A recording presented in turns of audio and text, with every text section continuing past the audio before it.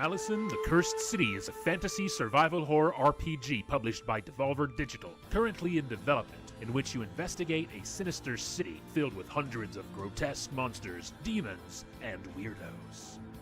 It focuses on exploration and atmosphere. Its main influences are both classic Western RPGs like Baldur's Gate, Japanese RPGs like Final Fantasy, as well as survival horror games such as the Resident Evil and Silent Hill series. As you sneak through the city, you encounter all sorts of strange characters, many of which you can speak to, trade with, recruit to your cause, steal from, or even attack if you so choose.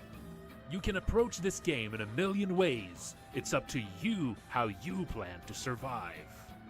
Your actions may lead to wealth, disaster, betrayal, or may even lead to uncovering some of the city's darkest secrets and the game's many hidden endings.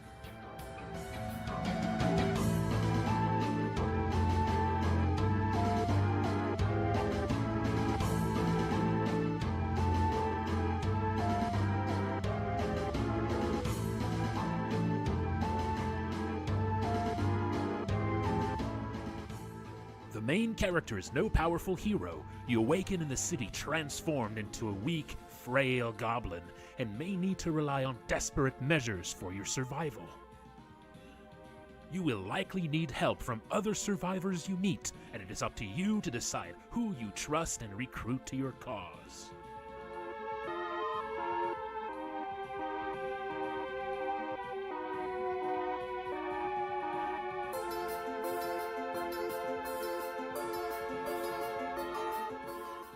Combat is in a classic turn-based style with a focus on managing scarce resources and building unique strategies by recruiting all sorts of different party members, equipping them, and teaching them new skills. Monsters move closer to you during combat, increasing the threat and tension as they begin using their more devastating attacks.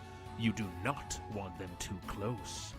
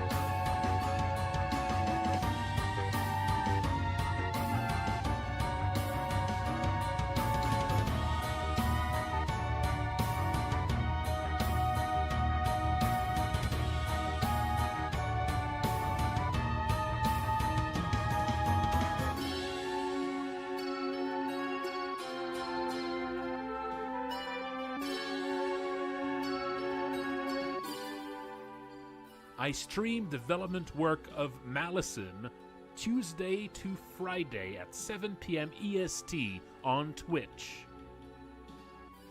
I also have new development update streams on Sunday nights at 8 p.m. EST.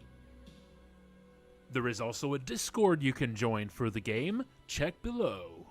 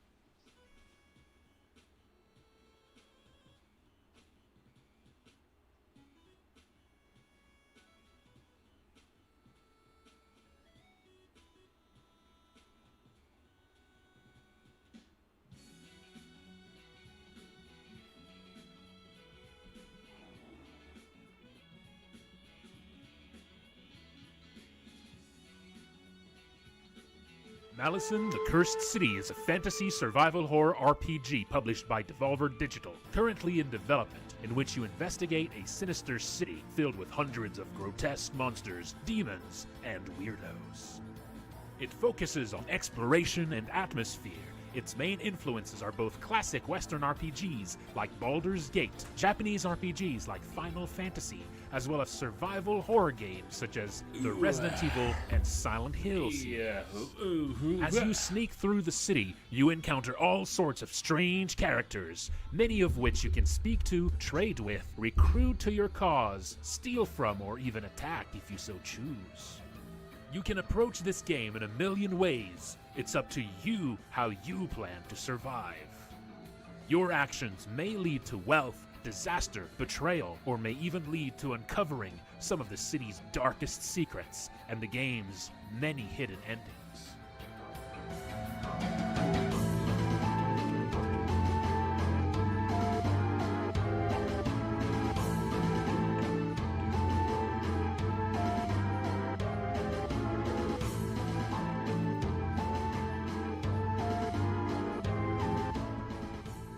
The main character is no powerful hero. You awaken in the city transformed into a weak, frail goblin, and may need to rely on desperate measures for your survival. You will likely need help from other survivors you meet, and it is up to you to decide who you trust and recruit to your cause.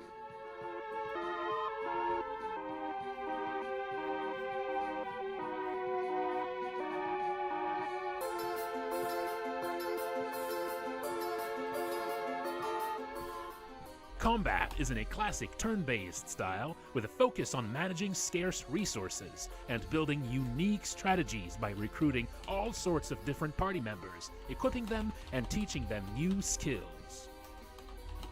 Monsters move closer to you during combat, increasing the threat and tension as they begin using their more devastating attacks. You do not want them too close.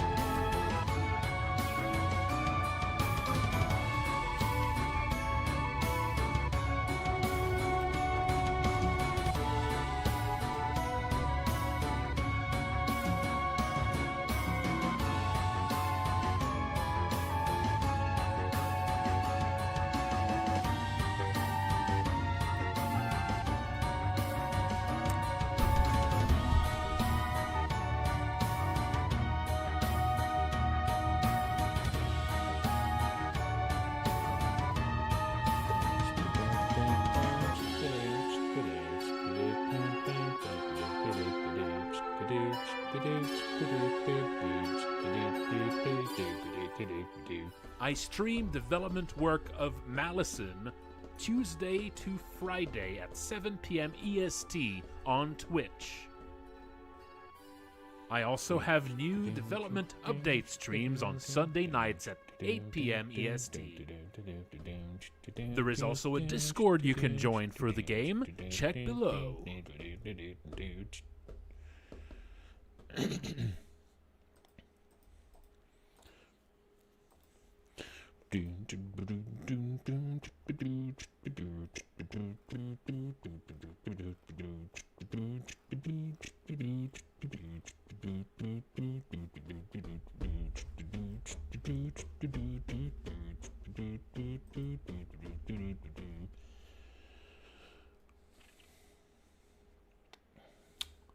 All right, folks, let's get to it.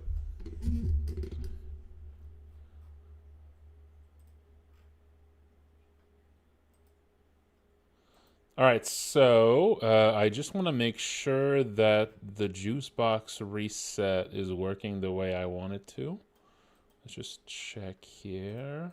Juicebox task, moves, and task progress. Yeah, okay, that should work. And also let's make sure that when Juicebox... Let's make sure that the Juicebox events are being randomized. Because I think I removed the randomization at one point to test the results.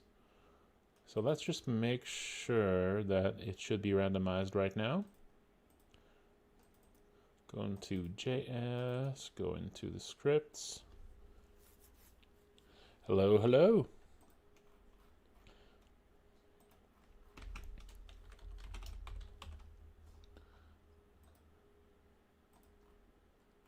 Okay, it is being shuffled.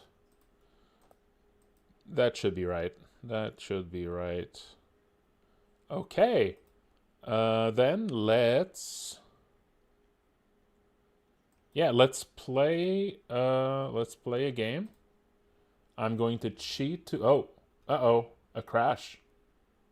Hang on. There's a crash as soon as I launch. What did I do? That's annoying, though. That's annoying. When there's a crash, like at the start, it doesn't actually let you bring the...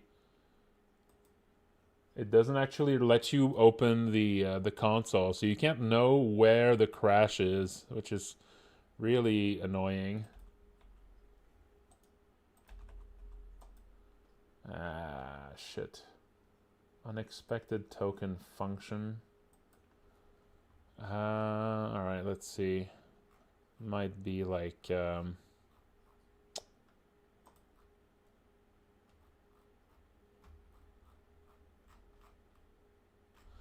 Oh, shit. What is it that I changed last time before going? Man, that's annoying.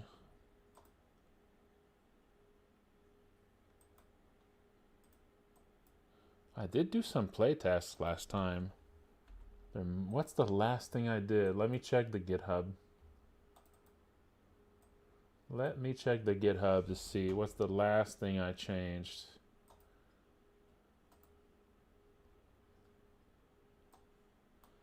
What is the last stuff I changed on there? Okay, so there was this. There was calc average life. There was record enemy death. There was perform collapse. So that should be everything that's changed here. So let's check those scripts more closely. So perform collapse. Let's see if there's anything wrong here. This looks fine to me.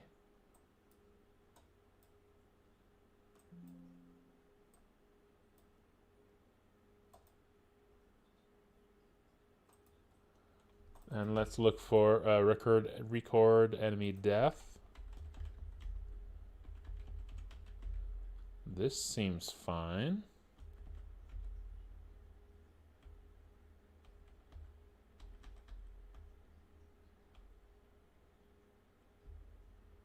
Not seeing anything new here. I'm going to comment this out here.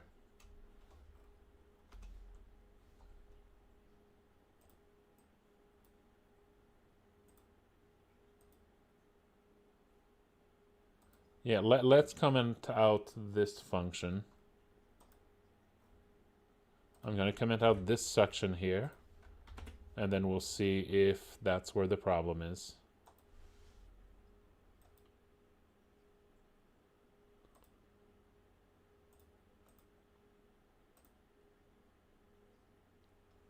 That is not where the problem is. Okay.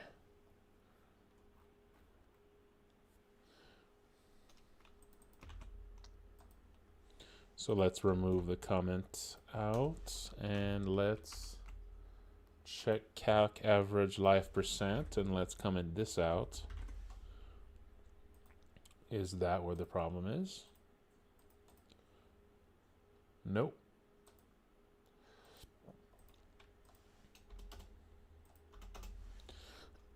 Okay, let's look at the Juicebox function. Is that where I made a mistake?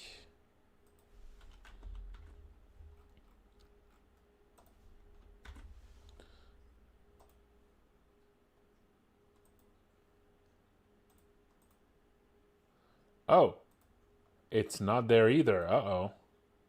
This is all of the new code.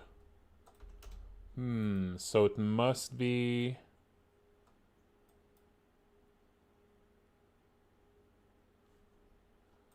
it must be in the new common events sections then.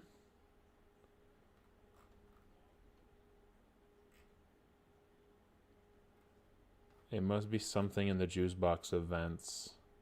The stuff I added yesterday here. It wouldn't be in the force action segments. What I think the last stuff I added was the skills, right? The changes I made to Pyromania. So maybe I made a syntax mistake here. So let's remove Pyromania and just enter 100. Does that fix it? Nope. So it's not Pyromania that's the problem. What was the other one? Because I tested Pyromania too. Huh. What else could it be?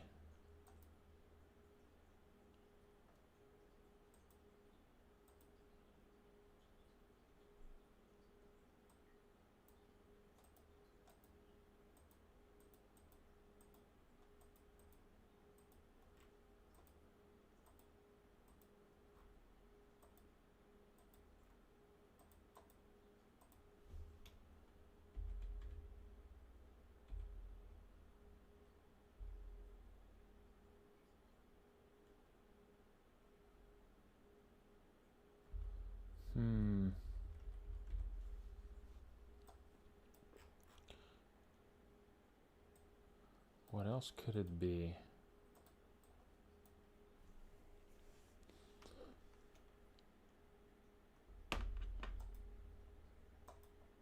Shit, this is confusing.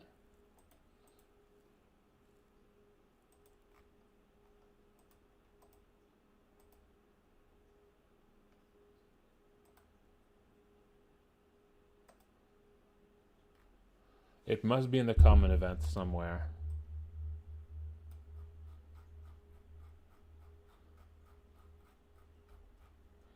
Let's look through the common events again. There must be some code I added here.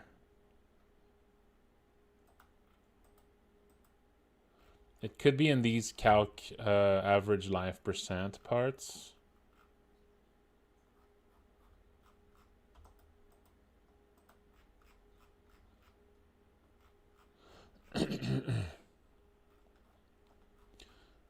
Hang on.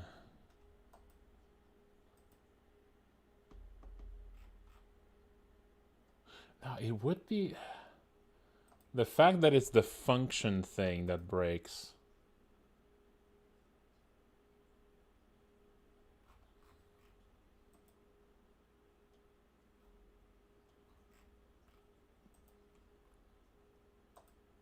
Oh, hang on. I just found it. I just found it. This. There. That's the problem. I was starting to write the isActor function, remember?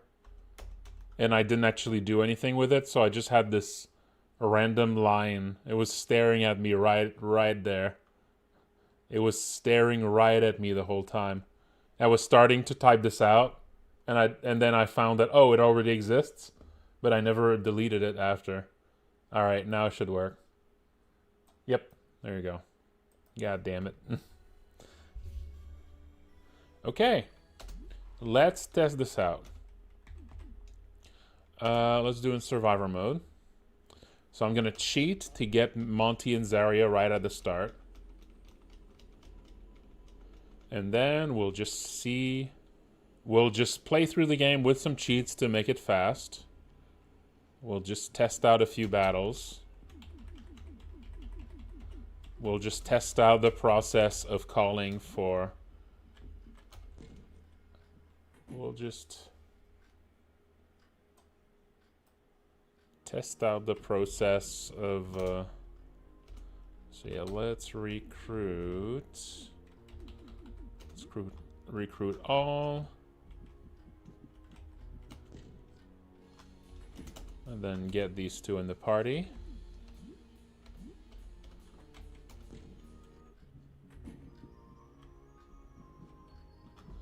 Okay, so now I got some party members.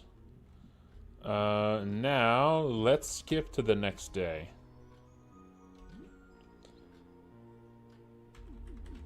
Let's go 11 p.m.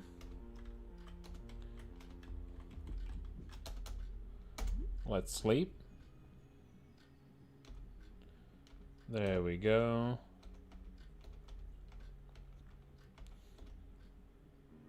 So now we're on day 2.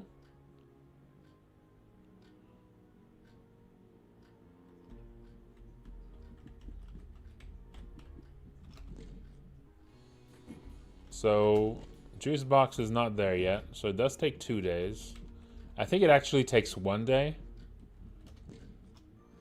Yeah, I think it actually takes 1 day normally, but I think the way that I did the, you know, the recruitment cheat just kind of skips, like misses 1 day. But yes, though, time of day. Let's move to 7 p.m. And let's go to sleep again.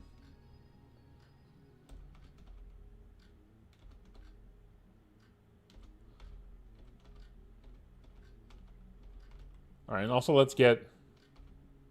It is 2 days normally.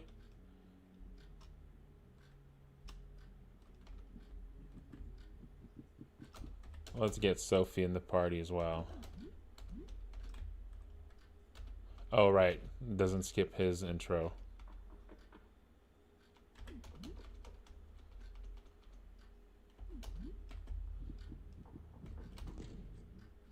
There we go. I mean, he doesn't actually need to show up. He doesn't actually need to show up for the skill to pop up, but it's very unlikely that you get him in the party before that. Let's also speed through the leveling up process so we reach at amount. There you go, level 8, mosh pit.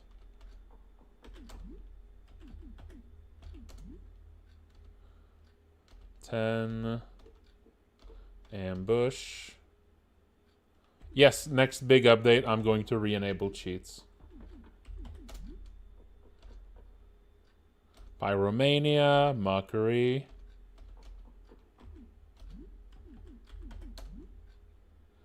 Call Juicebox, learn. There we go. We can now call Juicebox. So now let's go test it out.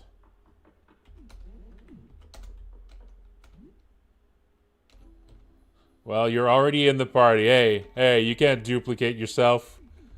Get out of here. Kid, there's only room for 1 creep in the apartment.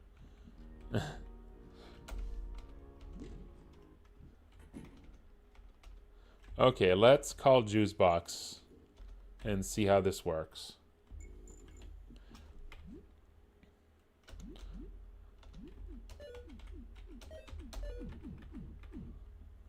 Let's call Juicebox against Clint.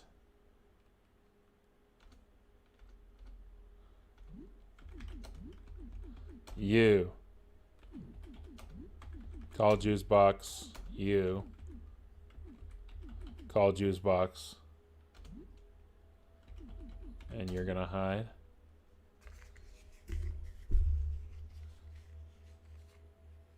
Giving Juicebox a call. Yeah, Juicebox, where are you? We need you. Why are you whispering it? At a funeral? Oh. Well, that's gonna be a problem. Because I haven't killed a single enemy. That's exactly... I mean, you basically need to cheat to get this problem here. You basically need to cheat to get this problem. It might crash. Oh, 0. Okay. It's a funeral for 0. Okay, but however... Wait a minute. This is actually pretty good because... actually, wait. I think it will have already... I think it... Oh, shit, no. It's not actually guaranteed. It's not actually guaranteed. that it gets the same because it is shuffled the first time it tries to roll it. I am going to want to kill something just in case, guys. I do want to test what it looks like. I do want to test what it looks like if I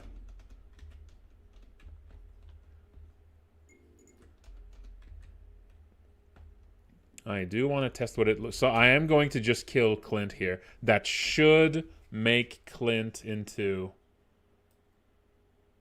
That should force Clint to be.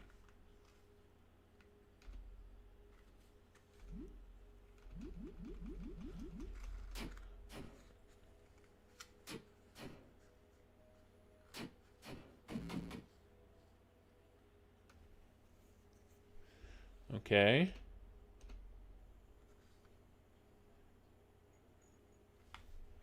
Hang on.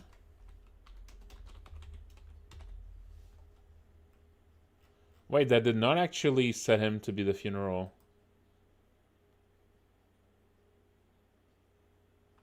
That did not actually set him to be the funeral. Oh, I need to check that. Okay, I'll put a breakpoint. So I need to remove this. Okay, I'm gonna go check to see to make sure that the funeral name logic works.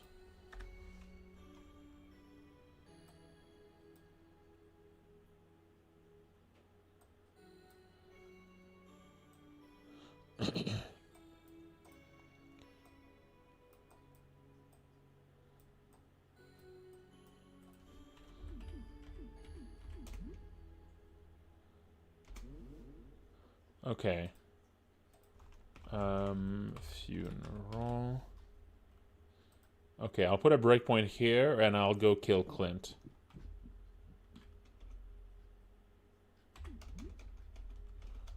And we'll see why it's not actually, because I'm pretty sure Clint should get a funeral. I'm pretty sure Clint should be getting a funeral here.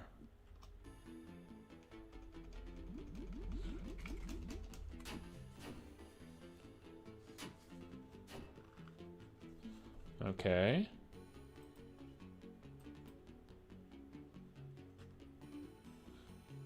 Oh, okay. There's always a roll. It's always a 25% chance to record as a new funeral enemy. That does mean it's more likely.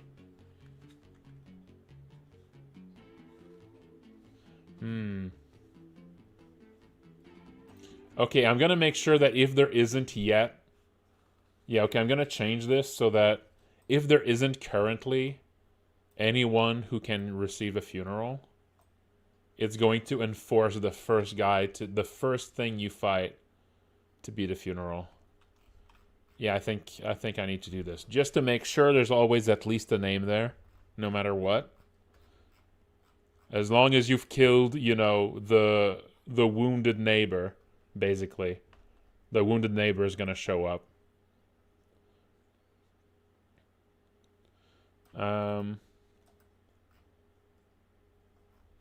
So let's... So there's the funeral one.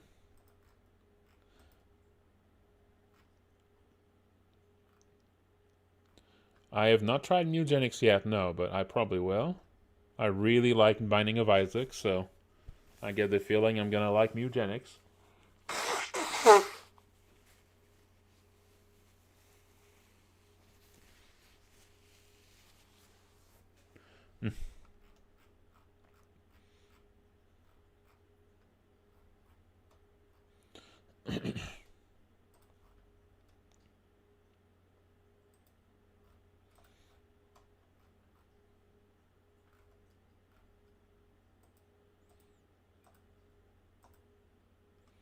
So that's 10. Okay, that's 10, 10.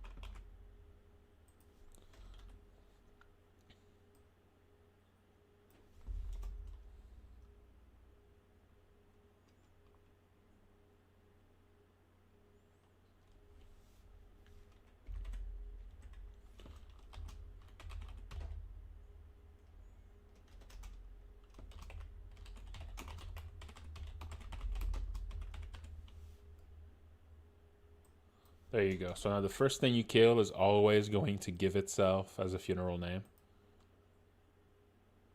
Just to make sure you always have something there no matter what. And after this, it's going to use the logic that it's supposed to. So the first thing you kill, it's almost always going to be, unless you're on cursed mode, it's almost always going to be the wounded neighbor.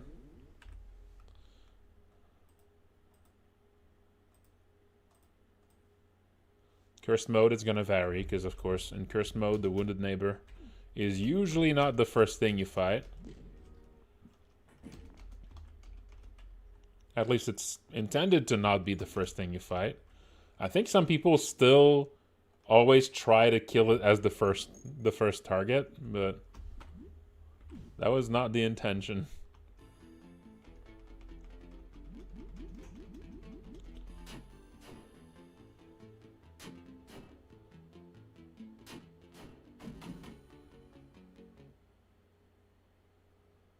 There you go. Initial funeral enemy set Clint. There we go. So now from this point on, any enemy killed is going to have a chance to become the new enemy, the new funeral enemy. Now let's call him.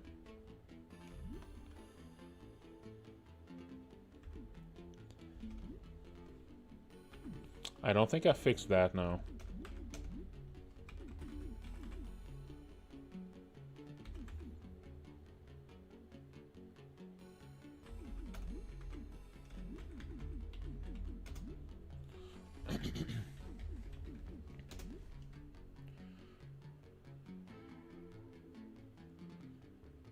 Giving Juicebox a call.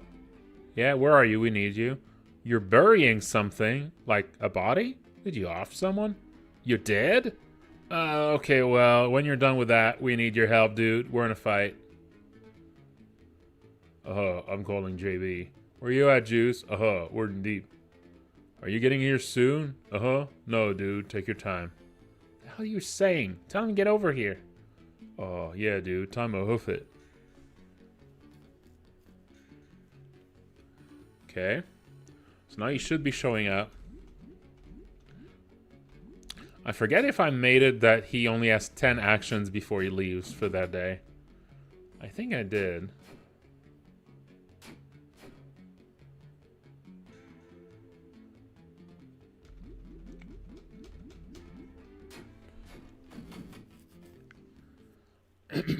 Okay. So now let's see. Juicebox tax progress is right now. His speed is 2.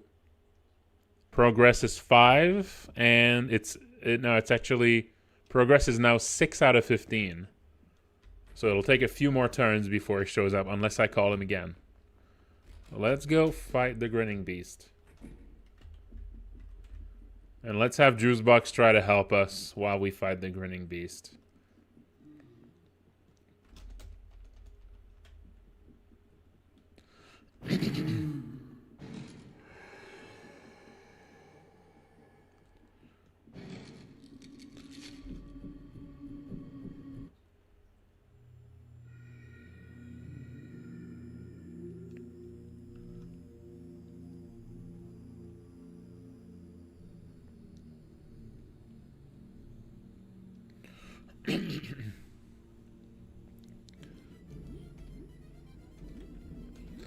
Gonna call him twice again.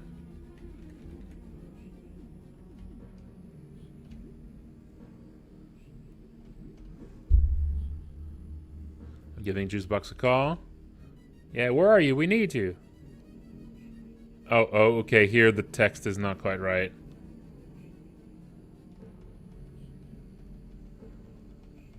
Yeah, and again, here we need to have some variations on these. They're a little too repetitive. But now he should be getting here very soon. Okay, so now Juicebox tax progress is 12 out of 15. So now on this turn he should show up, because now the speed is 4.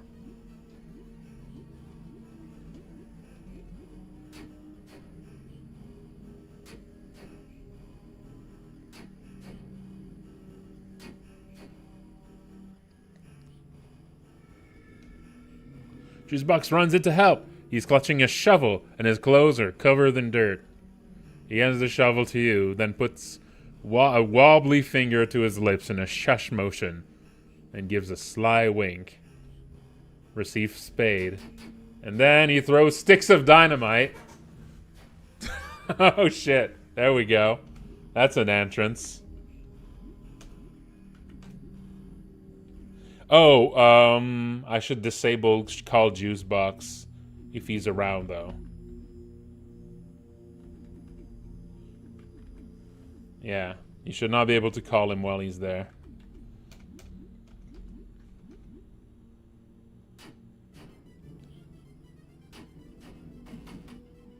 Dead. Now, Juicebox should still be around. You should still actually help out in fights. You should do up until... You should do 10 attacks. You should be doing 10 attacks.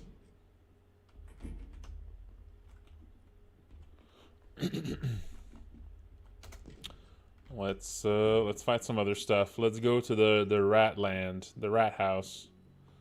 Actually, the tricky thing here is that we're probably gonna kill most things in a single turn because we got a full party. One place where maybe we wouldn't kill things in a single turn would be here.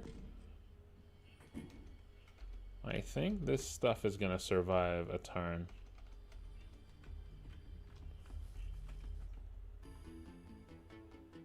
I think. Maybe if I don't go too hard. Like, I'll have you hide. But now, Juicebox should still be helping me.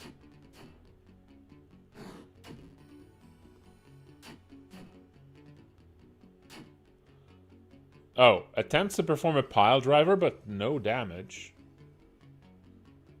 No damage on the pile driver? Did I mess that up? Or was that a miss?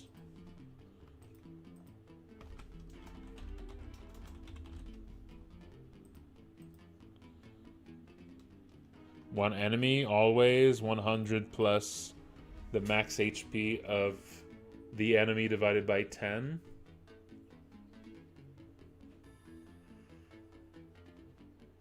Oh, success 50%. Right. Let's boost that to 60.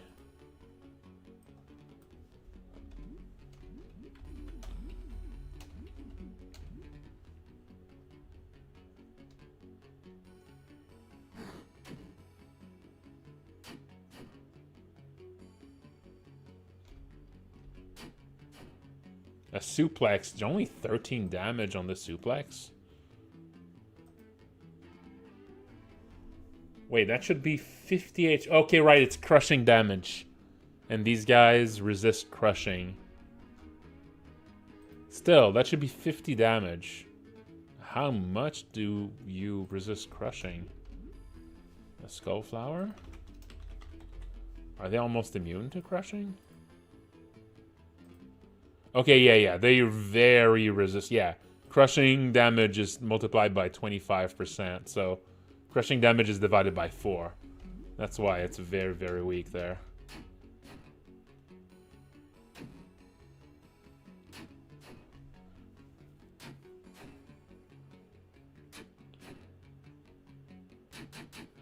Vomited acid, there you go. That's pretty strong.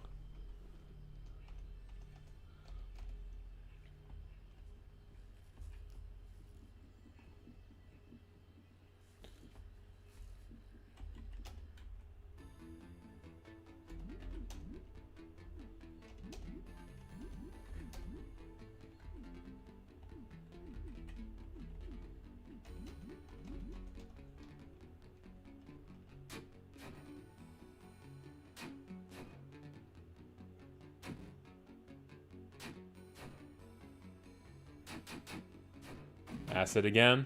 There we go. Pretty good. Pretty useful.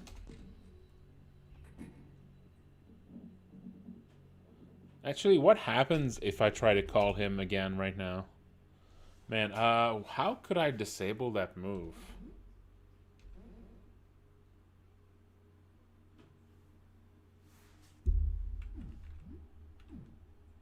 I'm not sure how I could actually disable that move.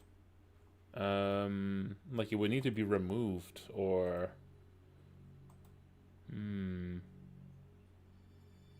I could use a secret status effect that just disables it. Yeah, disable call JB.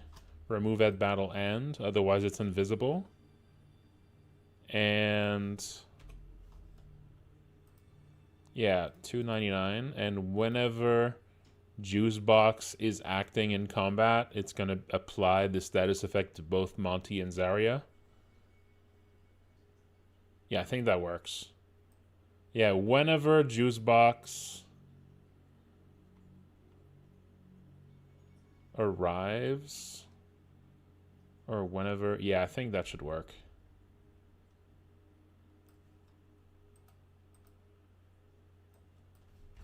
Yeah, so let's just save and close it and make sure that this works. So I need to get battle turn.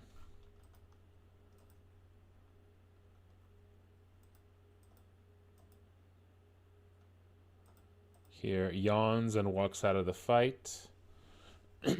Okay, and here, this would reset the event, but it also needs to disable Juicebox for the rest of the day. So I need to set a new switch for this. So if you call Juicebox a second time after he's already left for one day, that needs to be disabled. So Juicebox disabled. Set to true after running Juicebox reset event. And then Juicebox reset event is going to set this back to false because this runs when you sleep as well. And when you call Juicebox,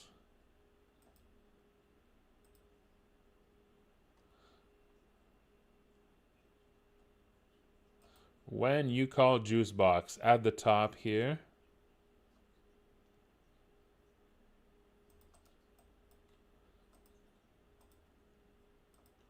if Juicebox is disabled, I think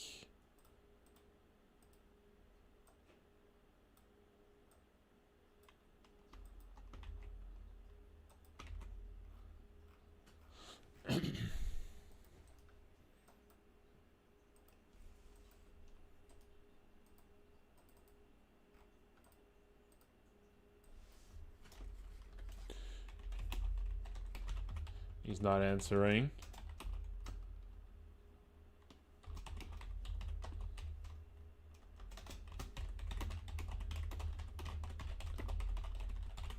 Maybe we can try again tomorrow.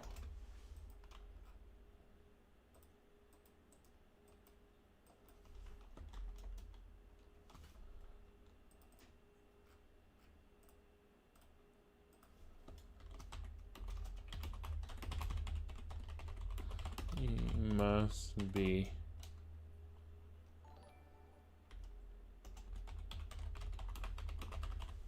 resting. There you go.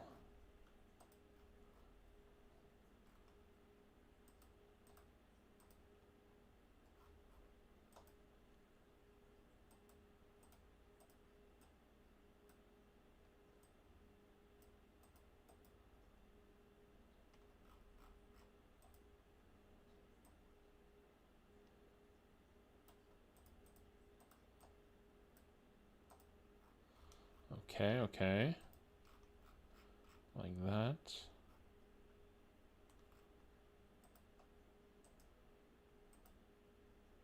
And this would do exit even processing.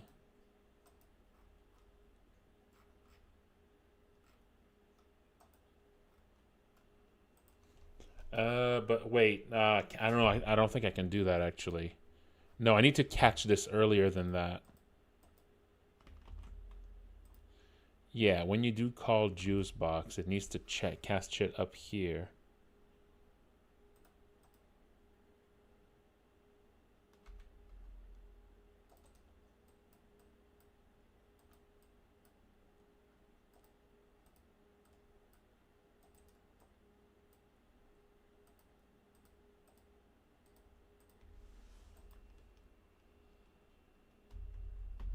Yeah, okay, I think this is better. That's going to prevent it from even getting to the rest.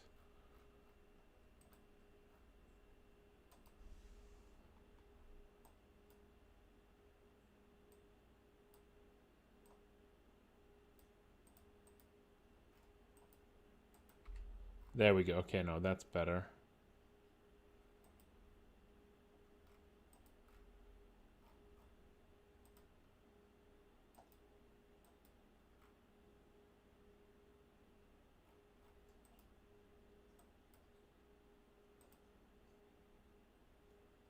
Okay. I think that should work. And what was something else I need to do with this?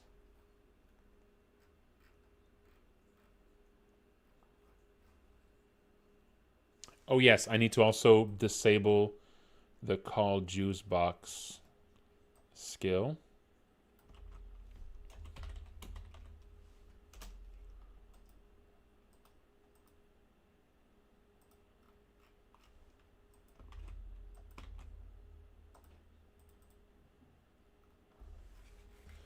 Also, I need to use the phone image for that.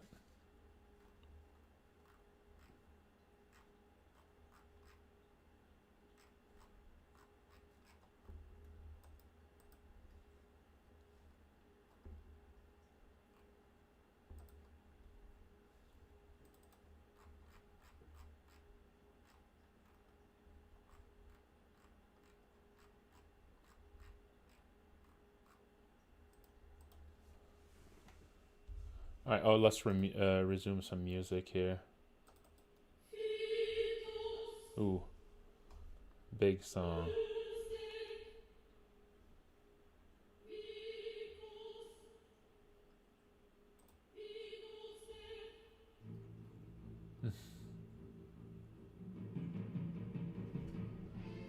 That's pretty good.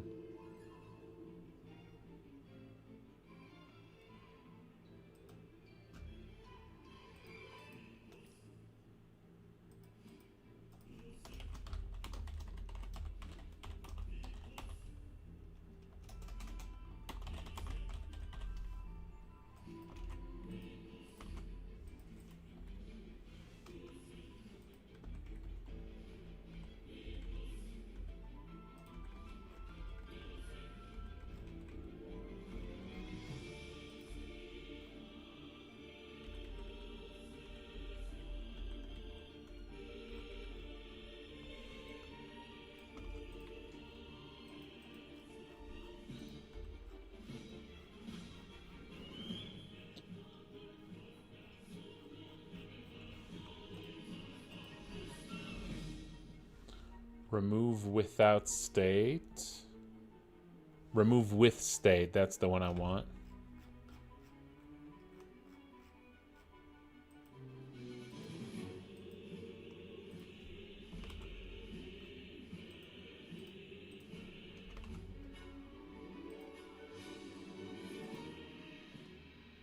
$2.99.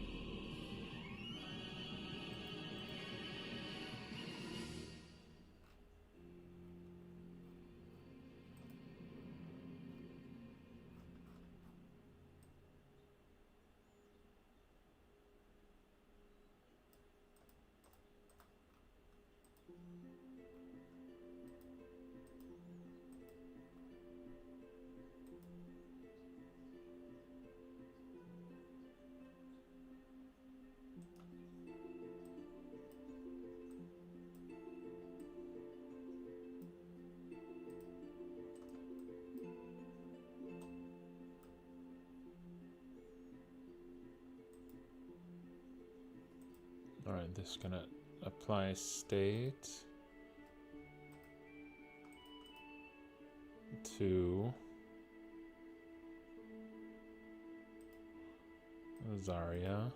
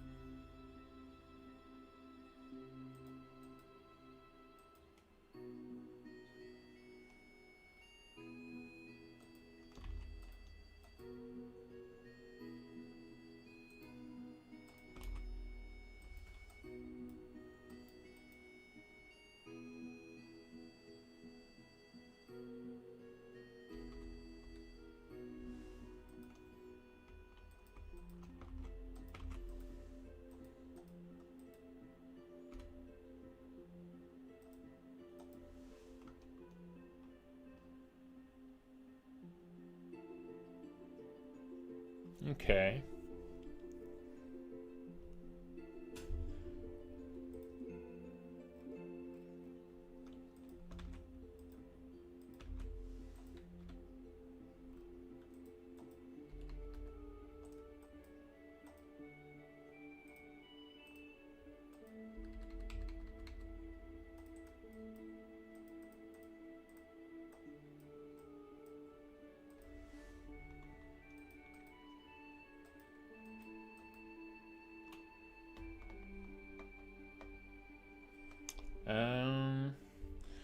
Maybe I shouldn't use maybe I shouldn't use a state for this. Maybe I should add a new tag for disabling a move on a certain switch. Disable with switch. Yeah, I'll use this. I'll use a new thing called disable with switch. And then that's going to be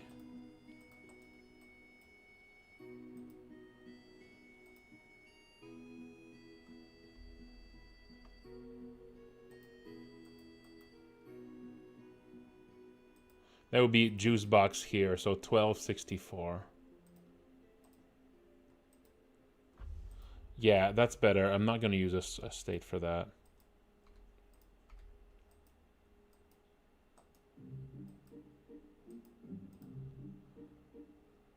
Yeah, it's going to be Juicebox here that disables it.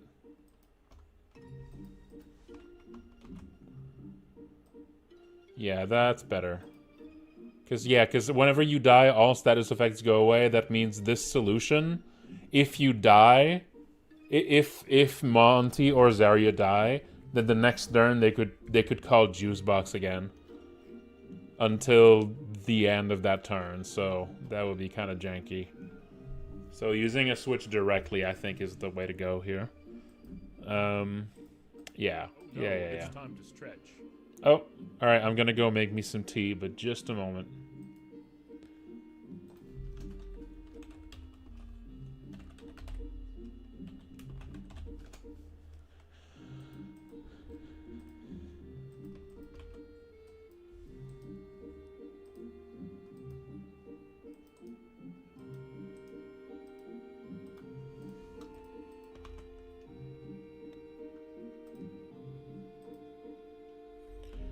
Yeah, so I'm gonna add a new parameter called disable with switch, and I need to make this part of the logic for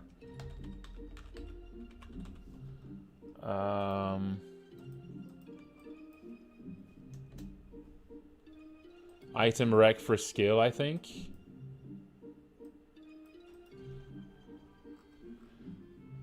Remove with item.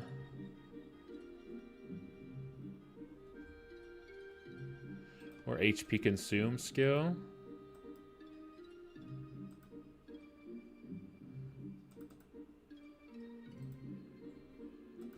Okay, right here. I need a new add a new thing in this. I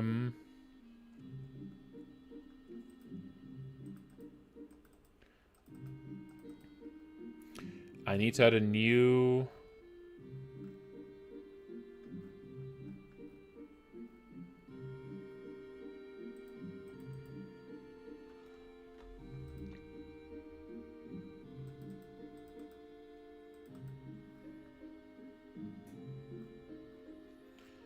Okay, process HP cost.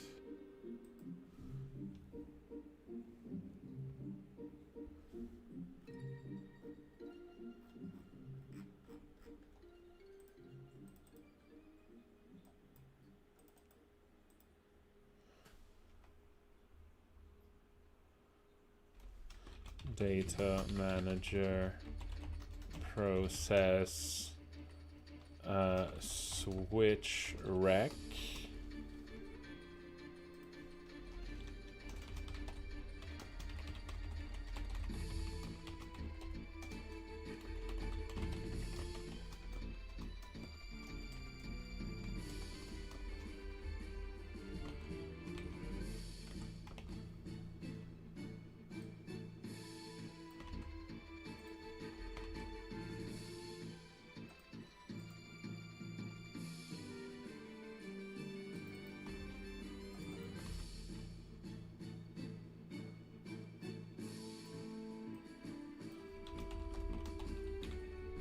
Switch rec, switch rec.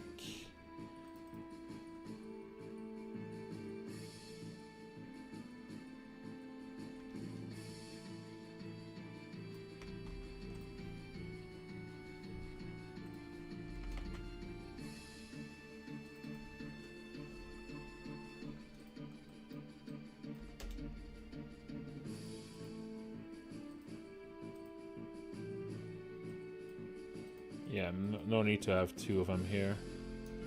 There we go. So now there's going to be switch rec.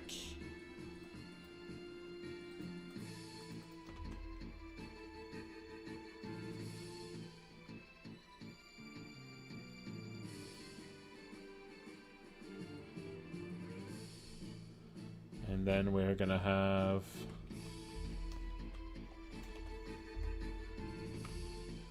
this switch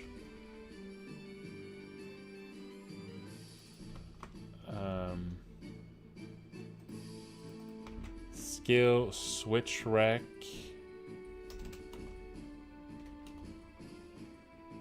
is 0 or GSW skill switch rec is true. There we go.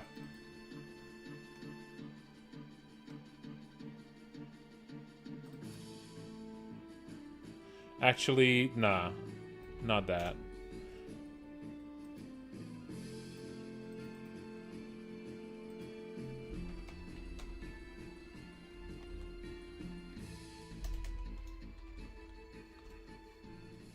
If switch skill rec is this.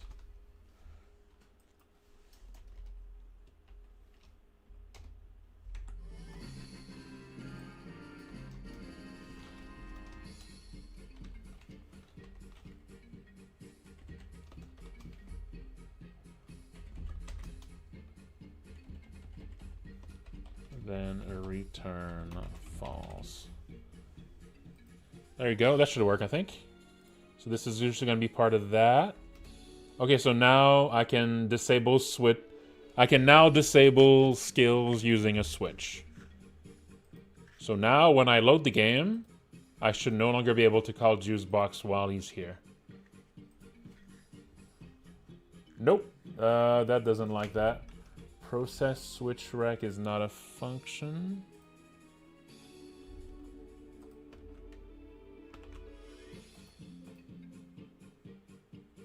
Wait, didn't I remove that?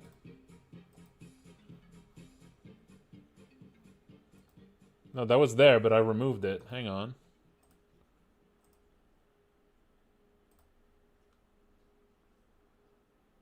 Process switch rack? Oh. Right. No, never mind. I can remove that. Come on.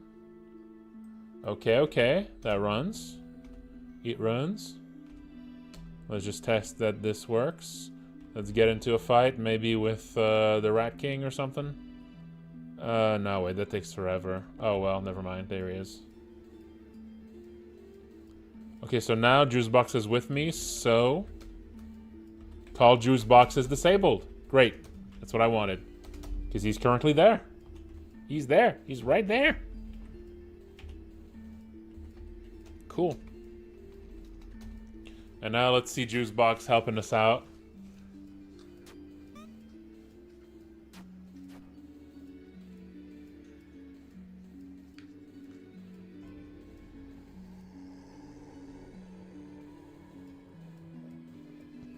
Yeah, it just keeps getting closer in the next action. In the next battle. Yeah, it doesn't need to be in the same battle you call him. He just comes in the next fight. That's how it works. There you go, we performed the power bomb. This is inherently something that's multi-battle. So that means you can go into an easy fight just before a boss and call him in advance, then go to a boss, and then he shows up and does a big attack. That's absolutely something you can do, and I think that's probably like the right thing to do. And also Pyromania. Let's go with Pyromania, although Zarya's gonna die from that, I think.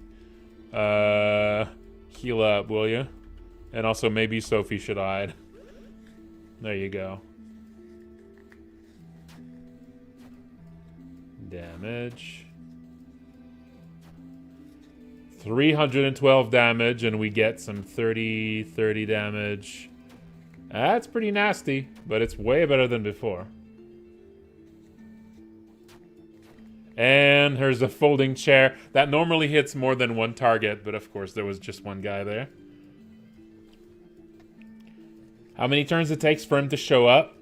So, it depends on what he's doing that day. There's 12 different things he can be doing, and they all have a different number of turns. And the number of turns range from 6 for the shortest to 24 for the longest. But here's the thing. If you call him multiple times, every time you call him, it increases the speed at which he gets there. So if you call him twice, the turn counter goes up by 2 every turn. So if you call him 4 times, the turn counter goes up by 4. See? And also, every time you call, it also adds 1 extra turn as well. So every time you call him, he gets faster, and he's there more early. So even the slowest ones, if you just use like 2 turns of both Zarya and Monty calling him, he's almost always going to show up the next turn. So basically, it either takes a long time, or if you use up a lot of Monty and Zarya actions, it happens much faster. So depending on how much how in a hurry you are to get the help.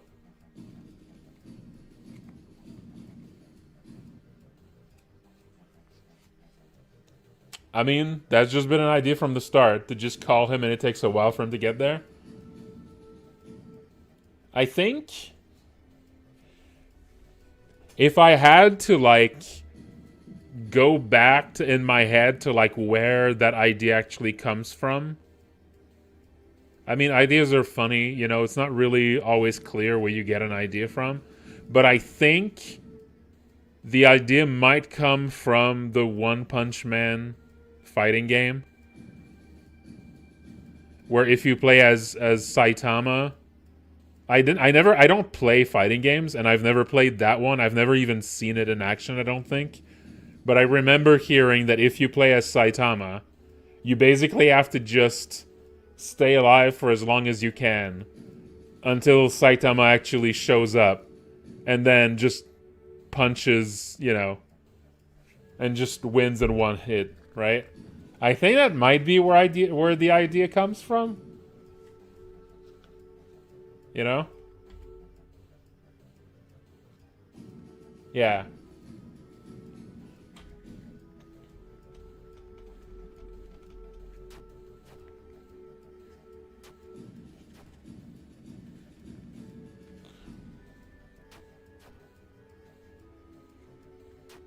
So I've never actually seen it in action. I just remember hearing the idea. And I think that might be where that comes from. There you go, Juicebox finished it up. Juicebox is pretty useful. He's pretty useful. Okay.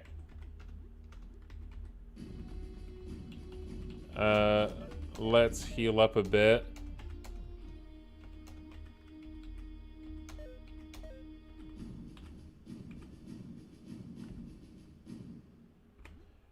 Yes, no. Every time you call him, it speeds him up.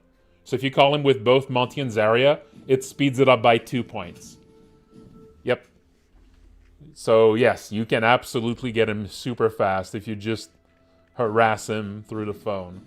But every different thing you could be doing has a different amount of time, so sometimes it might not be important. Sometimes you might not need to. Like it might, depending on which action it is, it might be overkill. All right, now I'm actually gonna go make my tea. I didn't want to lose track of what I was doing, so I didn't want to interrupt it. All right, I'll be right back with some tea, folks. In the meantime, I'll leave you to the Final Fantasy VIII soundtrack. And a little tea time. Also, I still only have chocolate milk to put in my tea. Let's see what chocolate milk does to chai. Let's try that today.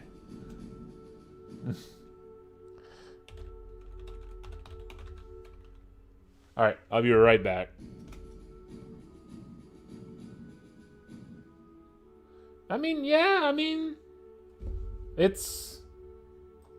Chai is like cinnamon flavor, and cinnamon goes well with chocolate, right? Yeah. We'll see. Be right back.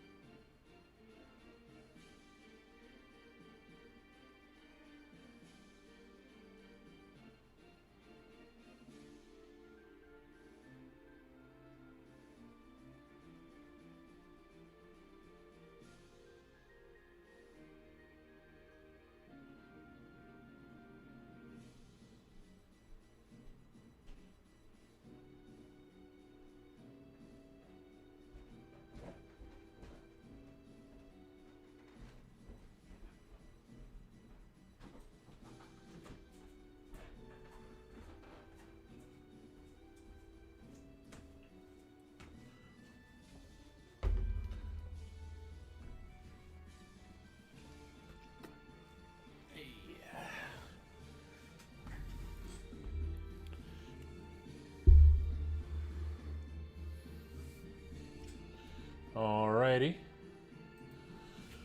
Let's keep going. So far, this is pretty good. This is pretty good skill.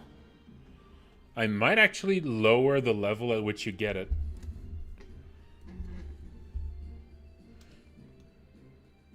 I might actually lower the level at which you get it.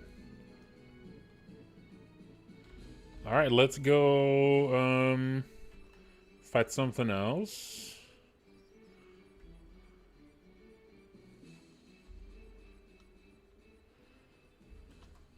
I mean, hang on.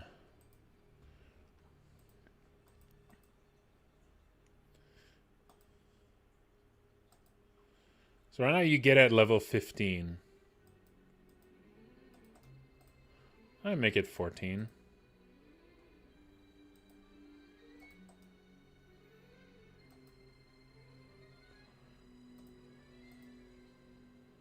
I mean, 15 is kind of fine.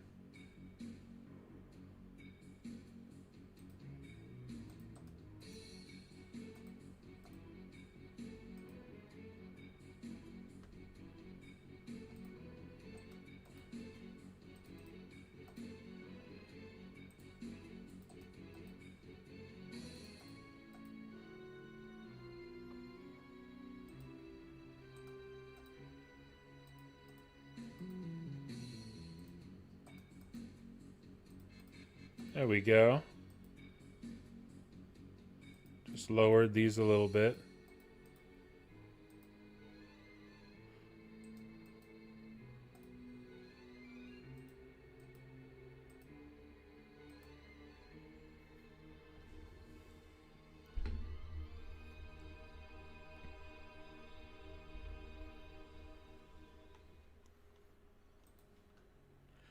All right. So let's go try a few battles.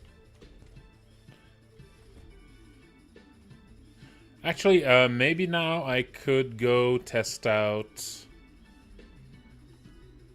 cutting short.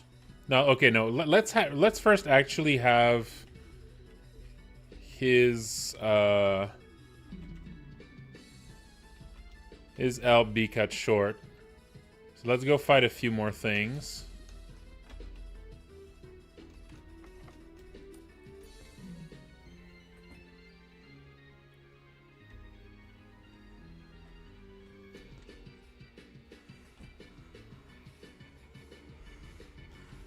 Oh, whoops. Little unexpected help on there.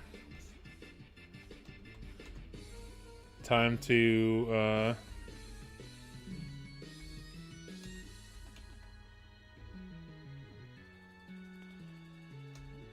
Oh, does he current... Wait. Oh, he doesn't have a battle brew. I see.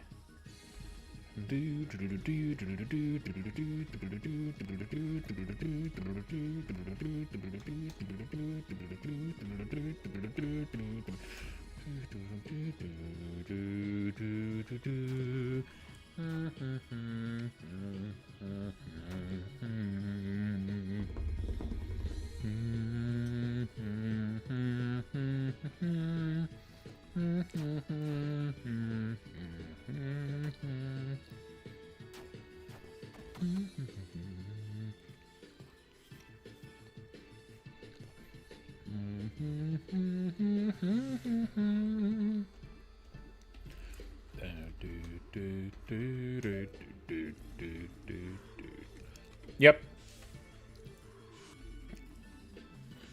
It used to make the names green.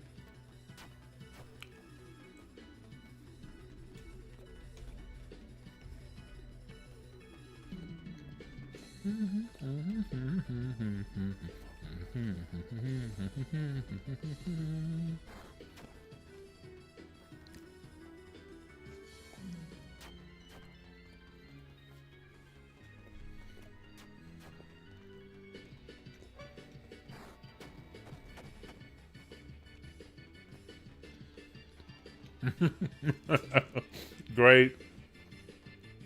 Great timing, JB. He's going to sleep.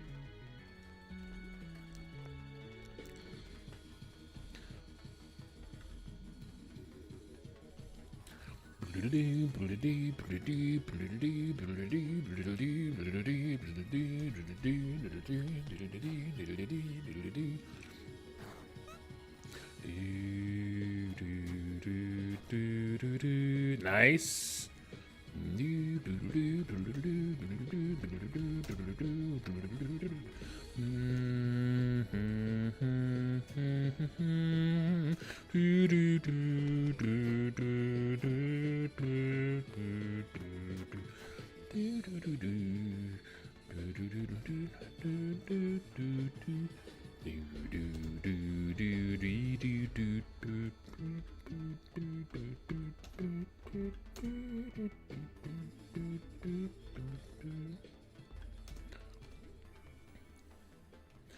Out of her gourd.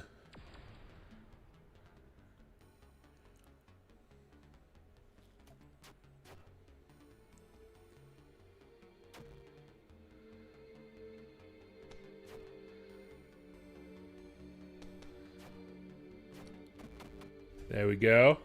We did it.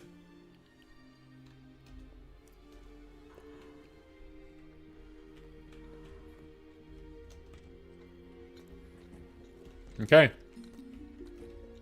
Let's go rest.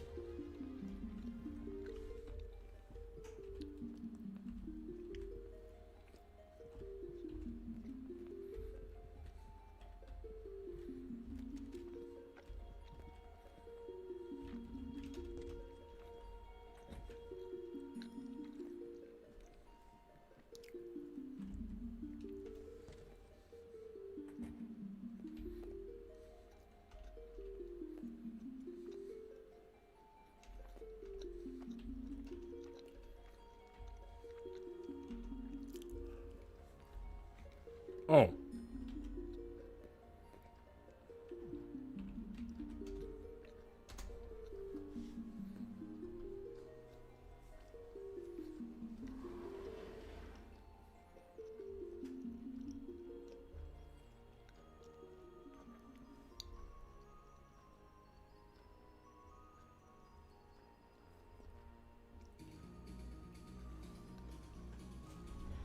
Okay, let's try this chai with chocolate milk. Yeah, it's not bad.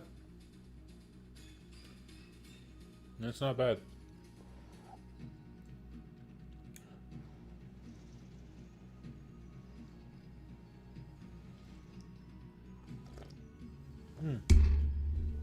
That's not bad. I like it. Okay, so one thing I want to do.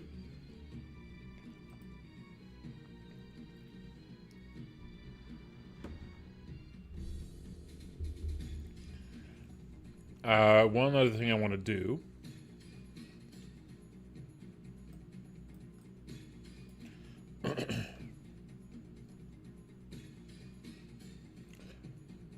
It's not. I wouldn't recommend someone go out of their way to get chocolate milk to put in tea. You know, I don't think it's like worth it. I just ended up doing this because I accidentally bought a carton of chocolate milk instead of regular milk.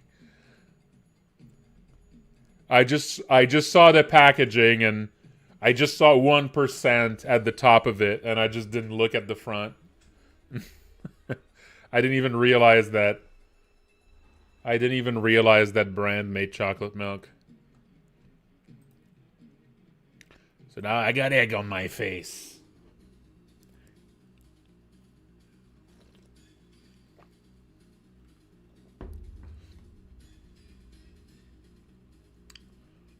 Hey, thank you, Deltarune fan and other stuff.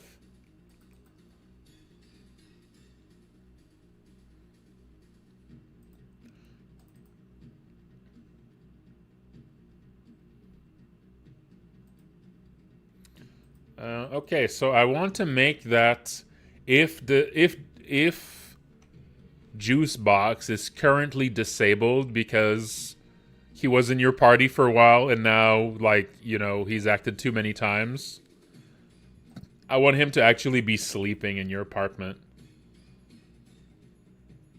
So I want to add little sprites of him and Sippy Cup sleeping.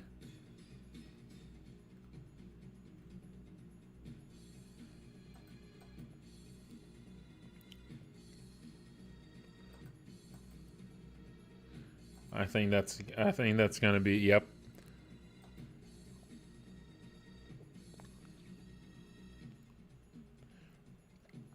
No, I think he's just sleeping on the ground like a. I think he's just curled up on the ground like a dog. I think he's just curled up on the ground like a dog.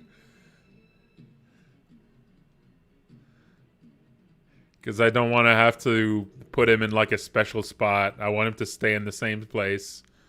Or else it's, it gets too complicated. So.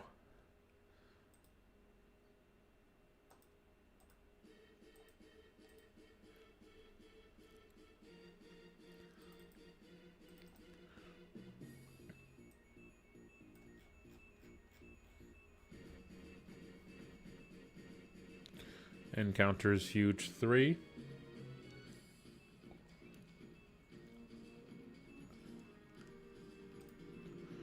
I don't think I make particularly good pancakes, I'm sorry. I mean, I enjoy pancakes, but I'm not that good at making them.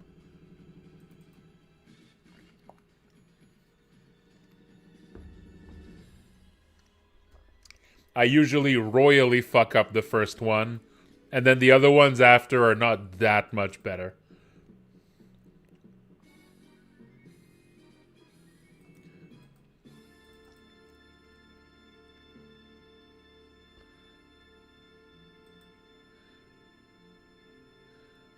Fucking up the first one is fairly universal, but kinda messing up all the others after is less so. I also prefer crepes.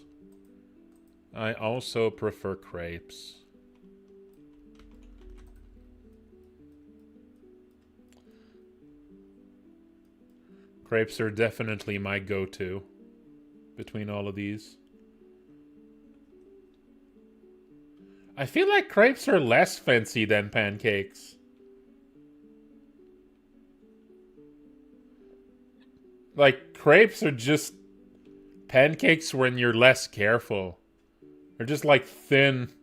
Crepes are just thin pancakes that are like harder to mess up.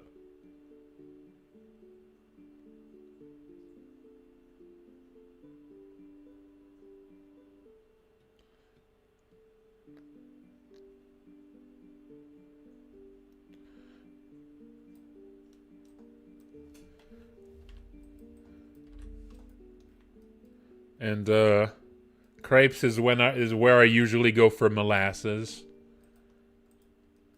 Crepes with molasses. I mean, if you're really used to maple syrup, it's gonna be a bit weird the first time. But there's something appealing about that. That combination of sweet and kind of bitter.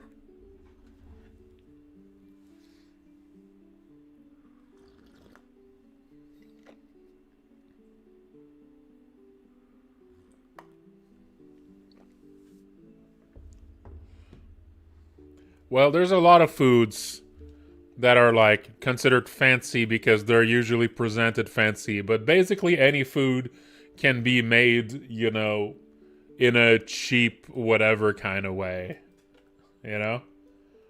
Like, yeah, you can make a fancy crepe and you roll it up and it looks like a little breakfast scroll or whatever. But most people that make crepes, it's just like is just a squished pancake,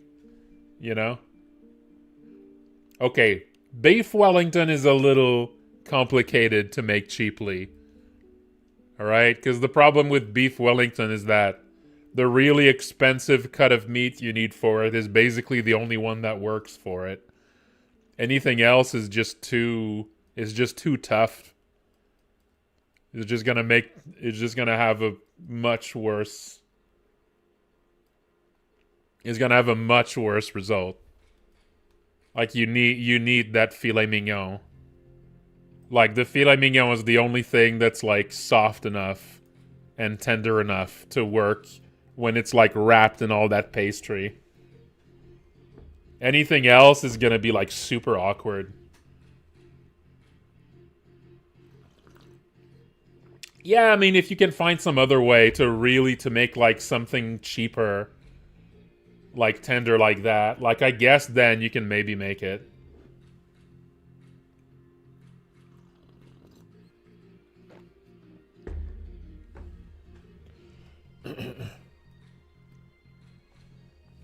But I mean, beef Wellington's really damn good. If any of you has never had the chance to try one. Now, I mean, buying a beef Wellington at a restaurant is going to be super expensive, and making it yourself is also going to be super expensive. But it's not like that hard to make. It's not that hard to make yourself. There's just a lot of steps. Like, there's a lot of steps, but it isn't like a thing where it's easy to fuck up. Like, it's easy to fuck up if you're expecting a restaurant tier 1. But if you just get the everything you need for it, like, there is not a lot of, like, there's a lot of things. There's a lot of fancy meals that have a bunch of ways to fuck it up. And I feel like beef Wellington, you know, there's a bunch of ways to fuck it up, you know, if you expect restaurant quality. But if you just want something that tastes like the real thing, you know, you just need to follow the instructions on those. Like, there's a lot of stuff that's way... Like, a Spanish omelette is way more difficult to do than a beef Wellington. You know? Like, there's 4 different ways you can fuck up. Like, really fuck up a Spanish omelet. You know? You can't really fuck up a beef Wellington in that same way. You just follow the instructions on that, you know?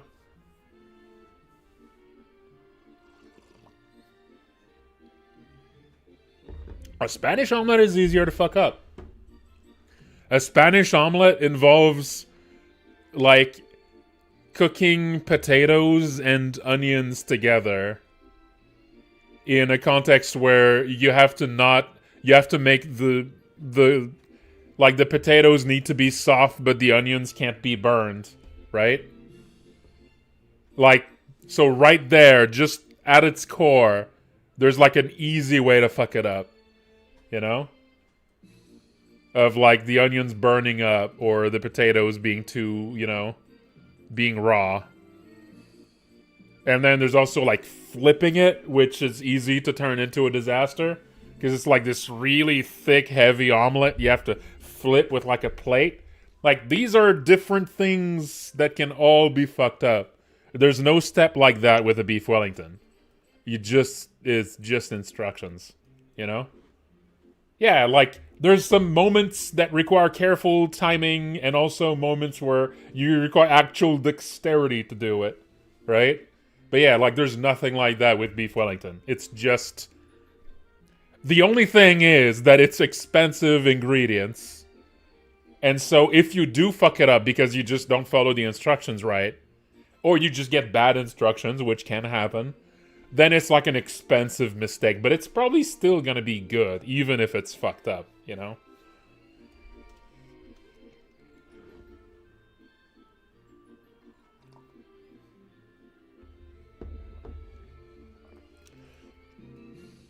Anyway, if you had the chance to try it, or to try making it yourself, you oughta. It's very good. But it's expensive. Like, people don't mess around when they say it's expensive. Like, ingredients alone are, you know, rack up quite a steep cost, especially these days. Almost every ingredient that go into beef Wellington is really expensive, but you can usually get cheaper versions of it.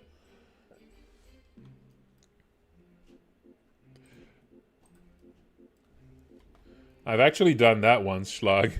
I made a soup on stream one time. Hang on.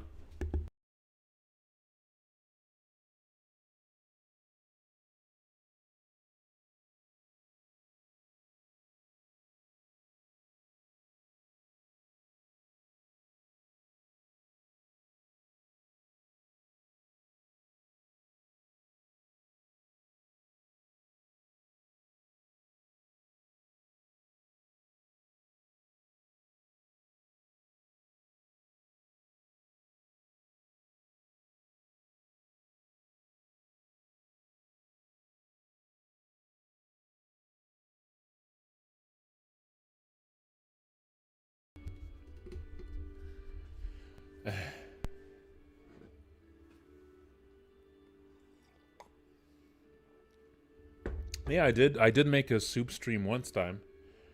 I did make a soup stream one time where I just showed the soup that I make every once in a while.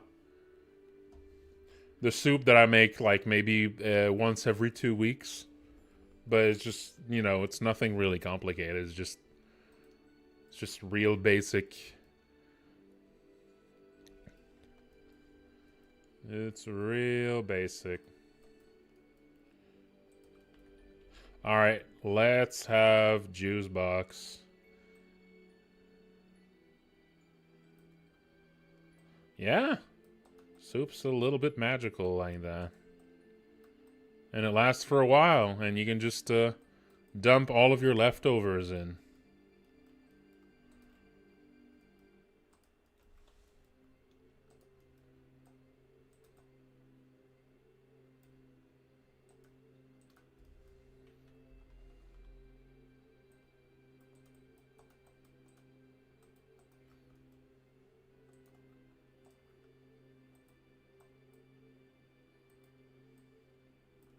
This is a Sprite.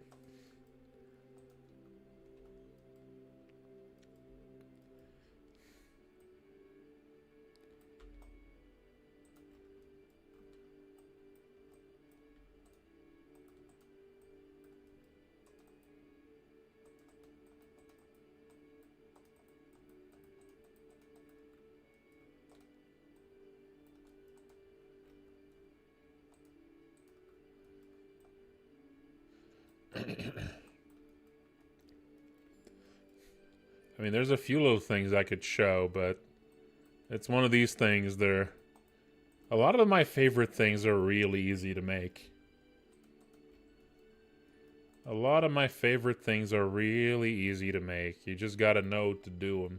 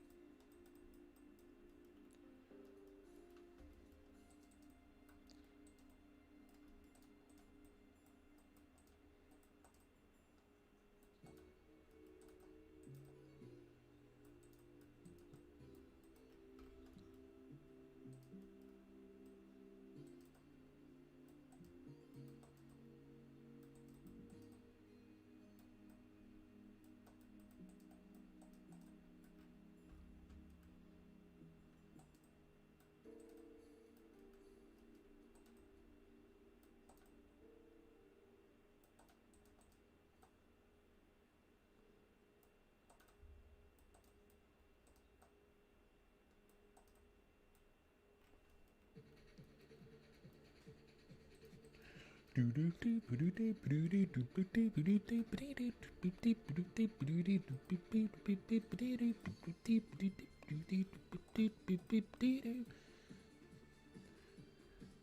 doesn't love a second half of the game battle theme? These are always great.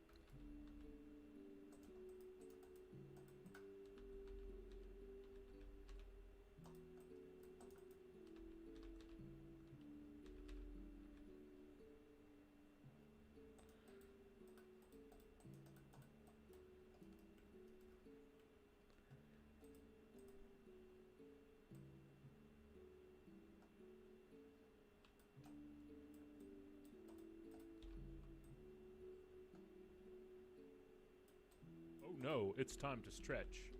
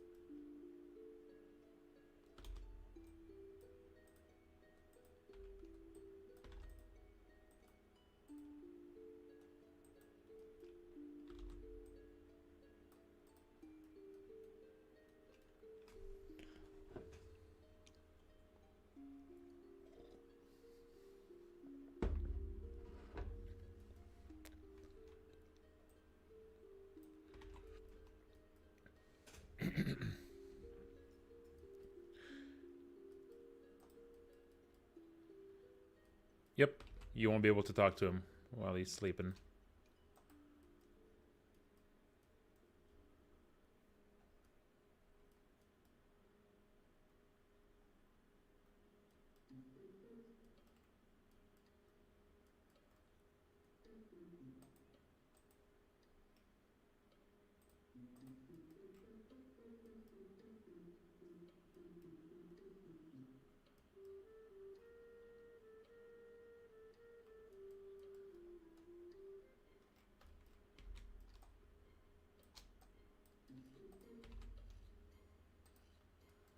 It's very appropriate music for Juicebox sleeping, I think.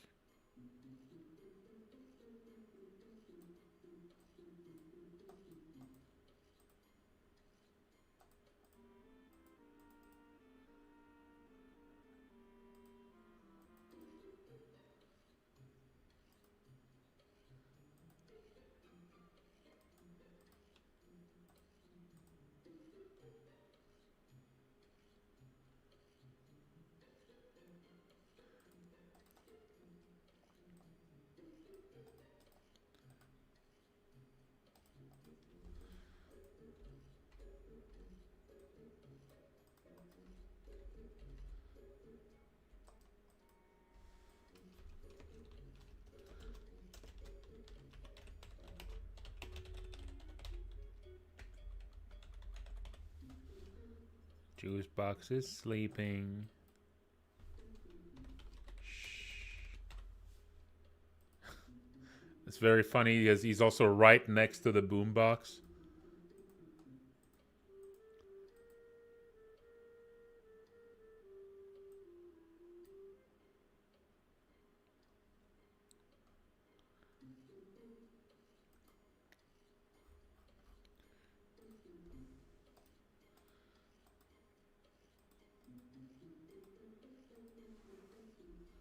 Mm-hmm.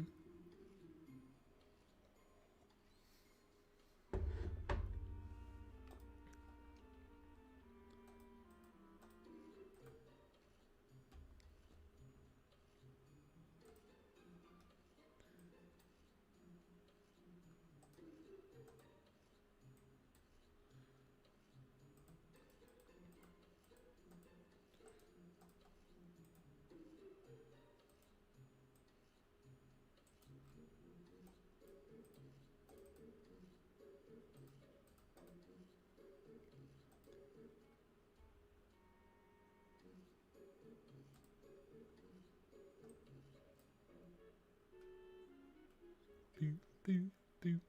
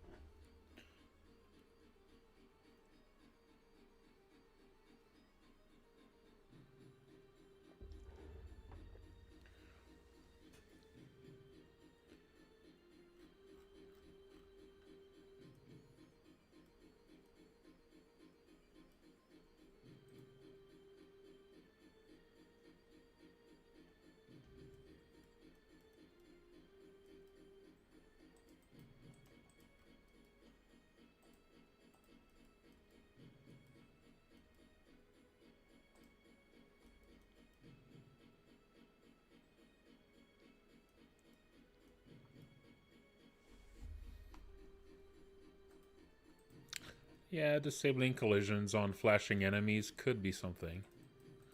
The problem, though, is that it would make a lot of things way easier to... Like, right now, there's a bunch of things where... Like, that would allow you to bypass a lot of battles that you shouldn't be able to. Like, a lot of battles of things that are meant to just block your way to something. Now you could just run away from them and that's it. That would be way too easy to get a lot of stuff for free.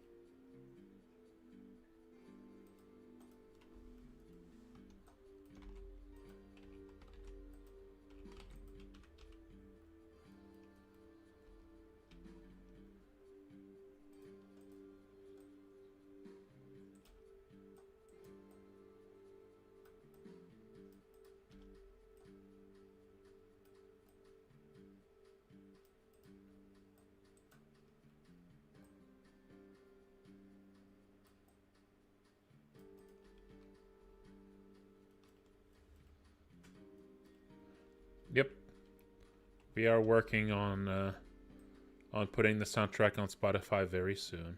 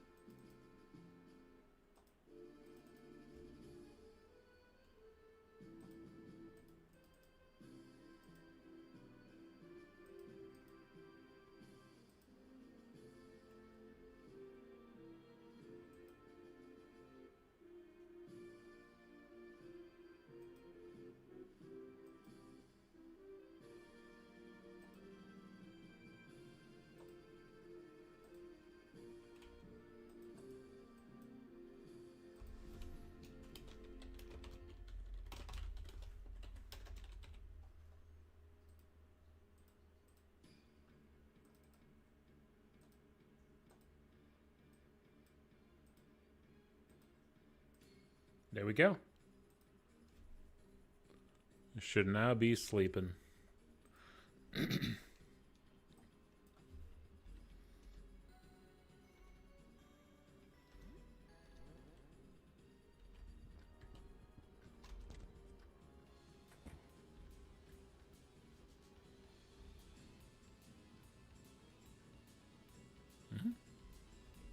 Why are you not animating? What?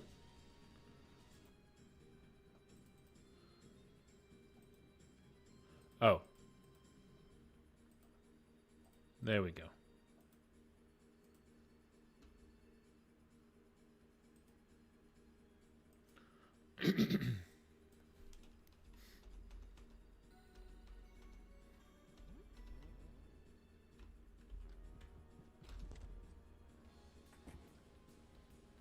There we go.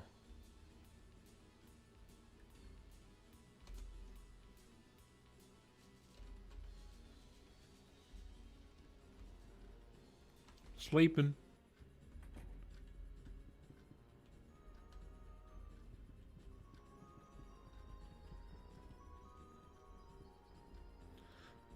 Yeah. Now, if I'm going to change the time of day to 11 p.m. And I'm going to sleep. Hungry and smelly.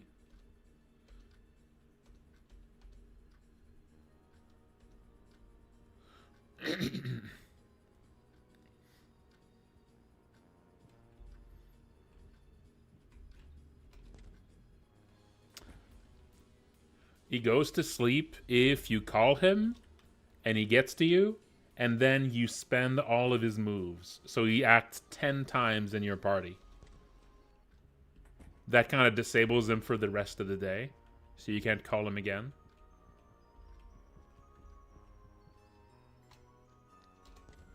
But the next day, well, actually, once you've slept specifically, he recovers.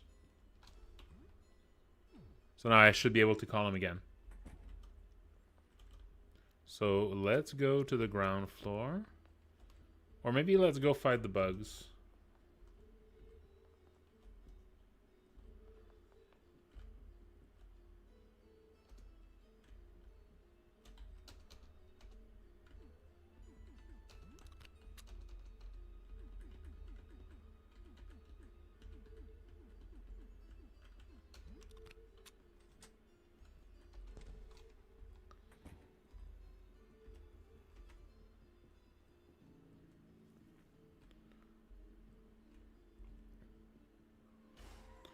Well, and you have 15 days.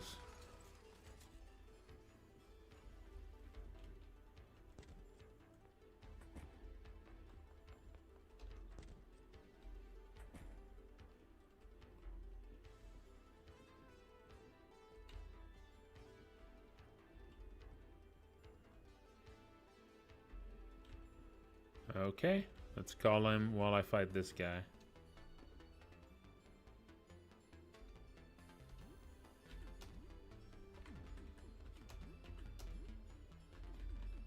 Oh, hang on. That didn't work properly. Or, yeah, this is basically the opposite of what I want. Being able to see everything in one run is the exact opposite of what I want.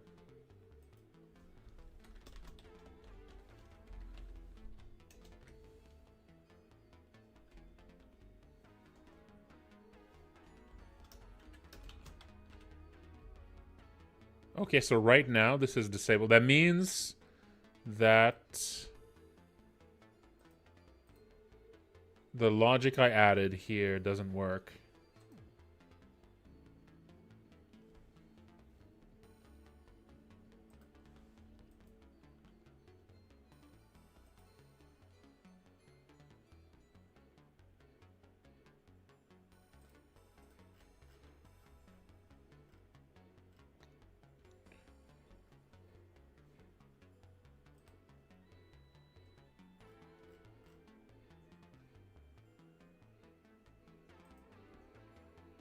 HP consume skill.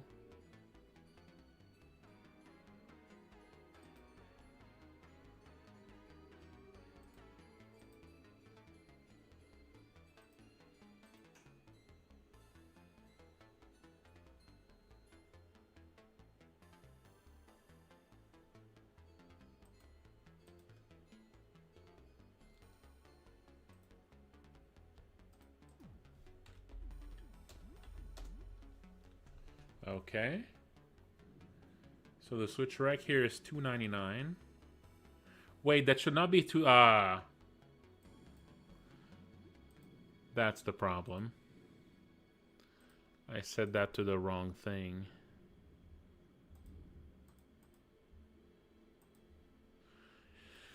It's not $2.99 at all. It's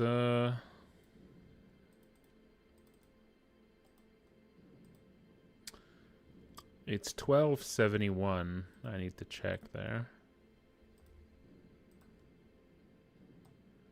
$12.71.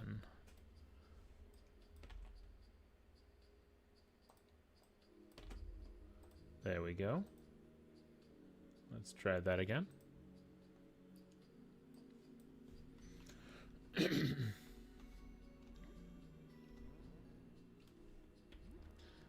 Okay, now let's try this again.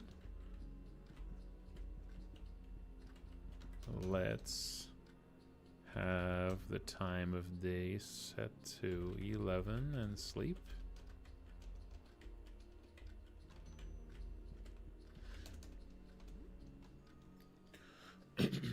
You are hungry. You are smelly.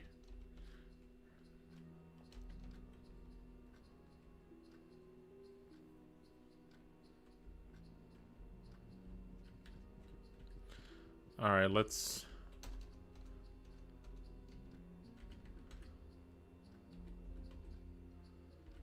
make some frozen veggies. Actually, that's gonna give me almost no food at all because there's so many people in the. There's so many people in the.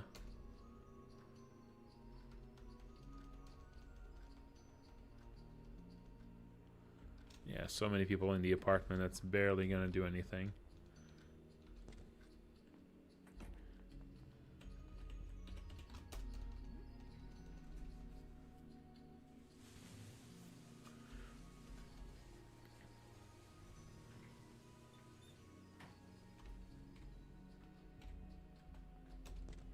No longer smelly.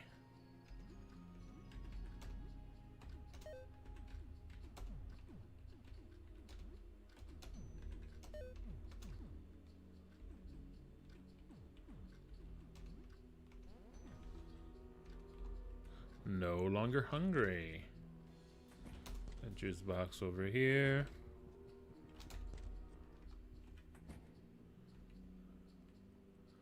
Okay. Now let's try to get juice box again.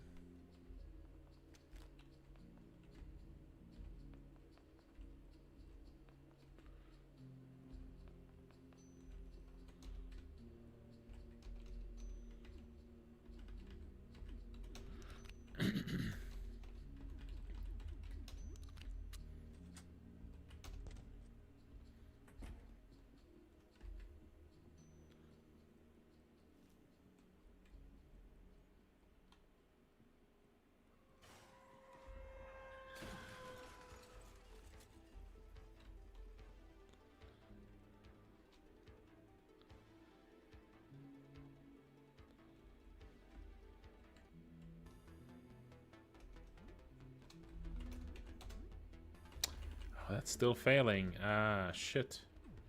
Let's see why.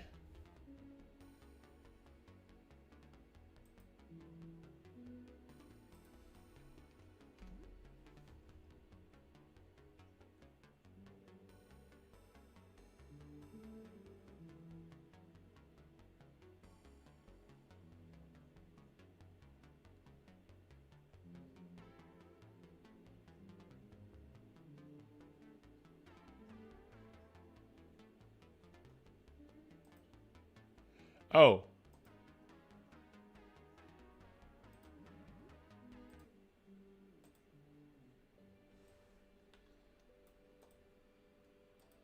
Right.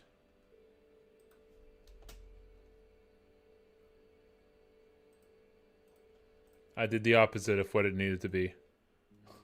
I made it that the switch needs to be on for it to... There you go. Yep. It was just switch.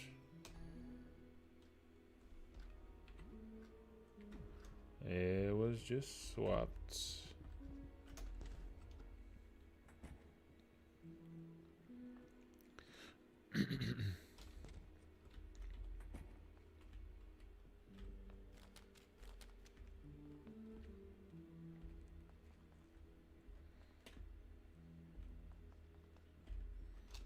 Let's see which events we're gonna get that day.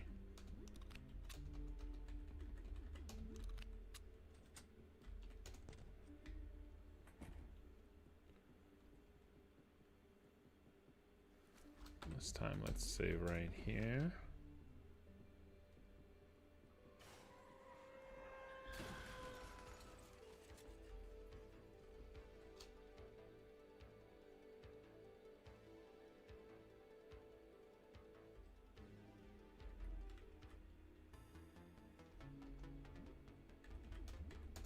There we go. So let's call Juicebox. And let's call Juicebox again. And hide. Yeah, Juicebox? Where are you? We need you. What do you mean you're redecorating? Well, can it wait? We're in trouble, dude. Yeah, you can finish this later. Where are you at? Oh, he says he's at your place, so he should be here pretty quick.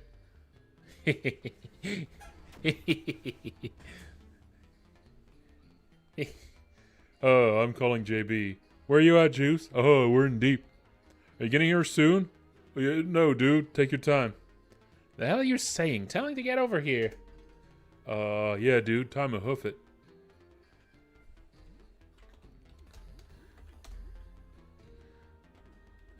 Alright, I'll call him again. And you are going to shoot with the multi-shot, and you're going to do bleeding shot, or maybe super shot. Oh, that's the wrong sprite for it. An uncommon black onyx marble? Super shot? Is the description wrong, or is the sprite wrong? Yep, both Monty and Zarya can call Juicebox. Oh, you mean she has it twice, maybe? Yes, because I changed something about the skill. Yeah. That's only gonna happen here one time. Because at first, Zarya and Monty had the same call Juicebox skill. I switched it so that they have a separate one. But in this save, Zarya had already learned Monty's version. But that should no longer be the case. I just changed it because that meant that Zarya's call Juicebox was at the top of her skill list, which is a bit awkward, I think. So I switched it. And also I might change it so that each of them have their sprite for that skill be their own phone. So Monty would have a separate one that has his old flip phone on it instead.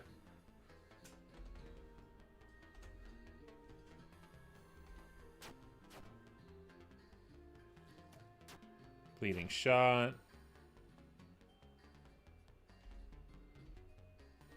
All right, so let's see. How close is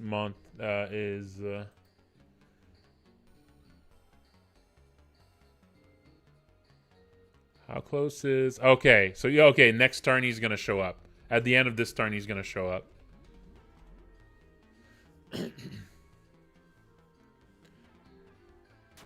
Also, the thing is that Call Juicebox is a really cheap skill. It's just a single stamina every time you call. He's wearing a painting apron. It is stained orange.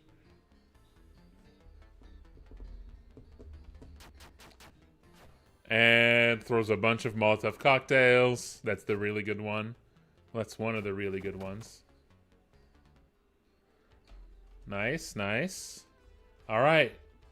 Juicebox is here.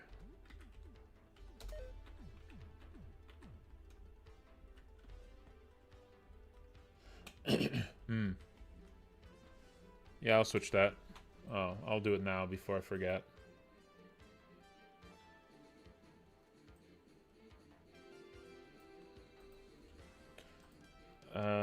It's the super shot. Yep, that's the wrong one. Should be a black onyx marble. So this one. There you go.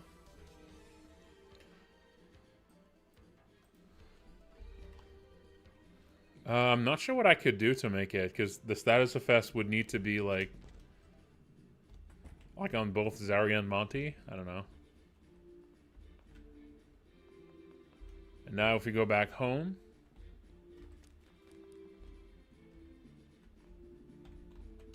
If we go back home.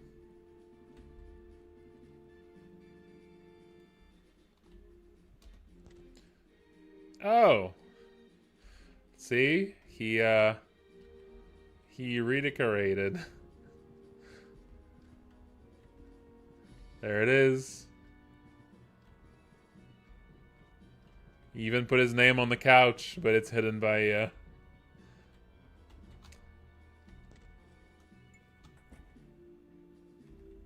It's not as hideous as you were expecting.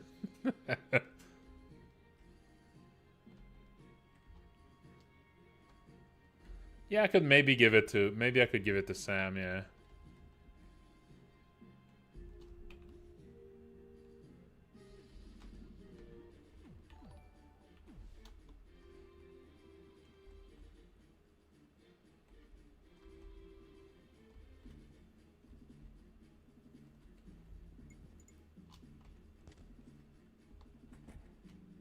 Oh, and also, Home Sweet Home is now orange as well. So if you leave and come back and it says Home Sweet Home, it's orange. Because.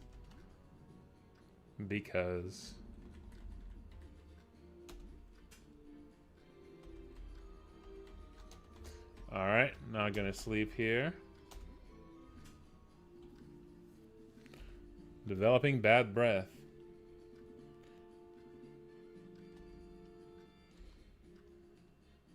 Steel marble and a red wave.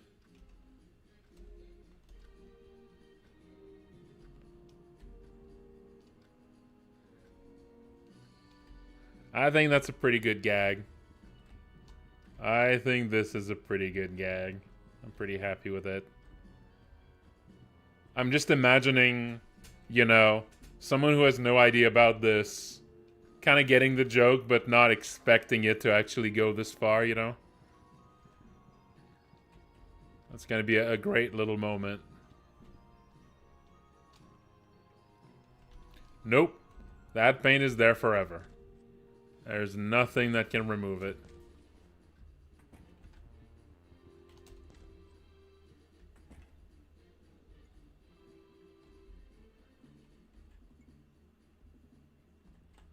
Now let's...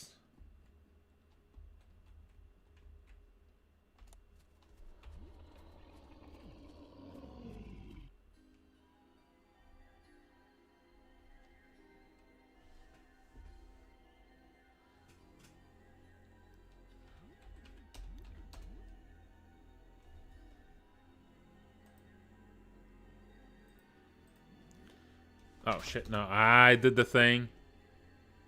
Okay, well, it's called Juicebox anyway. Where you at, Juice? We're in deep. Practicing card tricks. Okay, that's one of the more boring ones. This one doesn't really do anything. I could maybe figure out a thing you could do.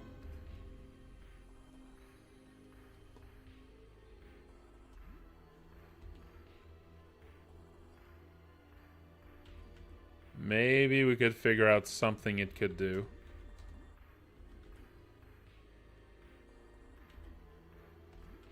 Called Juicebox. Oh, okay, she's panicking. That's why it doesn't work.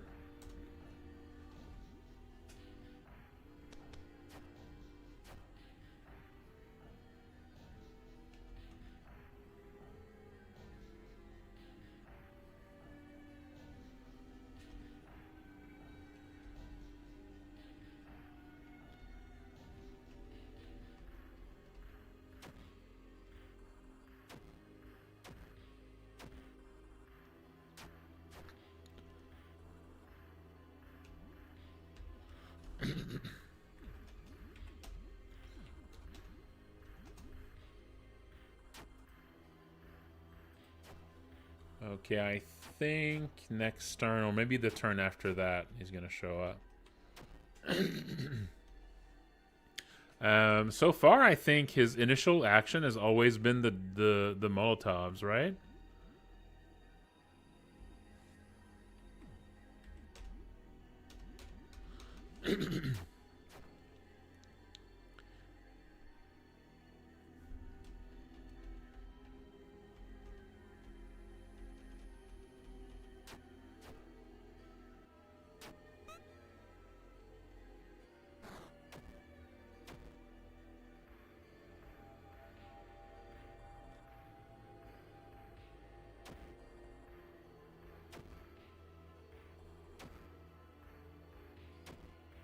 Oh, that's big confusion this time here.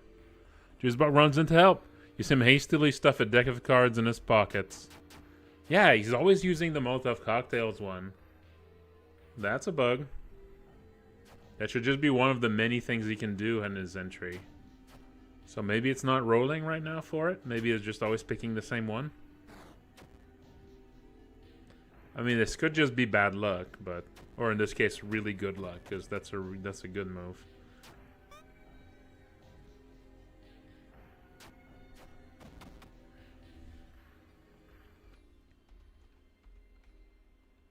So that's another little glitch to fix.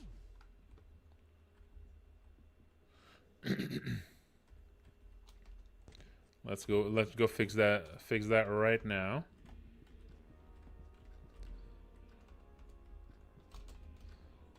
But first, let's set this to the end of the day and go rest.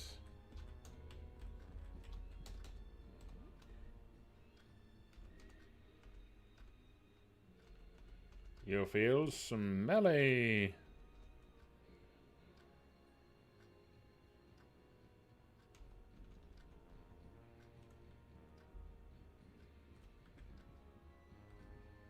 It could be. We'll see.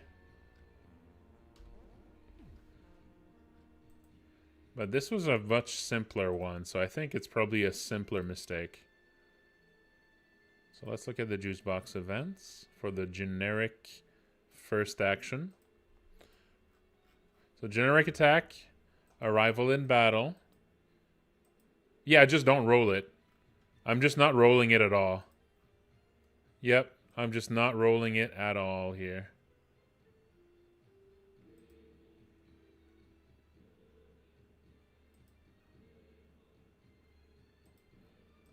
Wait, no, that's not the right thing, actually.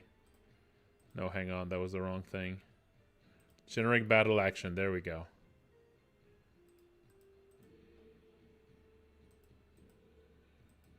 So here there's a thing to check if you should be doing the Korean takeout if you're too beat up. So if your average life is less than 40%, he comes in and heals everybody. If your average life is above 80%, then the attack pick is between 0 and 3. Otherwise, the attack pick is between 0 and 4.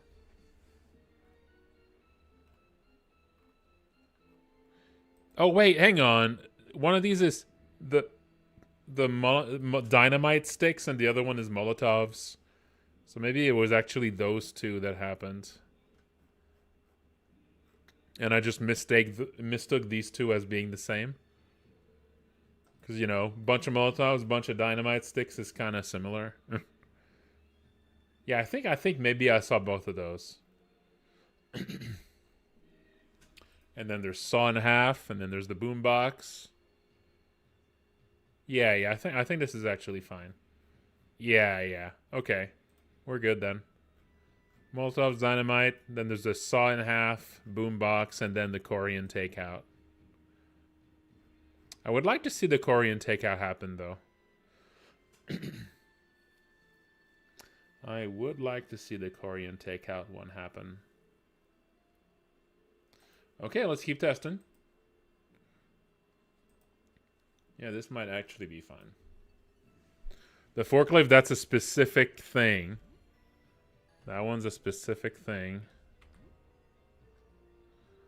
Okay, I'm actually not that far off from seeing the Korean takeout next time he shows up.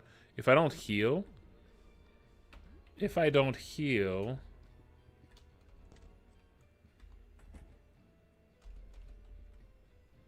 Yeah, if I don't heal and I go into a fight... Or I take some damage... Like, let's go into this... I mean, this guy's gonna destroy me. Okay, this one might be a little too much. Maybe more like this guy. Or maybe... this one. Yeah, this guy's pretty aggressive, but not nearly as bad as Big Scissors Man. Call Juicebox. Call Juicebox. And how about you do... Okay, Super Shot looks better now. Let's do Bleeding Shot.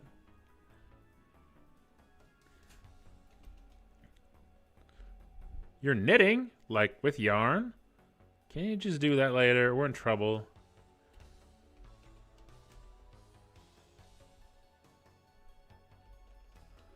Okay. Monty dead.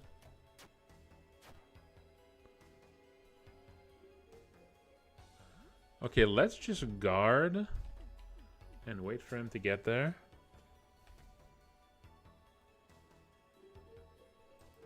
Yeah, and call Juicebox, and you're going to hide, and he should give us the Korean takeout.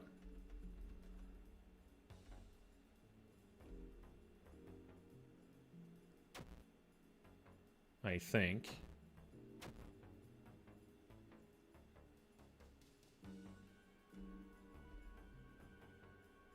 Yeah, I think we should get the Korean takeout here. Actually, wait. I'll put a breakpoint at the life check. I want to see if it actually includes the characters that are down.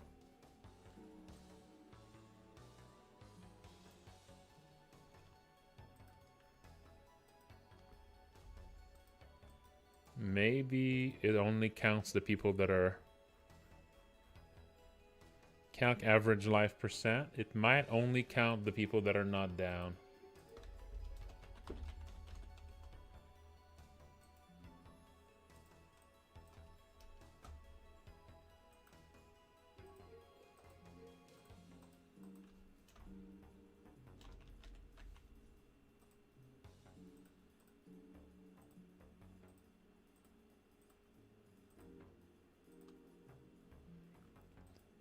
Yeah, it only checks alive members. Okay, yeah, I need to change that.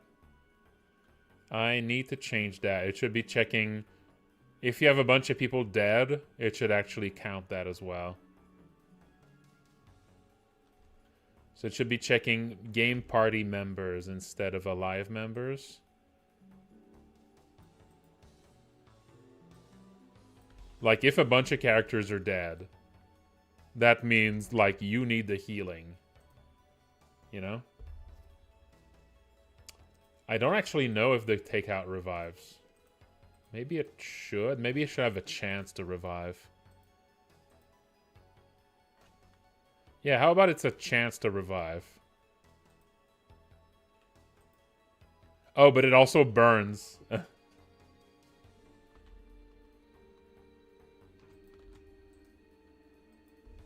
It also has a chance to burn. But yeah, let's make it have a chance to recover. Any dead party members gonna have a 50% chance to revive.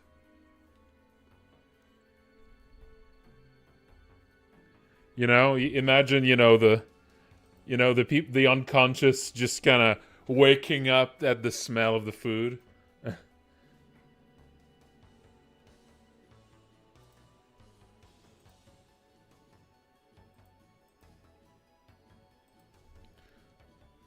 Okay, but here it's going to be unlikely.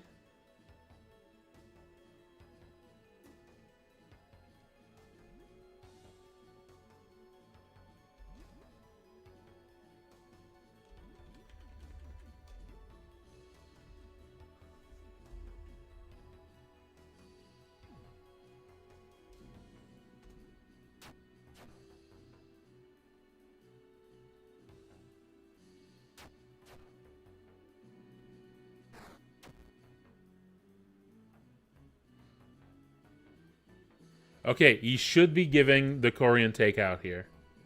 Yeah. Oh, no. Okay, that's freshly knitted scarf. Yeah.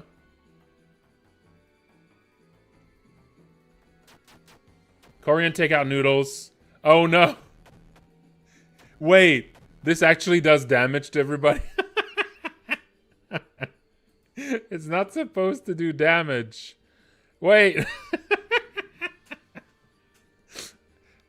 It's not supposed to do damage. It's supposed to do HP recover. God damn it. Yep, that was too spicy. All right. Let's try that again.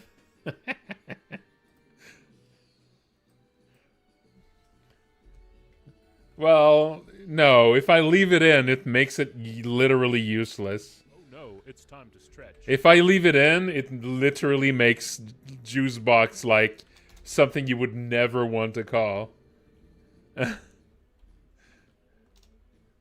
I mean, making it a very small chance would be funny. That would be funny.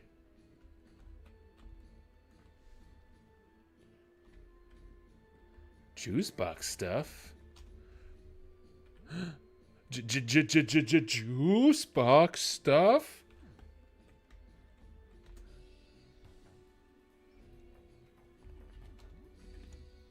I mean, it already does give the burn status effect, so there's a little bit of a joke. Like, it is technically possible that it hurts you more than it heals you.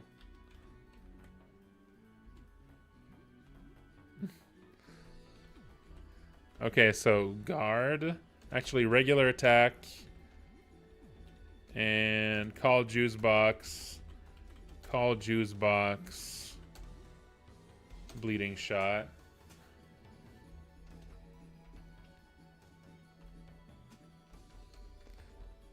Okay, knitting. It's a temporary problem that she has 2 juice boxes.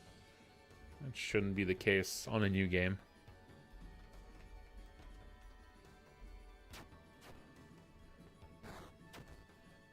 Okay.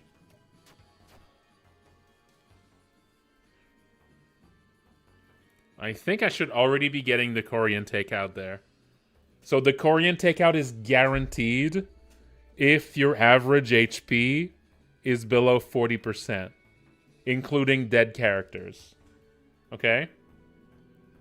And if your average HP is between 40% and 80%, then it's just a chance that he's going to do this when he shows up.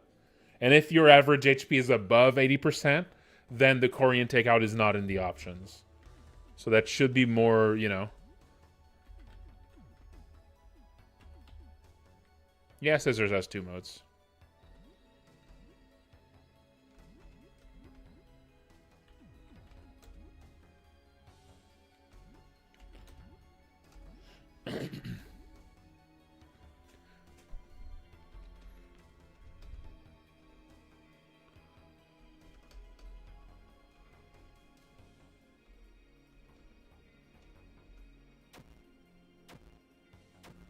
Oh, Sam dead.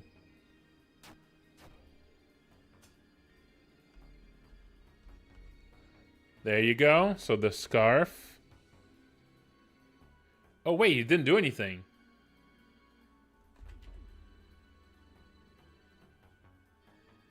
Oh, because Sam is dead. Oh, hang on. Right. It's because Sam is dead. Because to do an action, you need to simulate the action coming from a specific party member. Ah, shit. How do I do that? No, it's not a status effect thing. It's literally because forcing an action has to be based on a character. And I picked Sam, but of course that means if Sam is dead, Juicebox's actions don't work.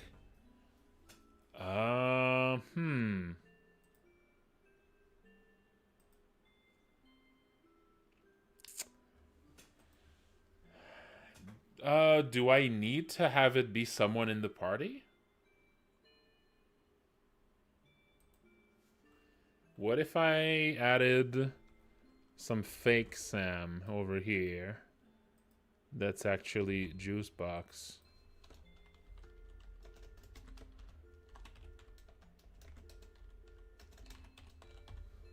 Can I...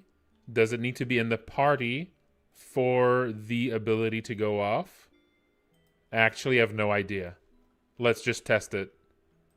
I have no idea if the character needs to be in the party for a force action to work. I presume it does, though.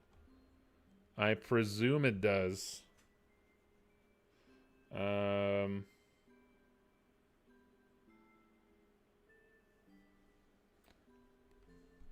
going to just put in the force action here at the start of Juicebox events.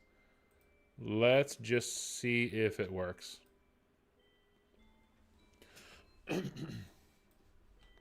Just want to see if it's going to go... Wait, did I actually... No, I didn't even make it happen. Hang on. So this should be... Actor. Juicebox. If that doesn't work, I'm not sure what I'll do. I'll need to just pick a character to use the skill on.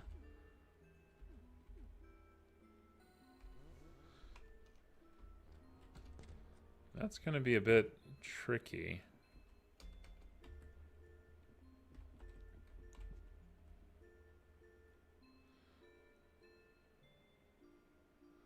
Yeah, it could be, but the thing is that it, like, both characters could be dead by the time he shows up. I could try to... I don't think you can pick... I don't think you can pick a living party member. I don't think you can get it to pick one. Well, let's see. So it should happen as soon as I call here. As soon as I call Juicebox, let's see if Sippy Cup makes a random attack.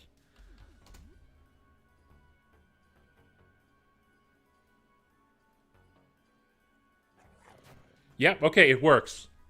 It works. Okay, so you don't need... A character doesn't actually need to be present. That's big, actually. A character doesn't need to be in the party to be able to force their actions. Yeah, that is huge. That actually opens up a bunch of possibilities I didn't understand. Yeah, Marc-Andre can actually use stats that way. I had no idea you could do that. Yeah, I could actually have a special Marc-Andre character then. Any of these characters that do like passive actions in combat could now actually work way better. Yeah, I could actually have Satipede work way better that way.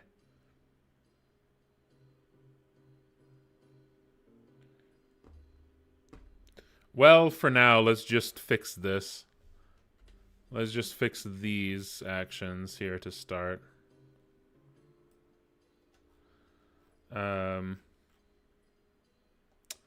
Yeah, Colonel Sweetums, it's fine because it just uses...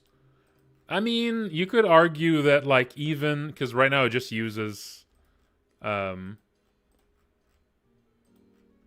know... It uses Ernest for those actions. Arguably, like, even if Ernest goes unconscious, you know, Squeakums should probably still be able to act. So I could also do this for Squeakums. Yeah. I mean, that won't, yeah. It's not like a big change. Like, it wouldn't fix that many things, but it would fix a few little issues where, yeah, some stuff stops working when Sam is unconscious. Yeah, that is big. I had no idea you could force actions on characters not in the party. That is actually kind of huge. Because it does check if the character is dead. It does check if the character is unconscious. But apparently, that's all it checks. Yeah. Squeakums could just have... Although I think I would still maybe want... think I would still want to make it based on Ernest's level. Because I don't want Squeakums to actually like gain levels, because that wouldn't work. Because if Squeakums isn't in the party, Squeakums won't be getting experience. So Squeakums won't be leveling up.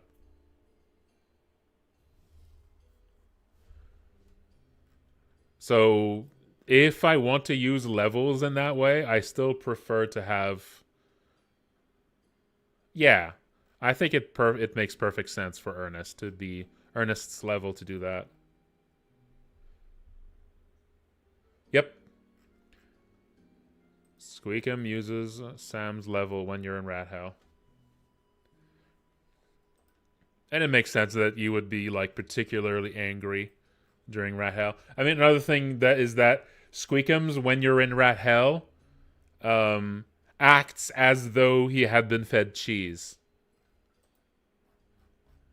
So he's almost always cheesed up in Rat Hell on normal and easy. On hard, I think he's just acting as normal, if I remember. But on normal and easy, he's acting as if you had given him cheese. So he attacks way more aggressively.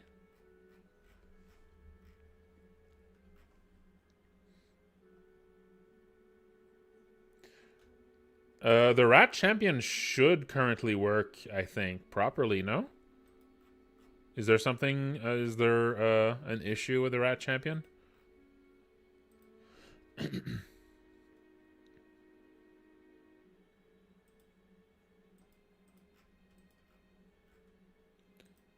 I just hard-coded the Squeakum's behavior in those battles. It's not like a system thing. I just hard-coded that Squeakums does his attacks every turn. It's not a... It doesn't actually work the same way than when it's actually happening.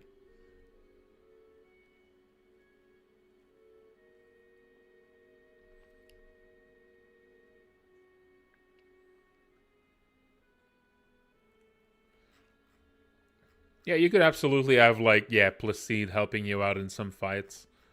That could absolutely happen. Like, you just program that as part of the fight itself. Like when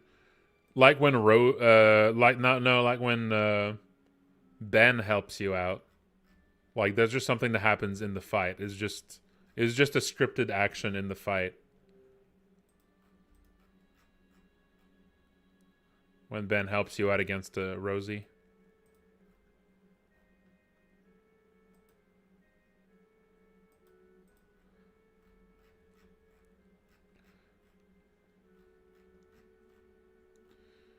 Okay, here, so force action. Instead of with Sam, you do it with a Juicebox.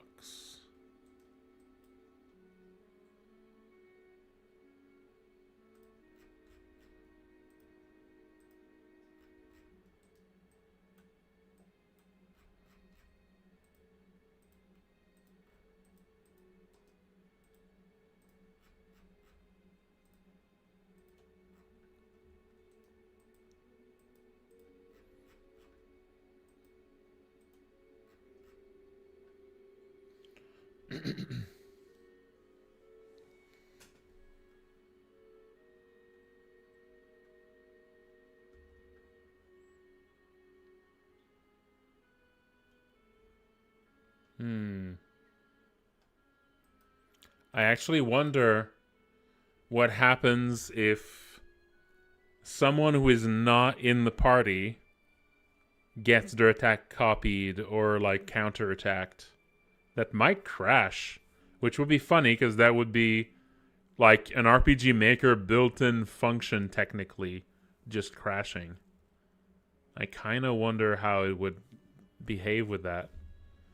If you do a forced attack from someone that isn't in the party and there's a counterattack, I actually wonder what happens then. That sounds to me like the kind of thing that could cause a crash. But that would be something that's a built-in function of RPG Maker, which there's not a lot of things like this that can crash RPG Maker. Usually you need to, use plugins or do your own programming for there to be an actual crash. Yeah, now this is real nitty-gritty of RPG Maker. I legit wonder what happens if you do that.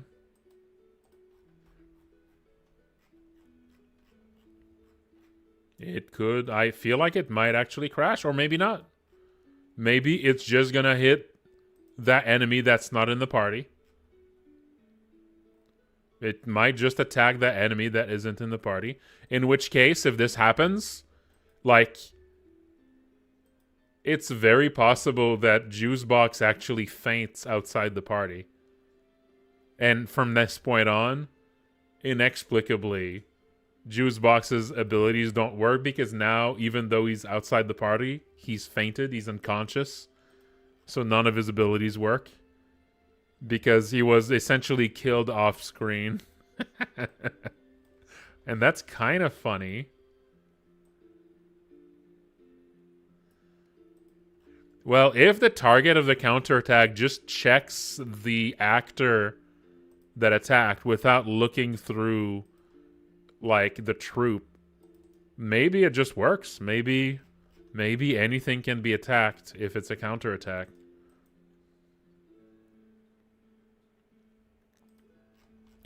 He's just in Sam's bedroom and completely dead.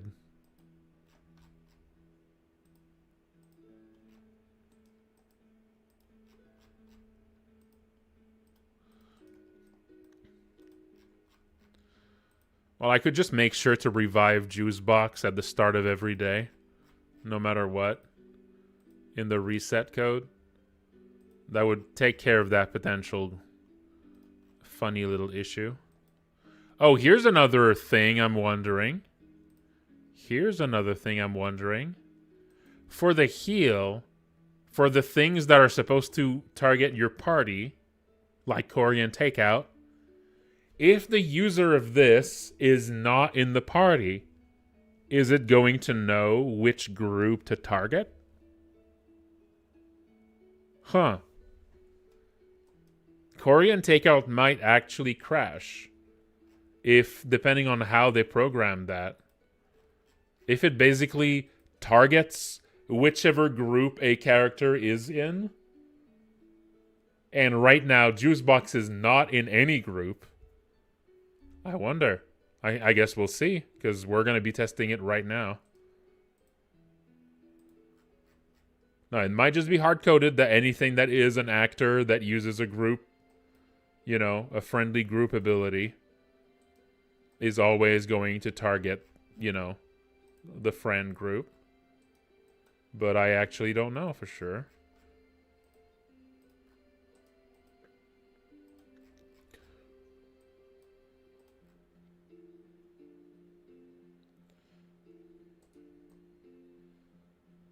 I presume that I presume that this is how it works, and that this is not going to break. If it does break, that's like a pretty significant glitch in, like, the RPG Maker source code.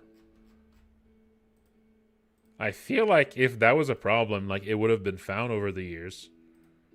Unless the ability to force an action from someone not in your party is new to RPG Maker MZ, then maybe it would have gone unnoticed. If, like, people don't realize they can do that. But this feels like something that people have probably realized is possible already. You know?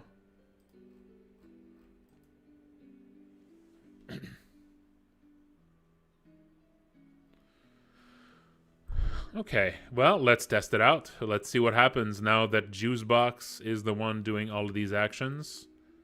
Sam being dead should no longer affect these abilities. Let's see what happens. And let's see what happens when Juicebox uses a group targeting ability. Let's see. We're digging deep in the guts of RPG Maker today, folks. Well, we're not really.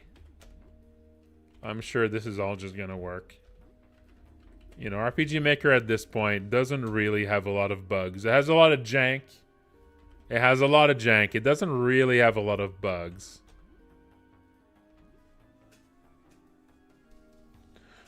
Okay, calling JB. Calling Juice.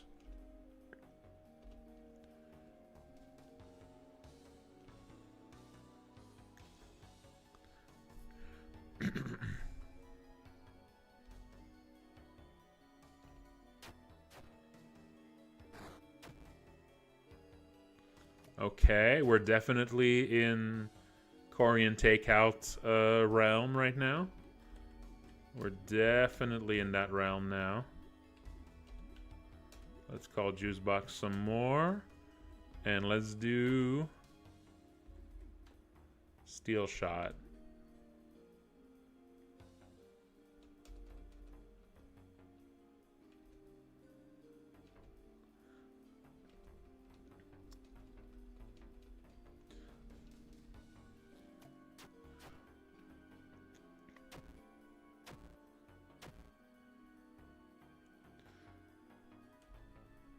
Sunburst Marble. Okay, let's go.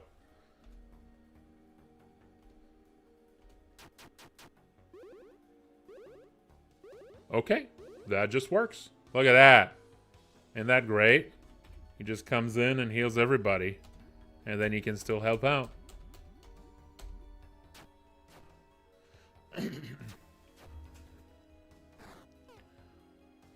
That's pretty good. That is some good help. Just a group heal. That can happen once per day. With a little bit of a delay, and then after doing that, he still helps. And if you no longer need that help, he does an attack instead. It's pretty useful. It doesn't cost a lot of STM, but it is slow. So it's not an instant help. It usually takes 2 turns at least. And 4 actions. But if you can wait more, it can take just a single action.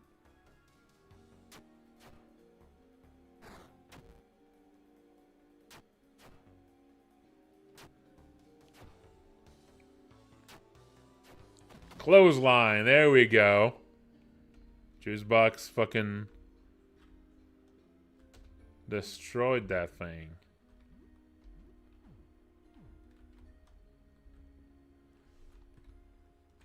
Okay, let's check out the next event.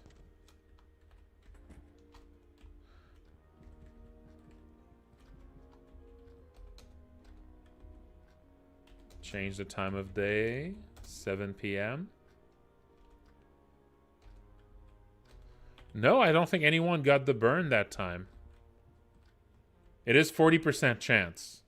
The first time they did get the burn, yes, but it's a 40% chance to apply burn.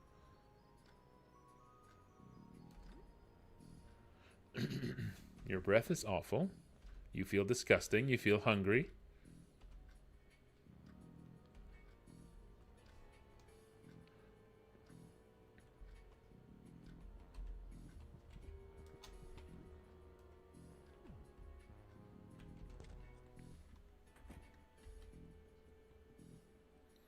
Oh, hello? Call Juicebox. Call Juicebox.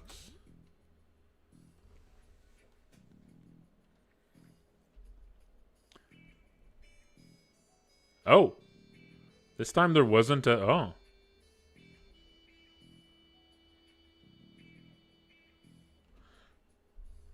That was weird. Which event was this? Oh, I think I know what just happened. I think I know what just happened.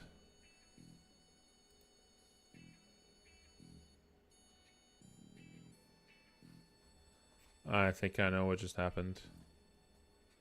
I reduced the number of events, but I didn't change the roll. So it's still rolling for 15, I think.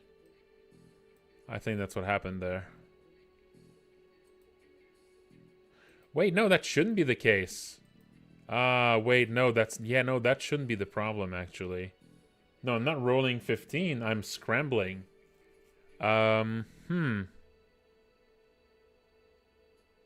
Oh, right. I'm scrambling, but the list still has 15. Right, yes, that is the problem then. I need to remove these. But that means... Yeah, I need to remove demonstration. I need to remove passport. I need to remove jewelry. I need to remove accident and baking brownies. Wait, is that all? No, wait. There's two more. There's two new ones, though. There is, instead of accident and baking brownies, there's two new ones, which are...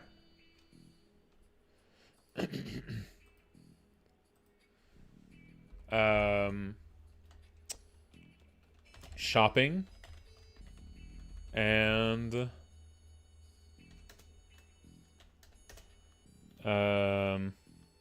special action or custom action.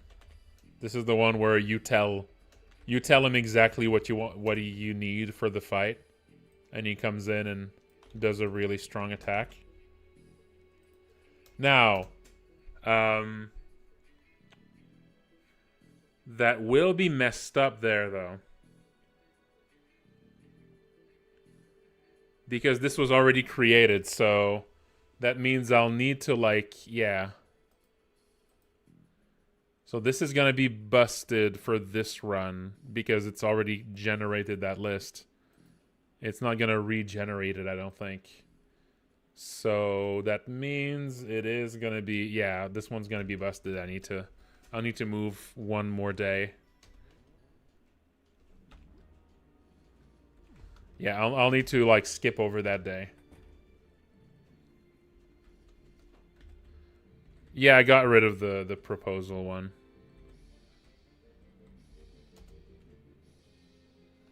Okay, I need to...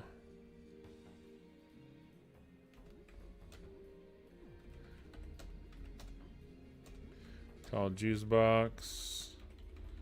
Call Juicebox. I felt it was just a bit too redundant with... It was a bit too redundant with Wrigley Fred.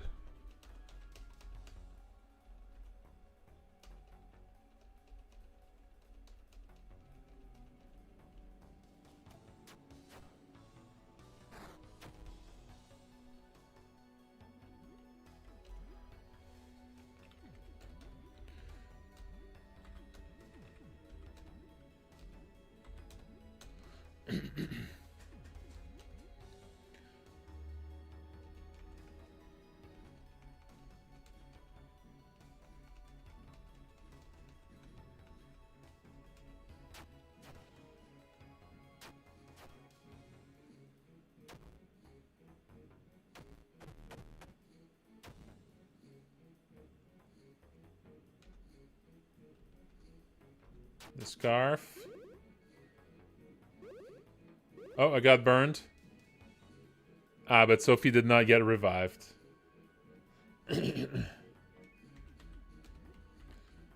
Too bad.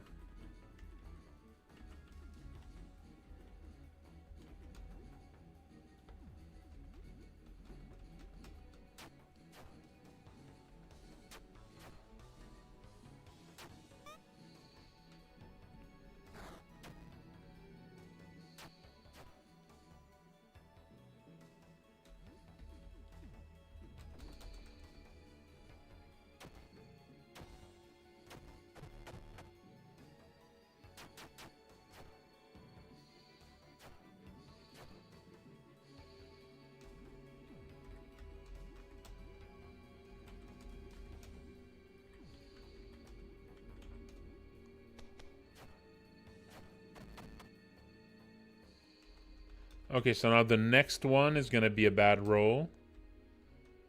Actually, I can modify... I can probably modify by hand the list of events here. Yeah, I can probably do that. I'll just use functions to mess with that list. So I'll change the time of day. 11.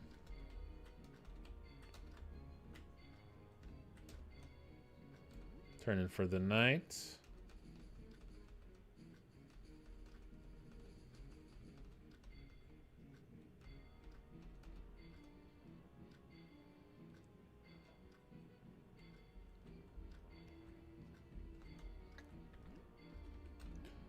Okay, I'll save here, and let's go into...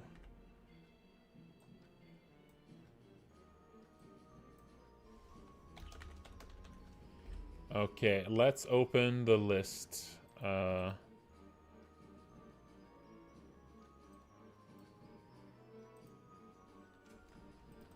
juice box, it's to be 10, 13. 10, 13. That's an array.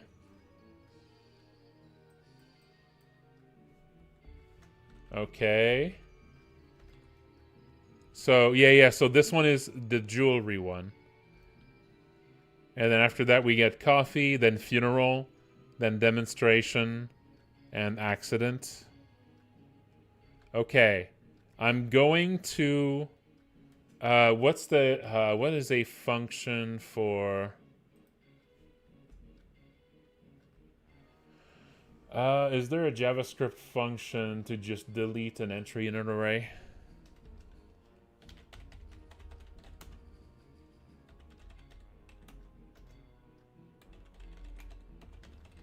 Delete an array element in JavaScript is just remove.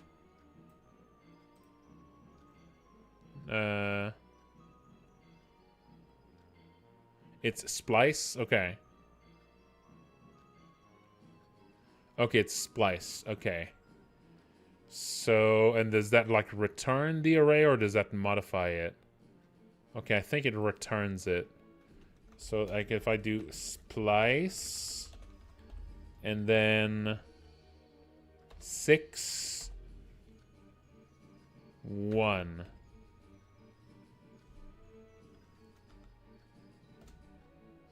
Okay. And now... There you go. The next one, so now that removed. Oh, wait, I fucked it up. I fucked it up. Oh, I fucked it up. I fucked it up. Oh, I gotta load it again. Oh. Okay.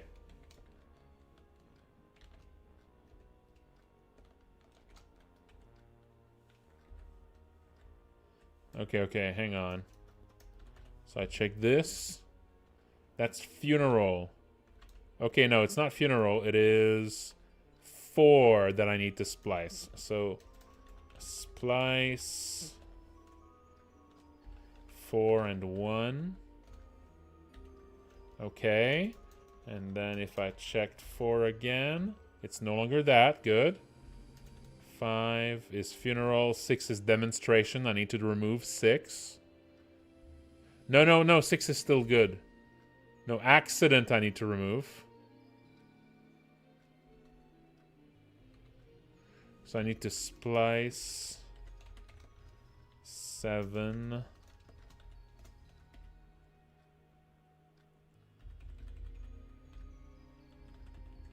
Okay.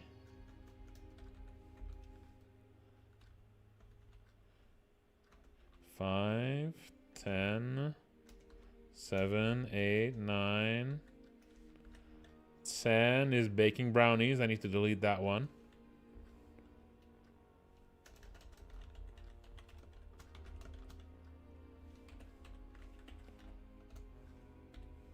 Okay. 9. That's passport. That's fine. 10.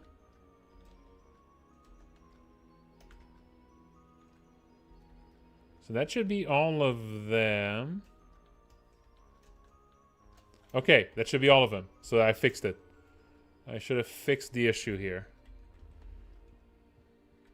Some of these are renumbered, but that's fine. Wait, actually, did I renumber them properly?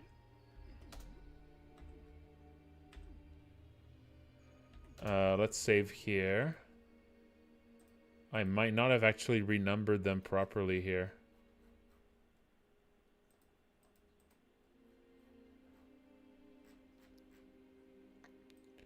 Are they all numbered properly? So Arsenal is 11. Funeral is 12.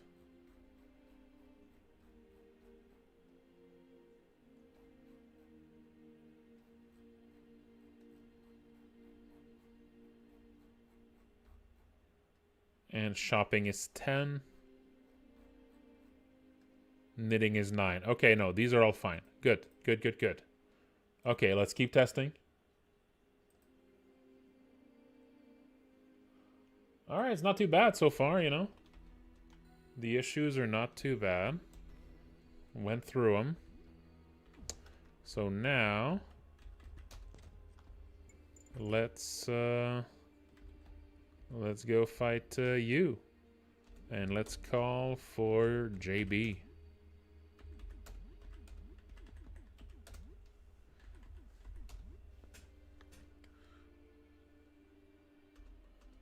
It should be the coffee, I think. What do you mean coffee? It's not time. Get your ass over here. So, if Zarya calls for the coffee, if it's Zarya that calls,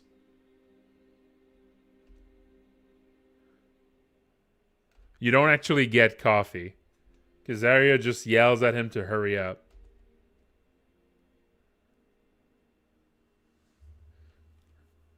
Monty is the one that needs to call first for you to get the coffee.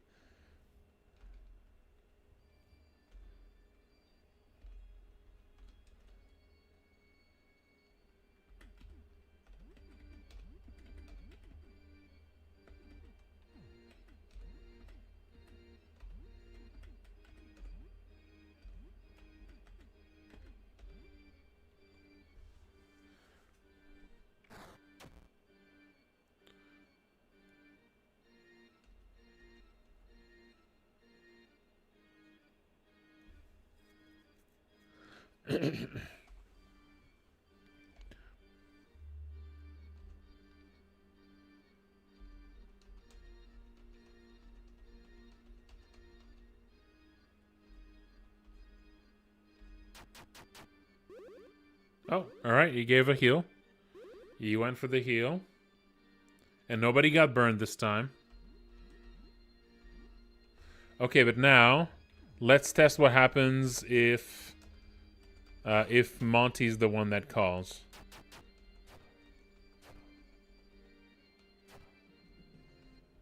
Zarya's always the one that calls first. I could maybe change the logic of this so that it's a bit more random. Which of the two call first if you use both? Because otherwise you'll always be getting Zarya's perspective, right?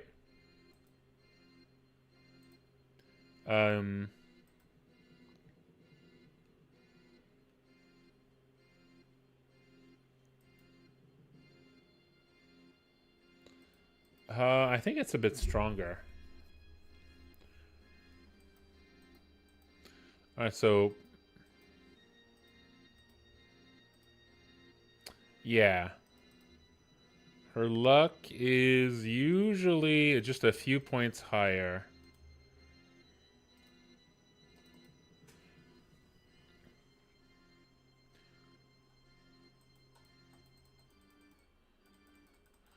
And there is a random element to luck.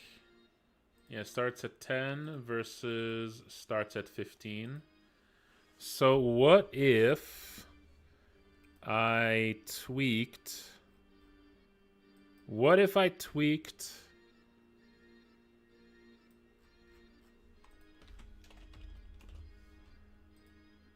what if I tweaked Monty's called Juicebox to have a speed of 5? That should mean that the two have a very close speed.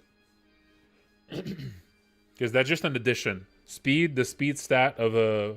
As far as I know, the speed stat of a skill just adds to agility.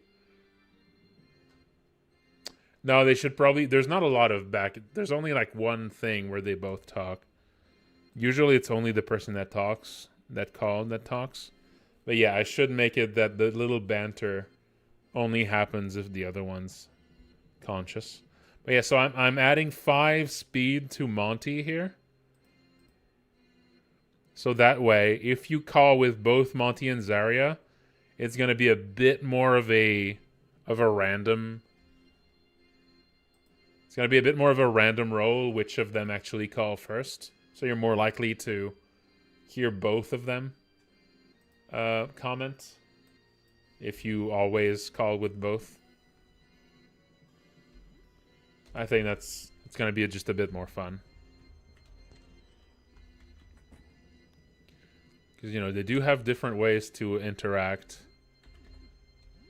But here, let's guarantee that it's him first. So let's only call with Monty on the first turn.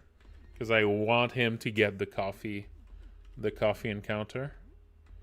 And let's do a super shot on elbows.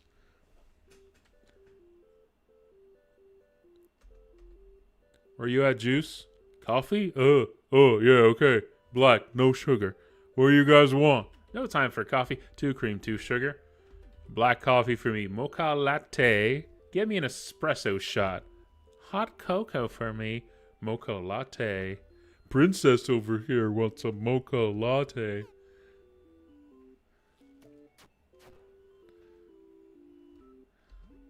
And now, let's see if using both of them is now going to sometimes randomly have Monty call first.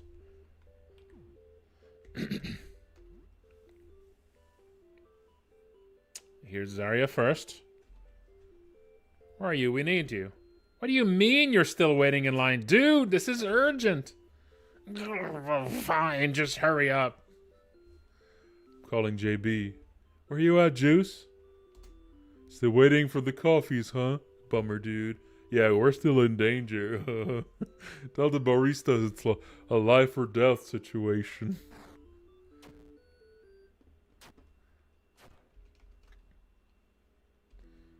Jade Ribbon Marble. That's a good one.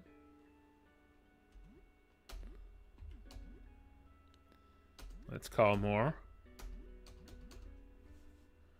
Zarya first again. Yeah, Juicebox, where are you? Okay, now it's no longer, it's now the generic ones. Because he's no longer waiting in line. Again, these need to have a bunch of random variants because, you know, they're too repetitive for how often you might use it to get into a hurry. He runs into help. He brought coffees for everybody. You receive mocha latte. There we go.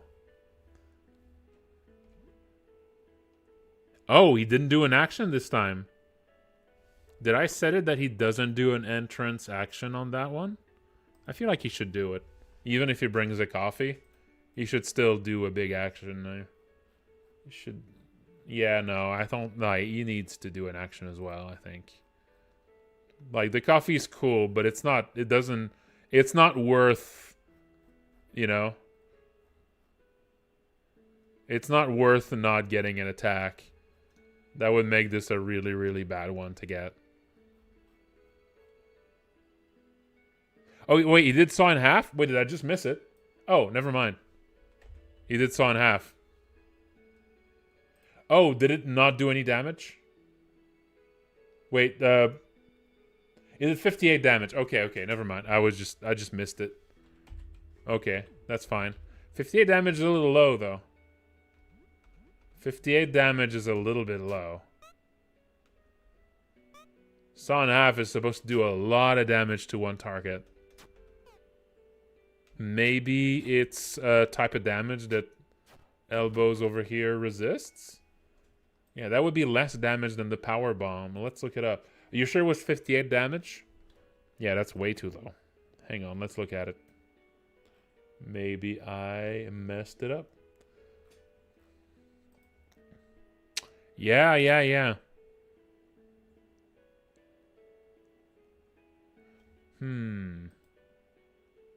that's current HP divided by 2. Yeah, I guess you just didn't have a lot of HP left. It is a slashing attack, yeah. Huh.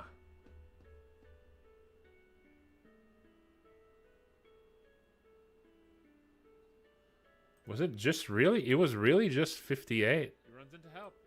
He brought coffees for everybody. You receive mocha latte. 58, yeah. I guess he had very little health left, I guess. Yeah, I guess he just had very, very little health left. How about I make it do 20 plus this?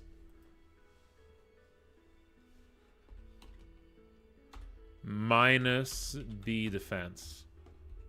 So if an enemy has a lot of defense, that is going to reduce it a bit. But there's going to be a flat 20 on top of half the HP.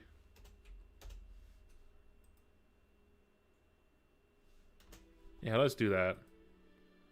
Just a flat little increase for the weak. So if someone has like, if you know, is really low on HP, that could actually kill them.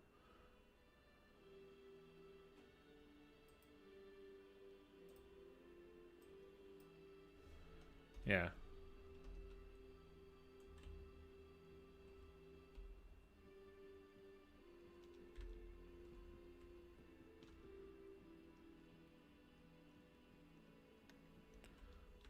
Yeah.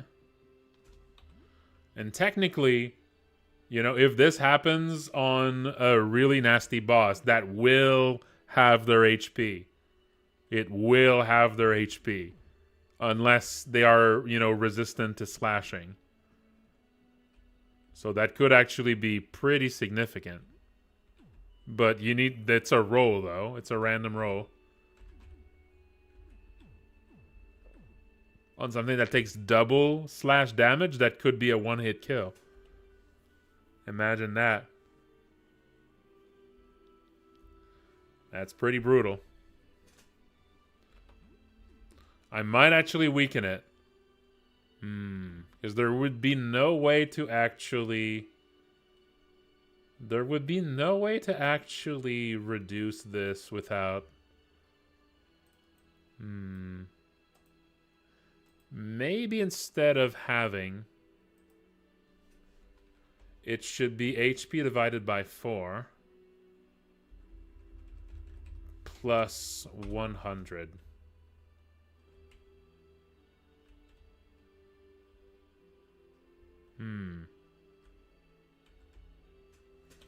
So that would be way less ridiculous against bosses, but still really good.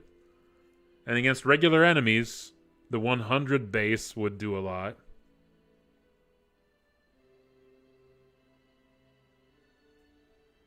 And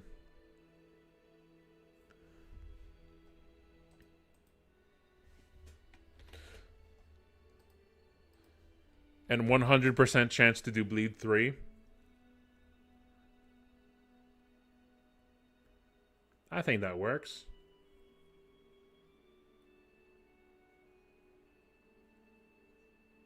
Yeah. I think that's good. That's still really, really good.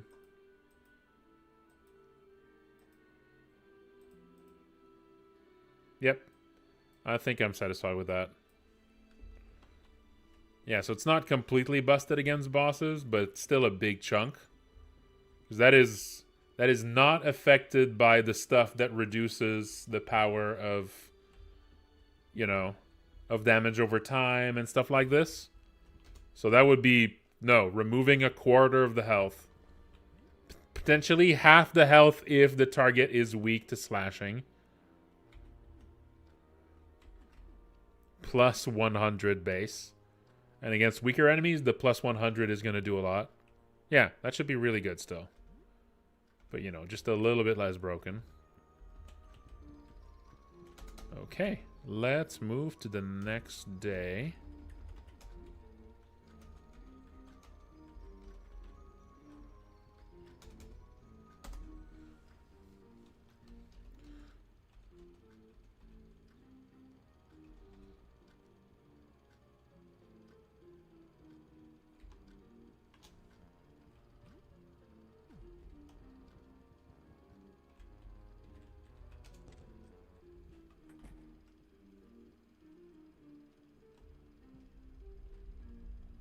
Little earthquake.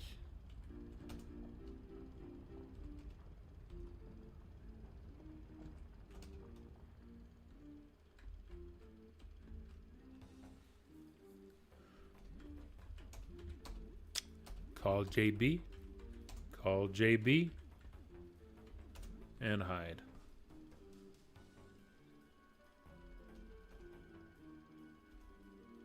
Why are you whispering it? At a funeral? For whom? Elbows? Who the hell is that? Sounds familiar. Hehe. That works. Elbows? A funeral for Elbows? Rest in peace, Elbows. Was found dead yesterday. Closed casket. There's a whole family there? I hear crying. When do you think that will be over with? We need your help. It really can't wait. No, that was the previous day.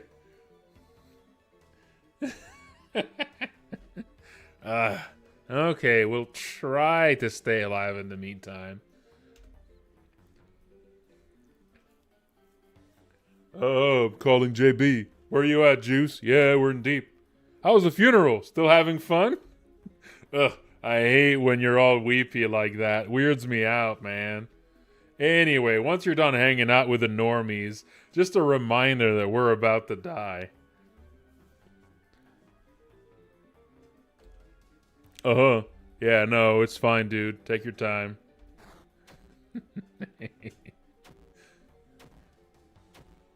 No, yeah, they introduce themselves every time. That's right. Or there's also the headcanon of Juicebox being psychic. And so we got the name. He got the name from Sam, see? It's me, Wirecutter. Hello. Yeah. That's right. I heard people talk about that. As, you know, is Juicebox psychic? That's the only possibility. Yeah, Juicebox, where are you? Still at the funeral? Is it wrapping up yet? Still hearing speeches? How many people did that Elbows know? Are you crying? All right. Keep it together, Juice. Don't let them see you like this. You're an island, Juice. You're strong. That's right. Okay, now get your ass over here as soon as you can. We can't hold for much longer. Calling JB. Where you at, Juice? Funeral's over? All right, JB. Time to worry about your friends that are still alive. Well, for now, anyway, I've seen my life flash before my eyes already. I'm sure we'll still be alive by the time you get there.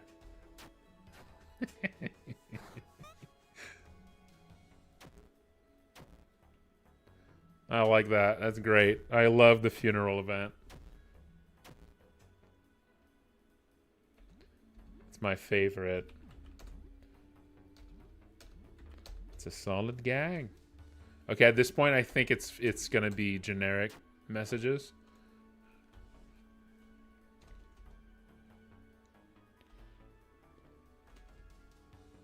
Well, I did set a bunch of enemies to be no funeral. So I just need to make sure they're all set. So all enemies where it wouldn't make any sense at all for there to be a funeral. I can exclude them from the bank of enemies that can be included. The Grinning Beast is included there because when you kill the Grinning Beast, you know, she just crawls away. She doesn't die. And of course, you can also recruit her.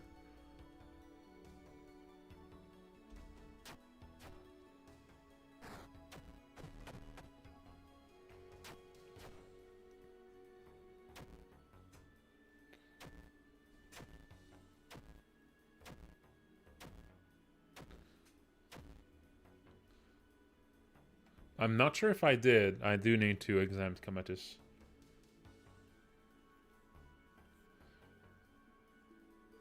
Juicebox runs in to help. He's wearing a kind of fancy suit, and he looks like he's been crying.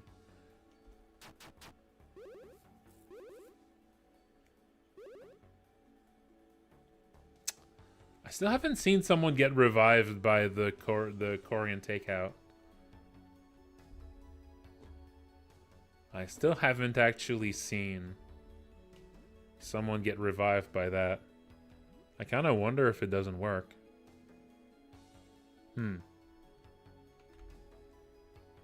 Oh, I might have forgotten to make it include fallen targets. That might... Yeah, that might be the problem here. Maybe... Yeah, all enemies.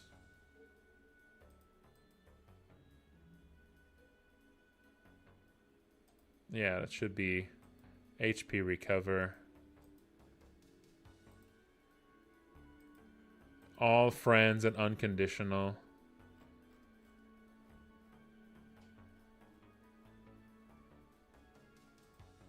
Yeah, there you go. And here, unfriend, all friends, unconditional. There you go. That was the problem there. Unconditional. All allies, unk. That's right.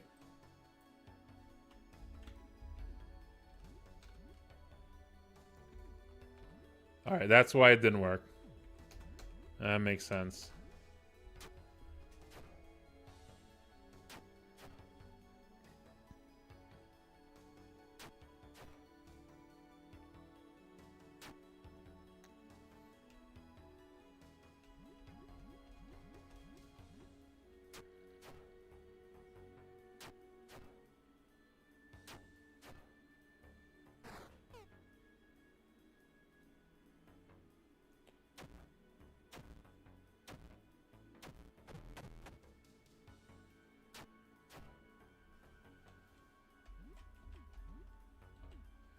Home run.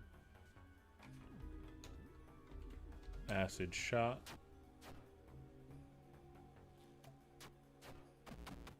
Dead.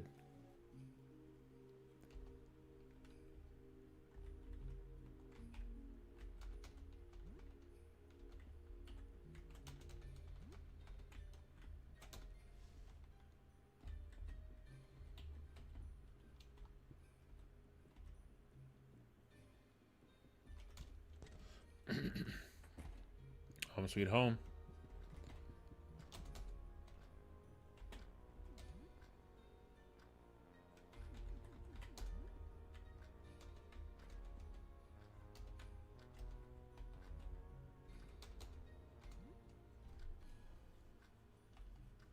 Breath is awful. Starving.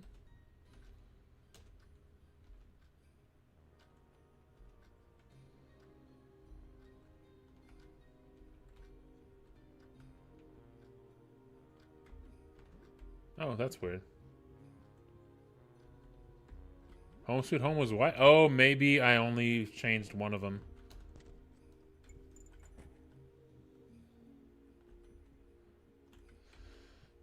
Maybe I only switched one of them.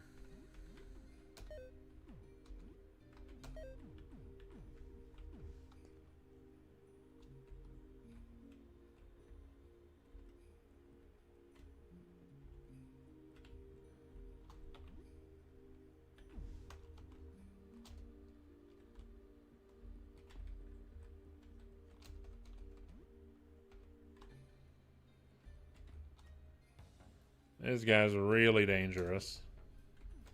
Let's not mess around with him. Call Juicebox. Steel shot. The Montgomery did it this time. Nice. So it does sometimes happen with Monty. What supplies do we need? Hang on. JB's asking if we need anything. He's at the store. Okay. So which one should we try? Food, healing supplies, ammo, equipment, a miracle, or him. I tried to make it that they're all pretty useful. Miracle's the big roll. Miracle's it's a big one. There's 5 potential things it can be if you ask for a miracle. Also, ammo, I'm gonna do a few tests of this one. Ammo is a big one that has a lot of potential for breaking. So miracle, yeah, I'm gonna need to test this one a few times actually. Let's ask for a miracle. Yeah, I don't know, dude. We need anything you can get. Oh, he instantly comes in. That's not right. He's pushing a shopping cart full of stuff. Wait, what?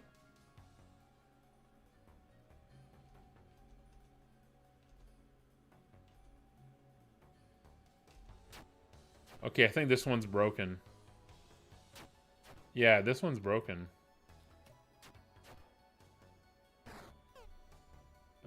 This one's broken. That must be something about the order of operations there. Redecorating, golfing, knitting, shopping spree. Okay, there must be something here about what I... Yes, okay, there you go. That's the problem. It should be an else here.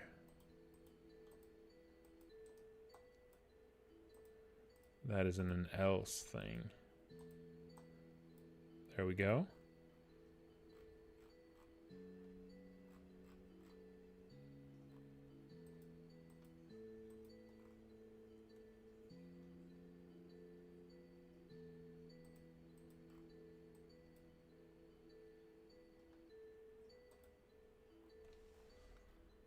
Okay, this should fix it.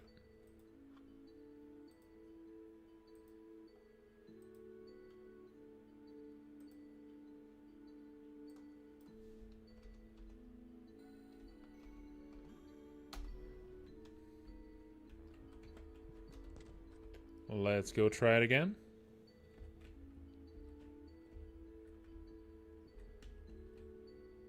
I'm gonna save right here outside of this.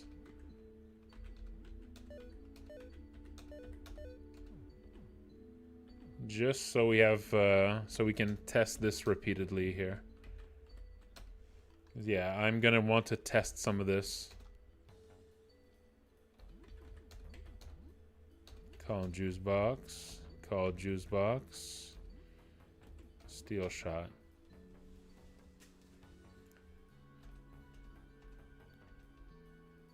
You're shopping. Do we need anything? We need a miracle. Sam says we need a miracle. See if you can find anything useful. We're getting a bit desperate. Calling JB. Where you at, Juice? Oh!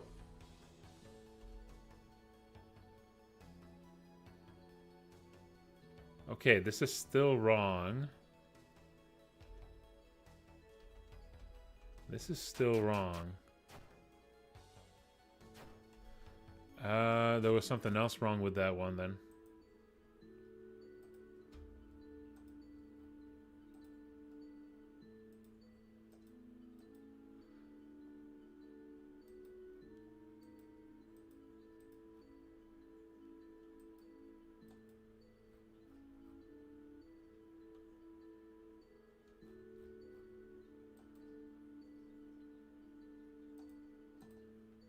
Juice, the task length is 12.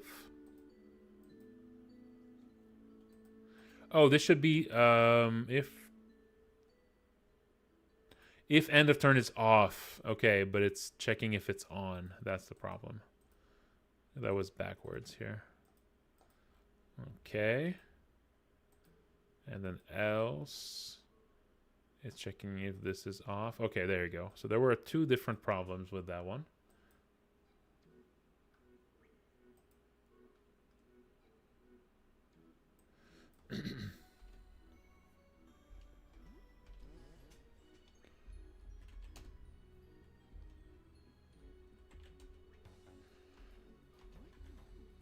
Guard, call Juicebox, call Juicebox, steel shot.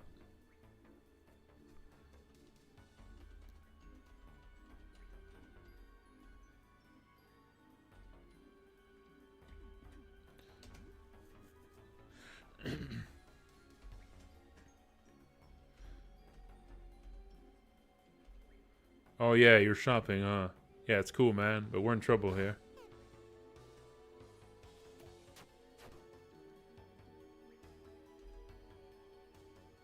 Open the jaws wide.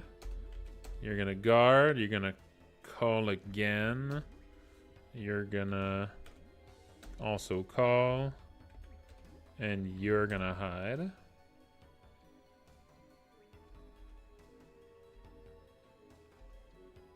Still shopping. Hurry up, man.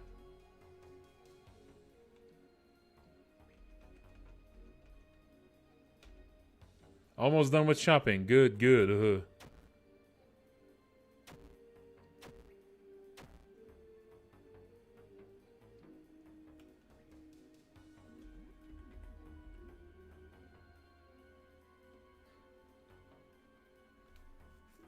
Yeah, no.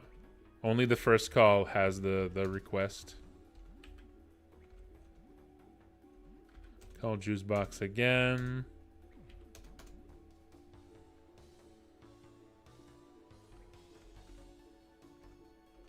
Okay, now it's the generic messages. So he should be coming here soon.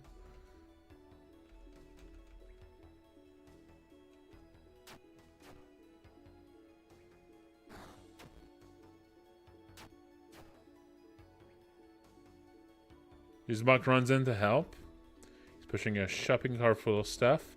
You receive firebomb, acid flask, gas bombs, grenades, shuriken, and a super explosive. That's a pretty good one. That's whatever he could find. It's a lot of useful items.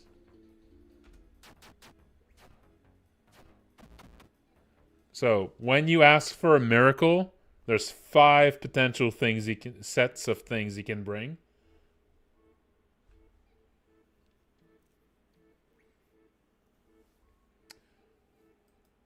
And those are generally better items than if you ask for a specific thing, but you don't get to choose the kind of items you get. So it's like some really good items in there, but you don't get to choose the type. So if you're looking specifically for healing, it's way better to ask for healing. Yes, in hard mode you get fewer items. The items you get are slightly different in hard mode. Yes. So there's 5 different variants for when you ask for a miracle. There's a candy trove that gets you a bunch of stat upgrade candy. There's the super healing items one that gets you an elixir and a bunch of healing items, and also another invincibility syringe, which makes the second invincibility syringe you can find in the whole game. The super throwables is the one you just saw. There's one where it's just a combat surge, which is one of the best items in the game, and 12 energy drinks, or 6 depending on your difficulty level. Combat surge is again one of the best items in the game. It's like the one-time usable item that makes you super, super strong.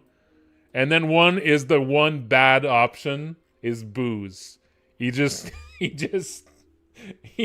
shows up with a bunch of booze. Which I think is really funny. He just shows up with a crate of 24 and some whiskey and vodka. Just shows up with a bunch of brewskis. And if Sippy Cup is around, she also brings a single can of orange drink. Of orange cola. No, hard mode just means you get half as many of the energy drinks with it. You get 6 instead of 12. No, it's not that bad. It's a lot of crafting items, but if you're looking for items urgently for this fight, that's not the one you want to see. But yeah, no, it's still a lot of resources. Yeah. And the others, the more specific ones, there's food, which gives you a ton of food, including, like muffin, spicy chip, beers, a large all-dressed pizza, and a bunch of instant noodles. That's for food. Most people, I think, won't ask for food because it's not really something useful in battle. For medical, is just a bunch of healing items, including a healing spray, even on hard mode. And healing sprays, there's not a lot of them in the game. The ammo one is the really complicated one that I want to test. The ammo one is the most advanced one. The ammo one brings you specifically ammo that you need. At least that's what I've tried to do with it. Ammo looks for the items, the ranged weapons you have equipped, and brings you ammo for those specifically. And if Sophie is in your party, he actually brings a bunch of marbles for Sophie as well. And that even includes those few weapons that are really difficult to get ammo for. Like the Gatling gun. So if you have a Gatling gun, you should be bringing ammo for it. So that's one of the very few ways to get ammo for the Gatling gun here. By the way, is the Gatling gun actually strong enough? Or should it be stronger? For considering just how difficult and expensive it is to get, like, is the Gatling gun actually powerful? Yeah, if it's not that powerful, I will definitely make it stronger. Yeah, it's meant to be really, really powerful. So, it's pretty bad for the price. Yeah, okay, I need to improve it then.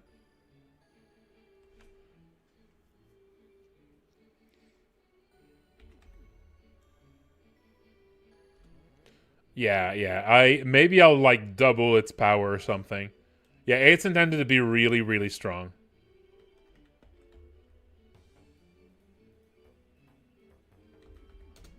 Yeah. There's also the high caliber rifle. What about that one? Is it any good?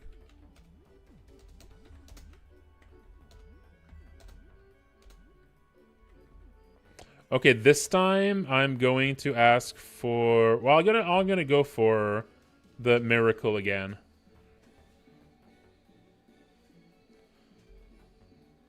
Yeah, I wanted the gun trader to have something really expensive for you to have eyes, to have stars in your eyes a bit when you see it, you know?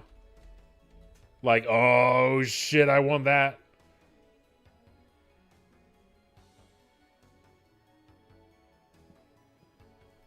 Yeah, I'll probably make the high caliber rifle stronger too.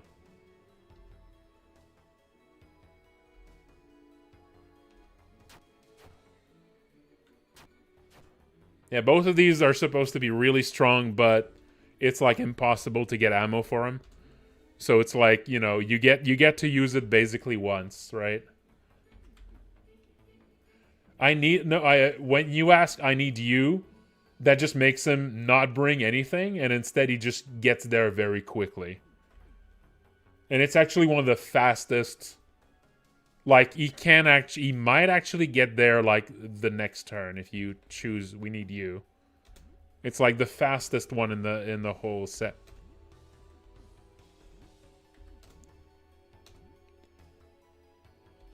Yeah, he gets there really, really fast if you do that.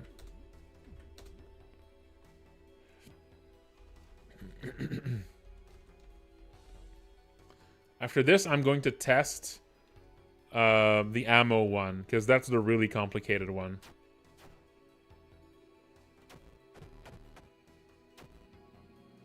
The ammo one is the really complicated one.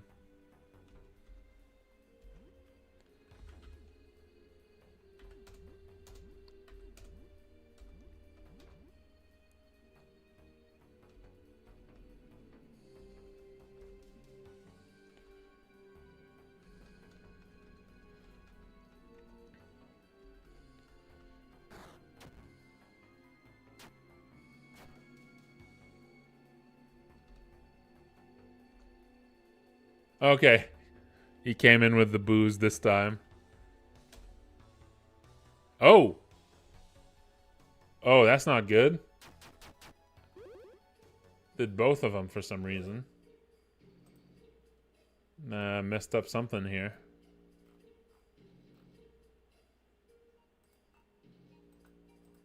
Did I just duplicate? Oh, yeah, I duplicated it. Okay, didn't actually give both, or not all of it. Okay, yeah, I just messed up when I copy pasted. Yeah, I just messed up when I copy pasted.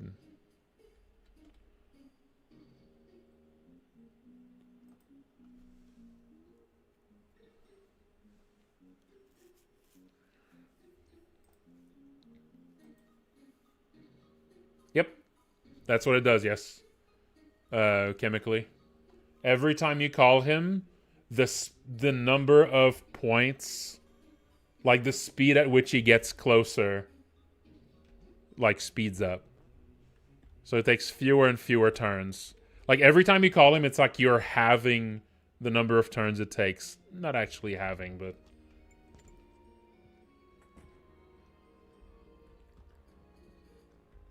Okay, let's go to...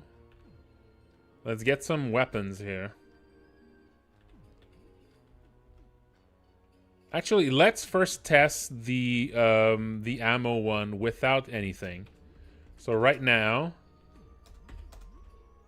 I don't have a lot of... Yeah, I don't have a lot of firearms. So right now, the only ammo it should give me, if I understand how this works...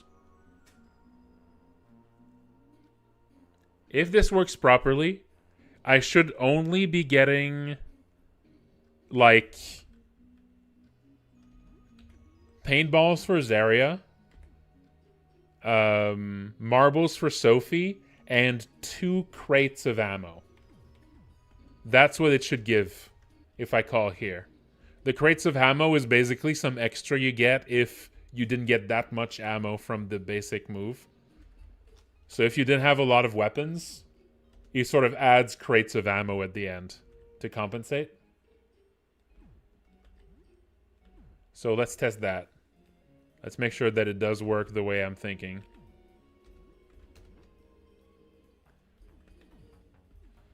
So guard, call Juicebox, call Juicebox, and you're gonna do a steel shot.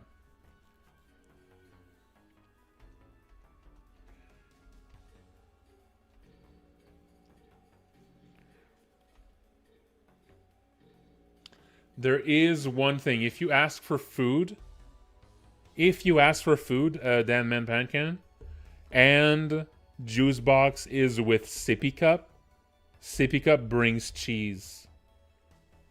For if you have, only if Juicebox has Sippy Cup and Ernest is in your party, then Sippy Cup brings cheese. So let's ask for ammo.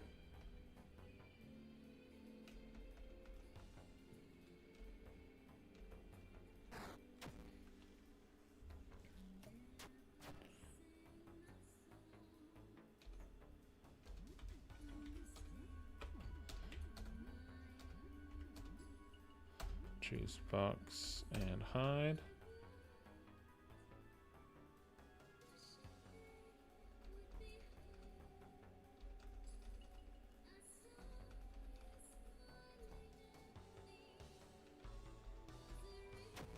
Okay, almost done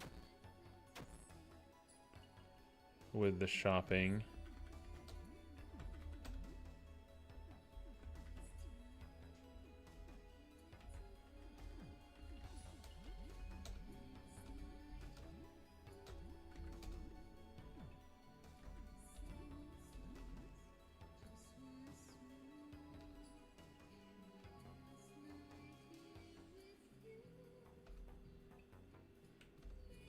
Okay, there you go, getting there.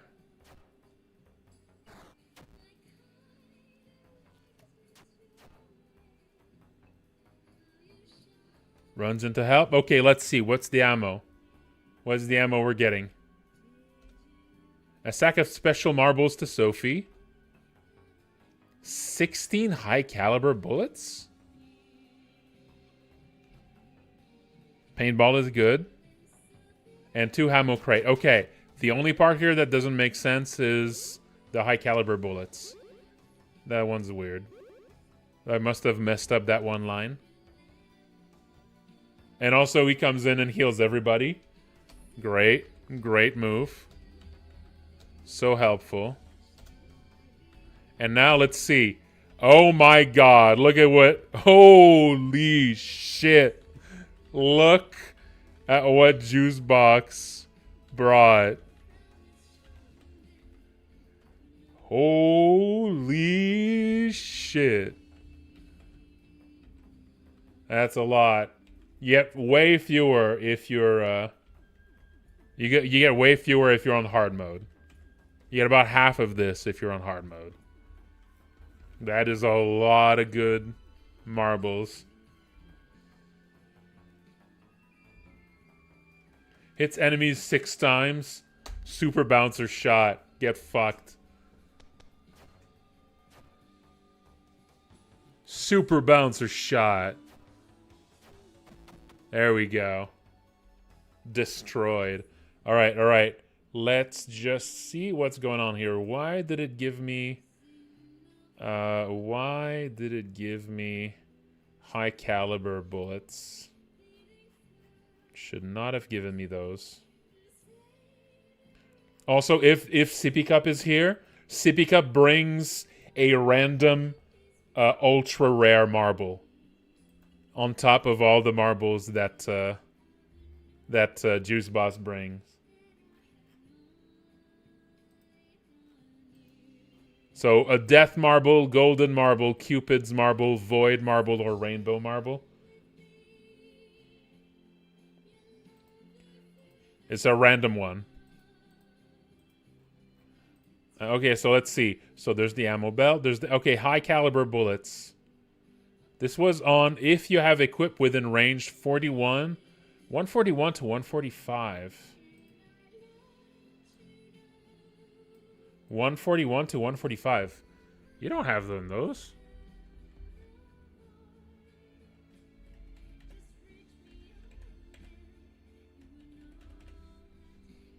You don't have that. What? That doesn't make sense. Okay, there must be something wrong with this. Let's look into the...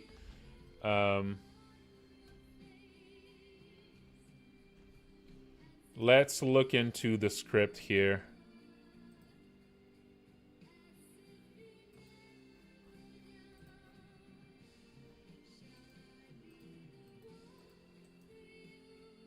So has equipped within range. Let's test that.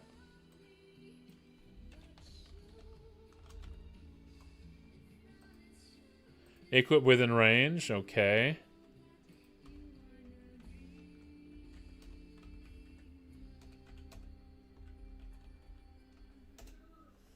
Okay, let's space this out here so I see where the logic is going. That makes it just a bit easier to do the step-by-step. Okay.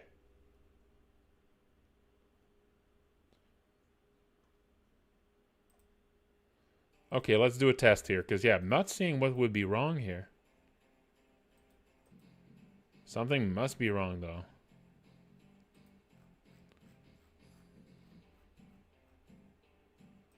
Well, let's test it out.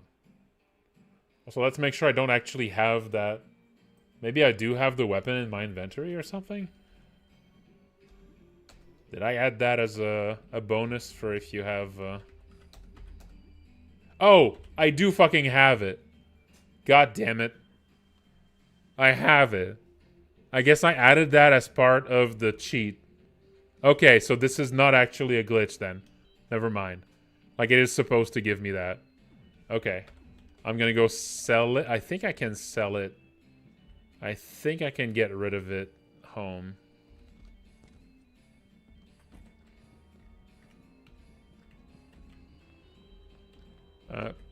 I think I can get rid of stuff here.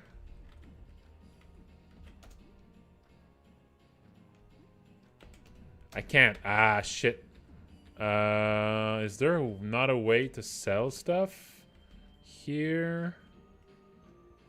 You know, I guess it's not a big deal, but it's gonna mess with the... It's gonna mess with the logic of that script a bit that I have that weapon, but that's not a big deal.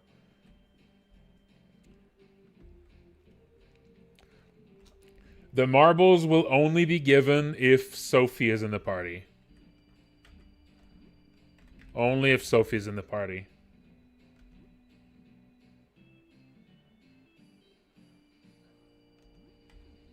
Okay, so let's equip the custom handgun. And let's equip the SMG. That should add SMG and handgun bullets to that that logic. So now we should also be getting handgun bullets and SMG bullets along with those. So let's call Juicebox and ask for ammo.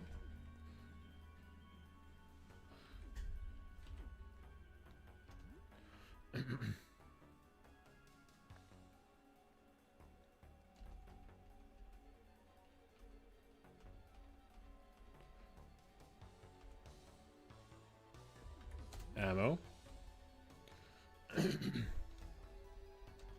So now it should be the same as before. It should be the same as before, but now the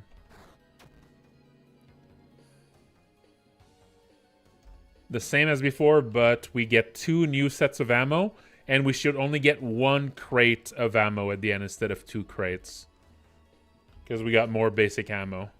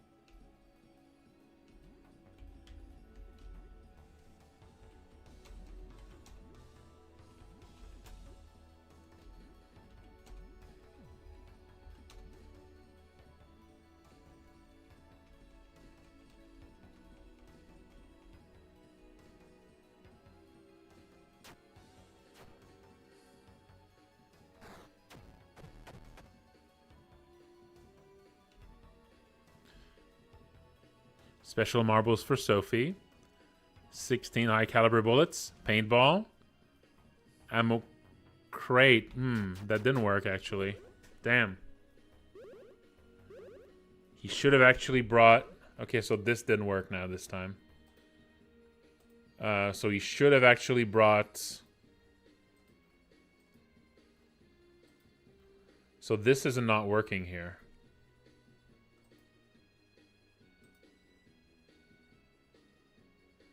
Yeah, the pistol bullets here, that is not working. Has equipped within range, false and true.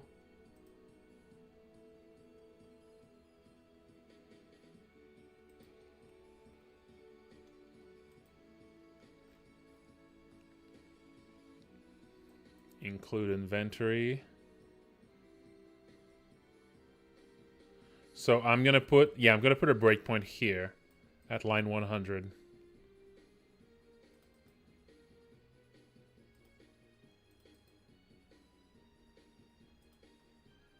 Let's see what's going on with that. Yeah, this is not checking properly for the pistol.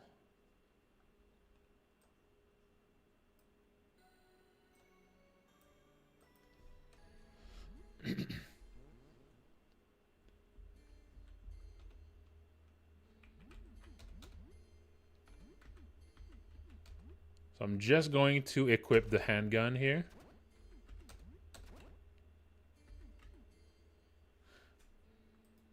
Oh, wait, hang on. Wait, did I not... Maybe I didn't include the custom handgun there. No, that should be it. It's 129, 132, and 205 to 208. Wait, no. 112 to 118? Hang on. 112 to 1... Oh! It's 119. It's missing the final one, and that's the one I have equipped. God damn it. Off by 1. God damn it, that's why it didn't work.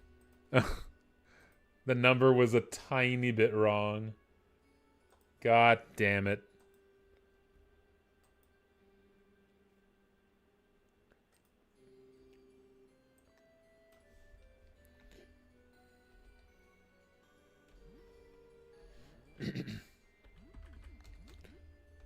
Actually, no, I don't. I think that was...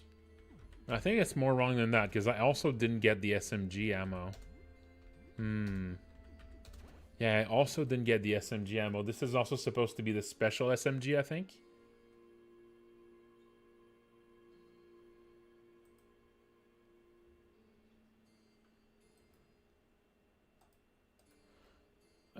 So let's see. Where's the SMG here? SMG bullet, 48. So 24 to 28. Let's double check that. So 124 to 128. Yeah, that's fine. 124 to 128. And here, 200 to 204.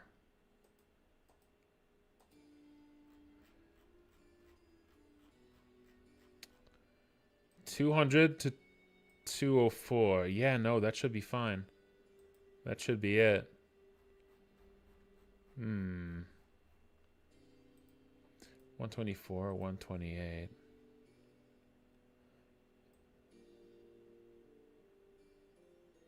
Yeah, that should work. Huh.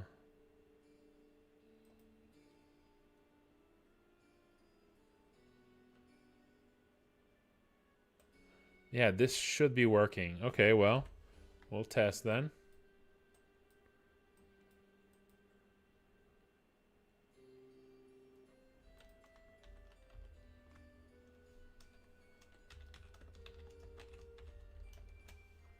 Let's see.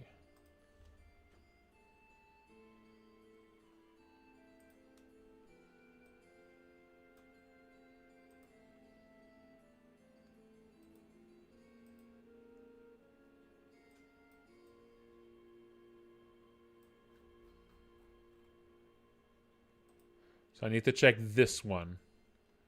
I need to see if this is run. Okay, so now I have the SMG equipped. I have the custom handgun equipped. Okay. Let's see if any of these run that code now.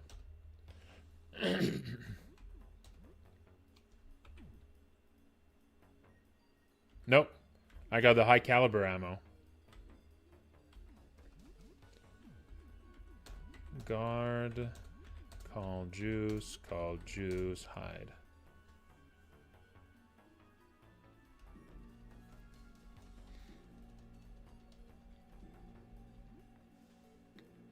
Oh, god damn it. I did the wrong thing. Ugh. God damn it. I asked for food. I mashed. I mashed.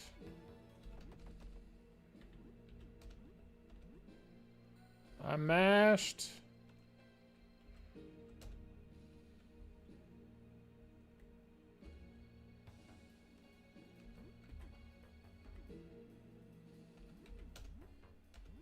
Call juice box. Hide.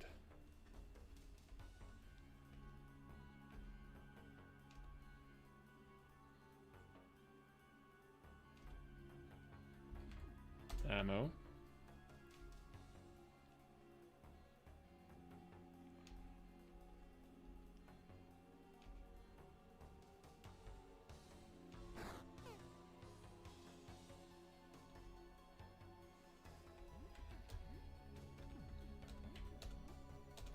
Call juice box, call juice box. And you know what? I think after this, I might run from the fight. So I can have a save just before he comes in so I can test the ammo results a bit faster.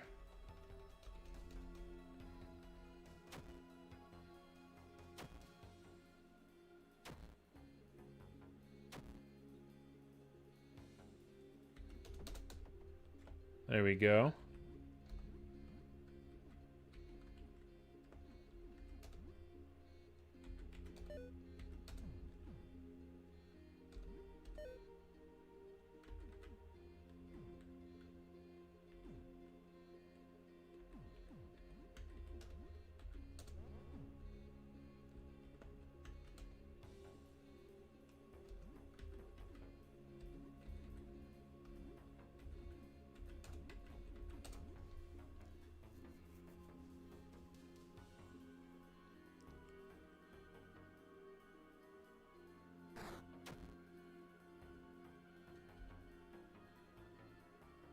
Runs into help. Special marbles. High caliber bullets. Okay, now it's checking to see which weapons we got. Okay. Now it's checking for weapon 112, which is this one. It's checking if anyone in the party has this one. Nobody has this one. The one I have is this one here, 119. So I'm just going to hit play until it's checking for 119. Then I'll look into it more closely.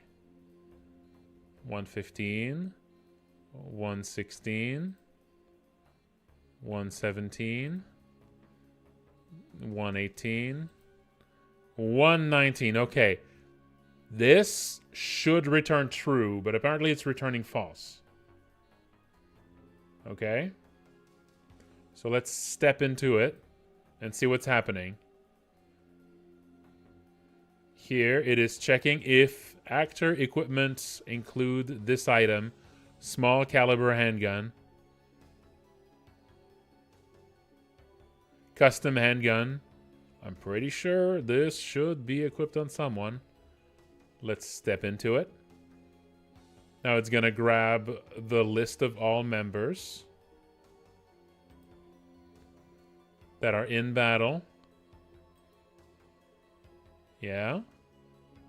Then it's going to filter for those that are appeared. And then all the battle members. Yes, yes, yes. Okay. Then it returns the actors.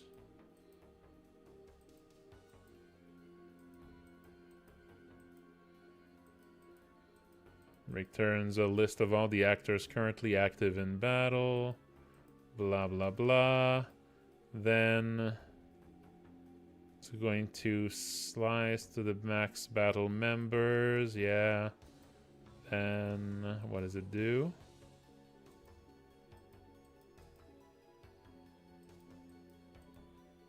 Okay, make sure they're appeared.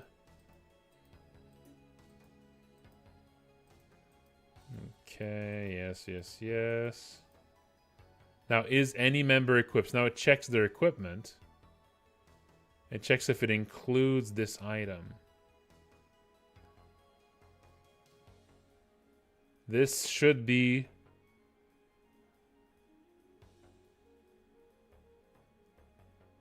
Yeah, this should be the actor here that has it. It checks equipment.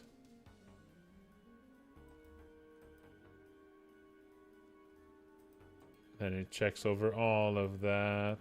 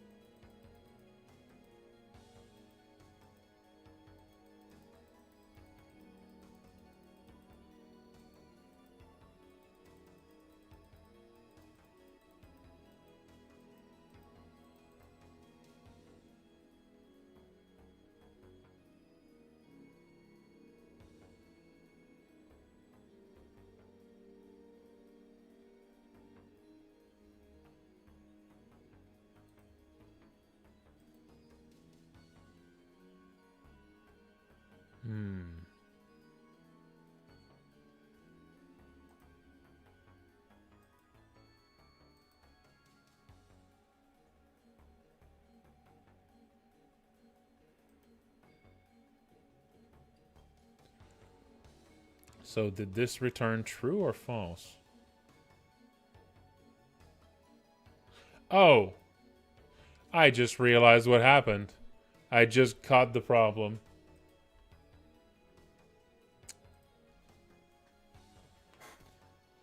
I just noticed the problem. I was just not doing the thing. I was just not doing the thing, folks. I was just not doing the thing. Sometimes you think you're doing the thing, but you're not actually doing the thing. You just, you know, sometimes it happens, folks. You just don't do the thing by mistake when you thought you were doing the thing. Oh no, it's Happens to the best of us, alright? It literally happens to the best of us.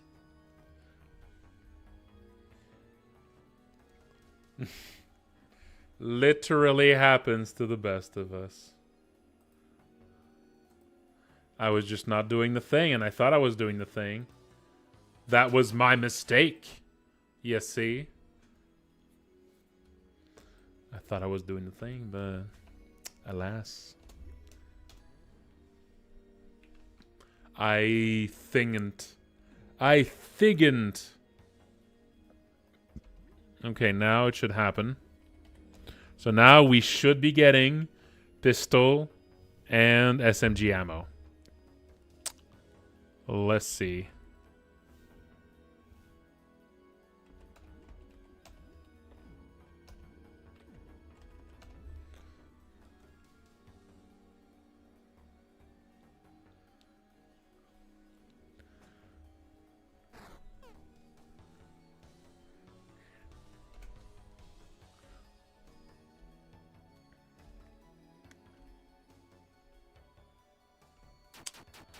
No, still not. Oh, wait, did I not equip it this time?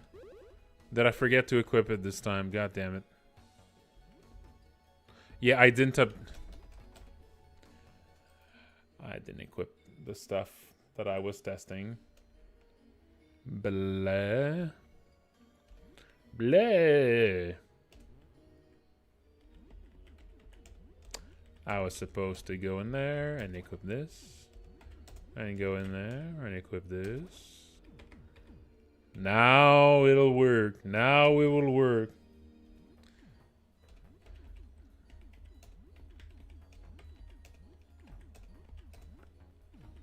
Now it'll work.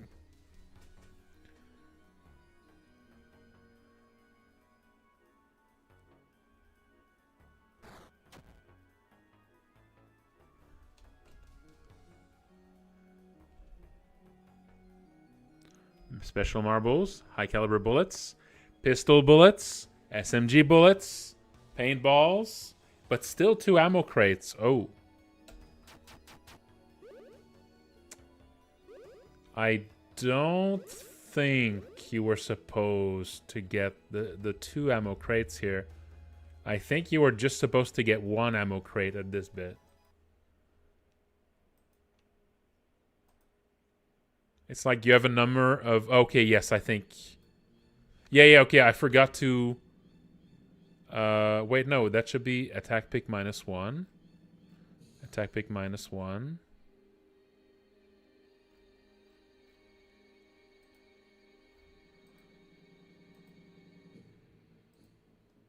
Okay, I'm gonna add a message here just so I can see how much...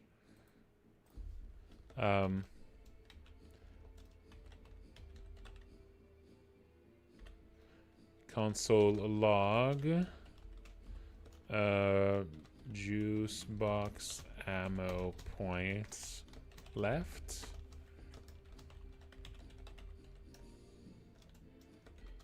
GVR.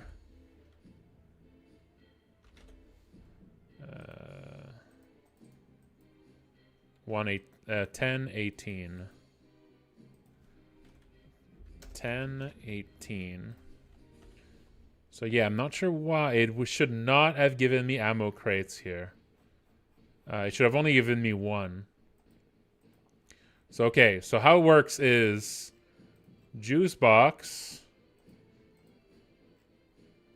has a number of points to give.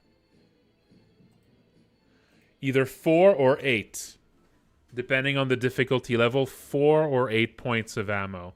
Maybe 8 is too much. How about 6? 6 on normal and 4 on hard.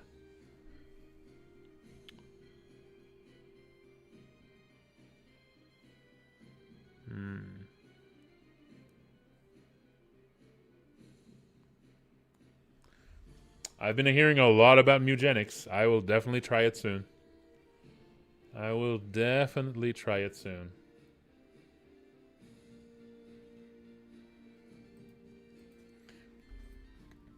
But yeah, let's go with 6. That should reduce. Yeah, that with this I should only get 1, I think.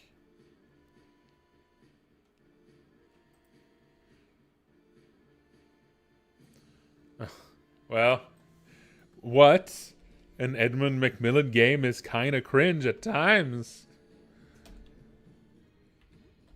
Really?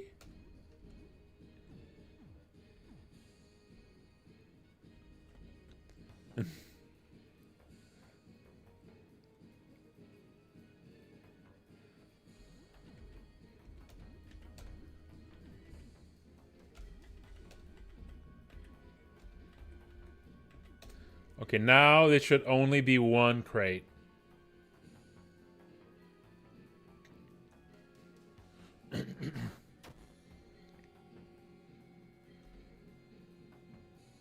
So, we got 1, the special marbles, 2, the high cal bullets, 3, the paintballs, 4. Okay, no, it's actually just 3. Okay, yeah, that's why. It's just 3. Also, he came in with the boom box.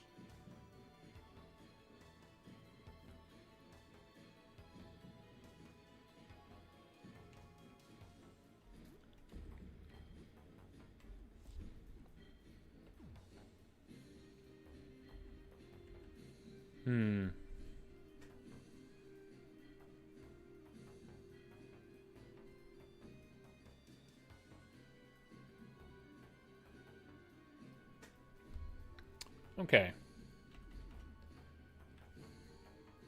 So, let's test again.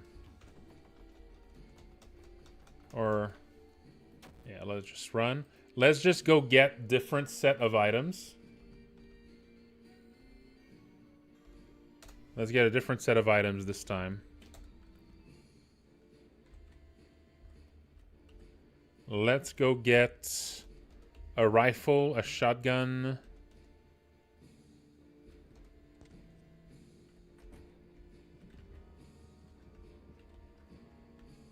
It would only give you ammo crates, yes. No, it would also give you a paintball. It would always give you paintballs.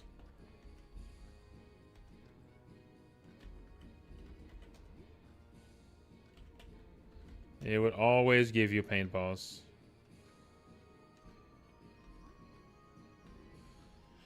Let's get a magnum. Let's get hunting shotgun. Let's get flamethrower, acid sprayer. Let's get Gatling gun. Let's get old rifle.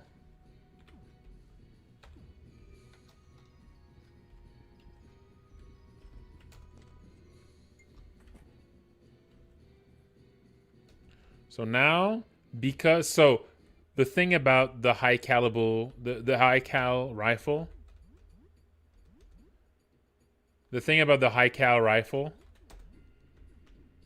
and the Gatling gun is that if you just have them, you're gonna receive ammo for them.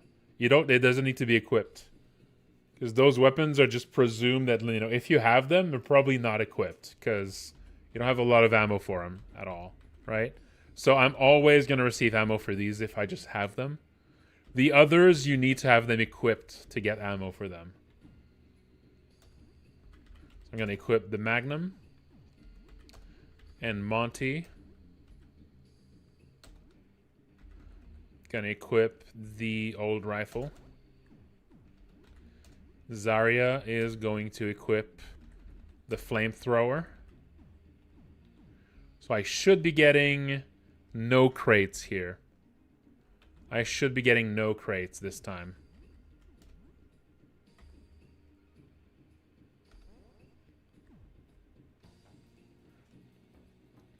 I don't know how many. I don't think we're at.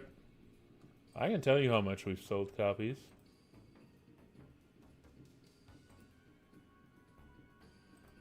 I can tell you that. Oh, hang on. I haven't checked in a while.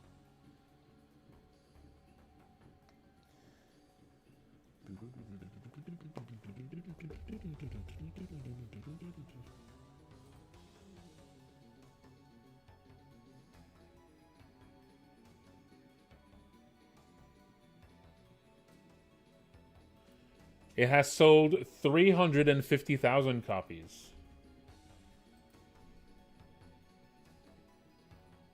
350,000 copies. Yeah, it's a lot.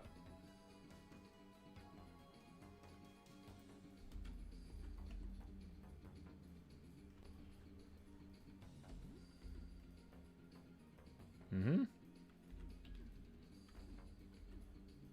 Yeah, the total revenue is almost $3 million now. It's like 2,800,000 copies. Dollars.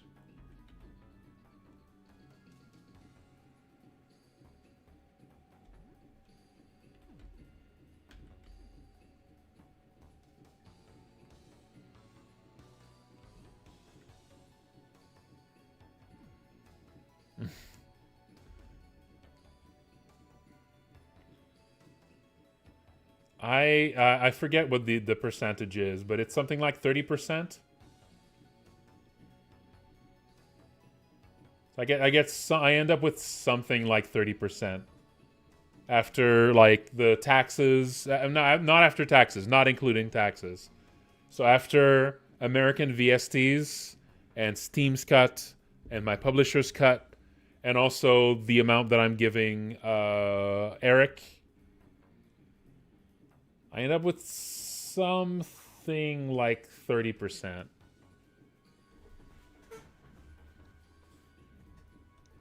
Something like that, like about 30%. And then of course I need to pay my own taxes, which in my case would be about half of the money I made. So right now, if I take away like all the taxes I'll need to pay on this, I have almost like 500,000. But it's still selling. So I'm not a millionaire yet, but I'm like halfway there.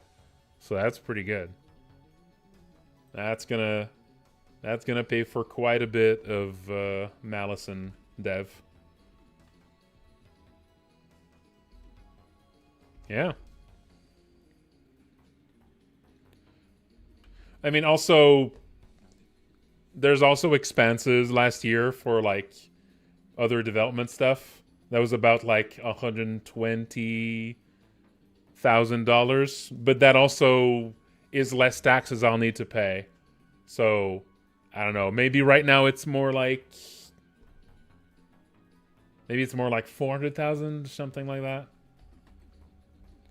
If you count like all the But yeah, and it's still selling. It's still selling. It's gone down now, of course, because, we're not... There was, like, the big sale in December. It's gone down since then. But it's still selling at a good clip. We're selling, like, 200 copies a day. Between 200 and 300 copies a day. At the height of it, it sells, like the best day we got, I think, was like 30,000 copies in one day, I think. That was like, I think that was the best we got. That was like at the, like right in the middle of the sale in December. Yeah, that was nuts.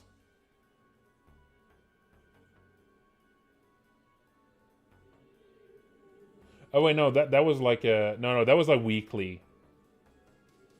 I think that was a weekly sale, maybe.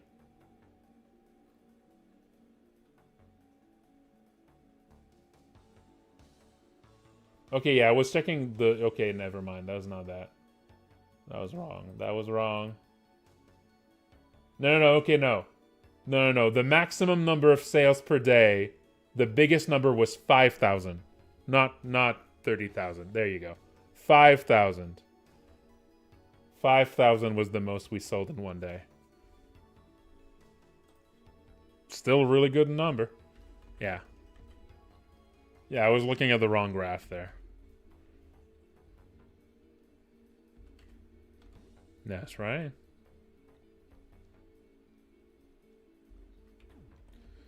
Okay, let's test this out here. Guard, and hide.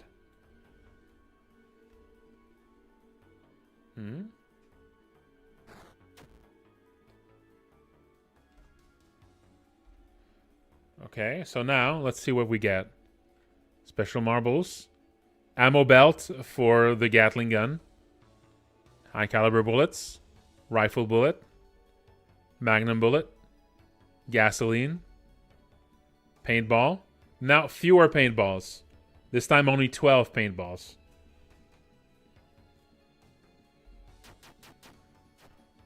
And he also chucks a bunch of Molotov cocktails. And this time we did not get crates.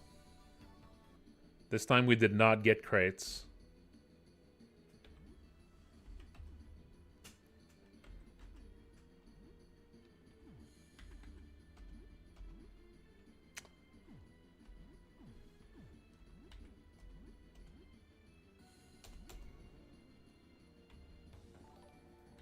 No, not that.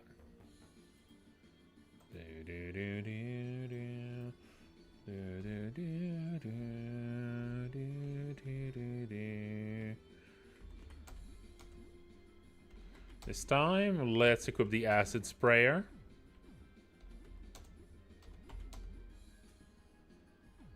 And let's equip the shotgun.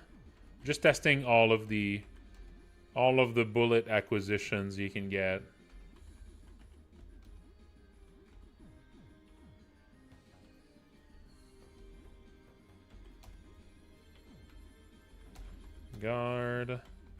Guard. Hide.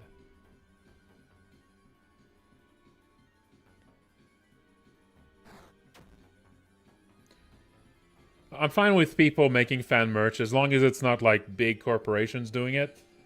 As long as it's not like an industry, you know? As long as it's just fans making bits of merch and like selling them at cons or something, or, you know.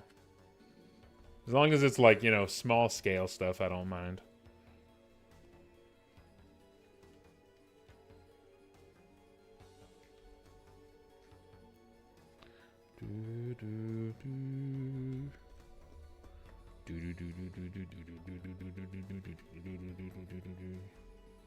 Saga special marbles, 4 ammo belt, high caliber bullet, magnum bullets, shotgun shell, herbicide, paintball. Nice. That works.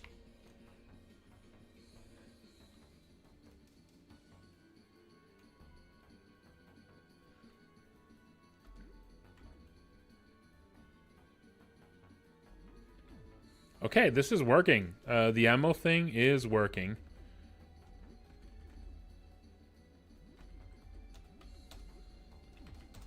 And this time you got all of these. It's always the same, actually.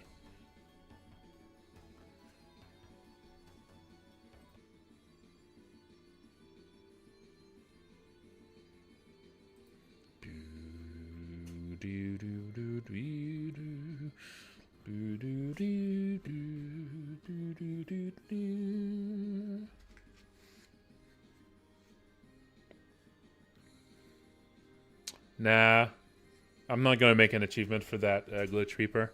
It's too boring. It's too boring of a thing to do.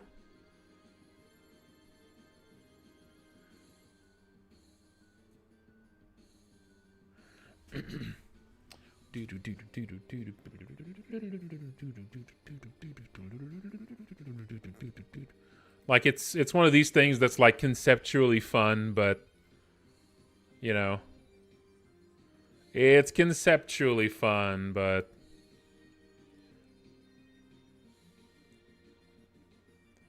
It's just too tedious.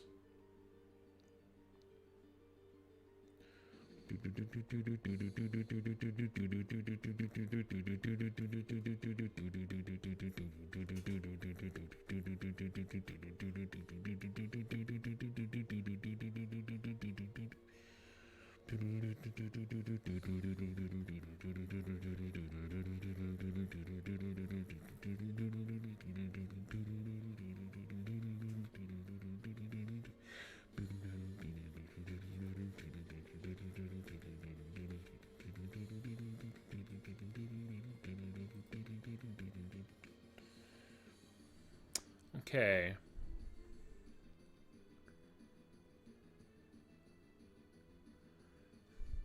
I feel like I need to reduce the amount of marbles she gets. It's just too many. But I think maybe the base steel marbles always 4. Silver, bouncing, bumblebee, and red. Like silver, bouncing, and bumblebee. These are like the basic marbles.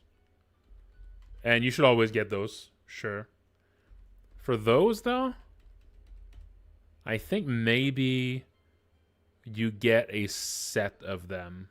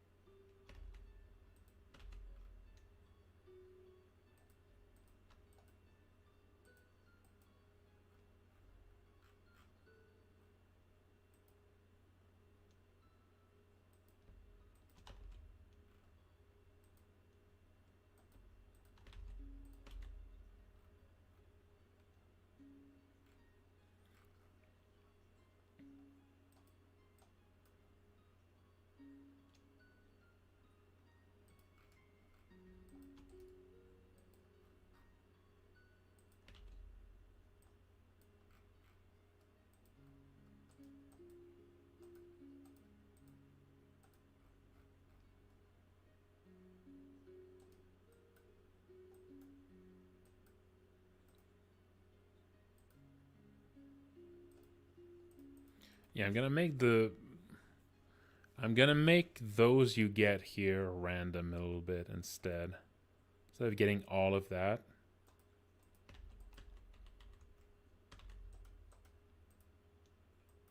Because yeah, you just get a little too many.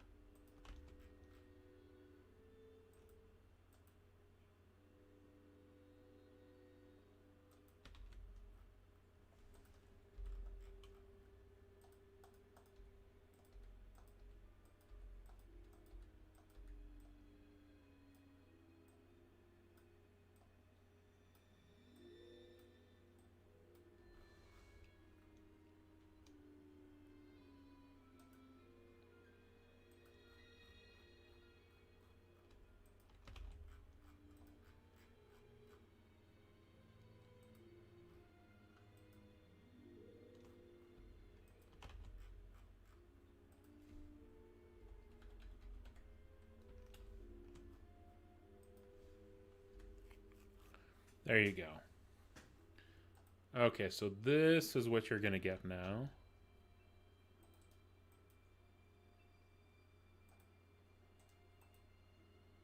So you're going to get about half the marbles on hard mode. And fewer marbles overall. There we go.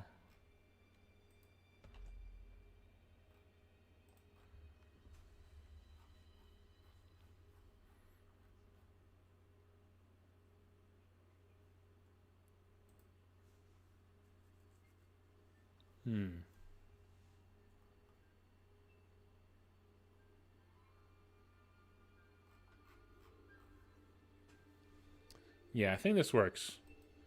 I think this works. Let's just see the difference it makes just for the marbles here.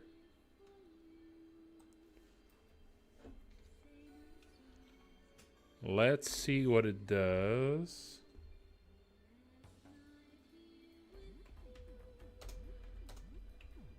Let's just guard and guard and guard and hide.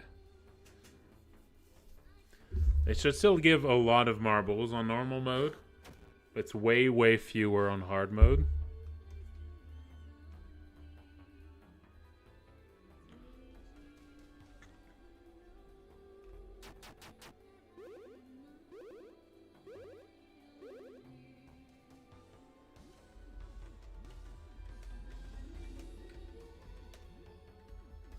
Okay, so.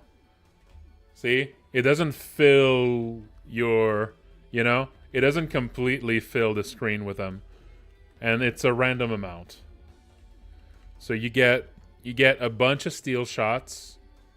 You get 2 of all the basic ones, Silver, Bouncing, and Bumblebee. And then the more special ones, it just basically picks a random set of them to give you. So it picks 2 random rare and super rare ones to give you. Instead of giving you 1 of each, which is what it did before. And on hard mode, it gives you one super rare and one rare. And about half as many of the more common ones as well. So you still get a bunch, but you know, it's not a crazy amount. It doesn't just fill all of it anymore. That's a bit more fair, I think. You still get some really good ones. Super shot. Yep. Alright, I'm really happy with this. I think this is pretty satisfying. It's a really good reward. Happens just once per game, and it might not happen to you at all. But if you get it, like, that's a really good little... You know, it's a nice little boost of items.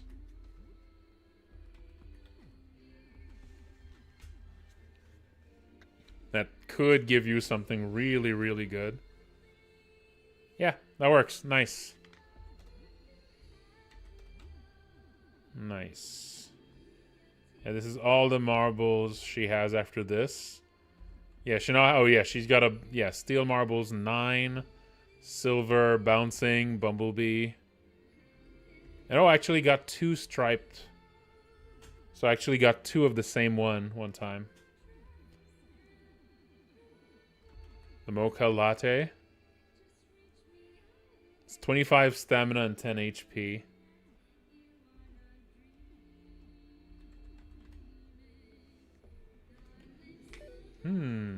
Very good.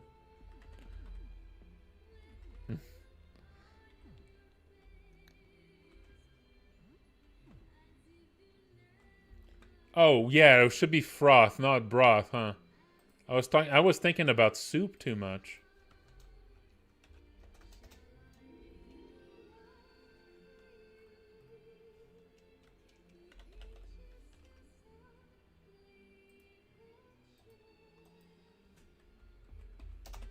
Froth. It's called crema. It's called crema. They called it that because people thought it looked disgusting. They gave it a fancy name so people don't complain. No, it's crema, see?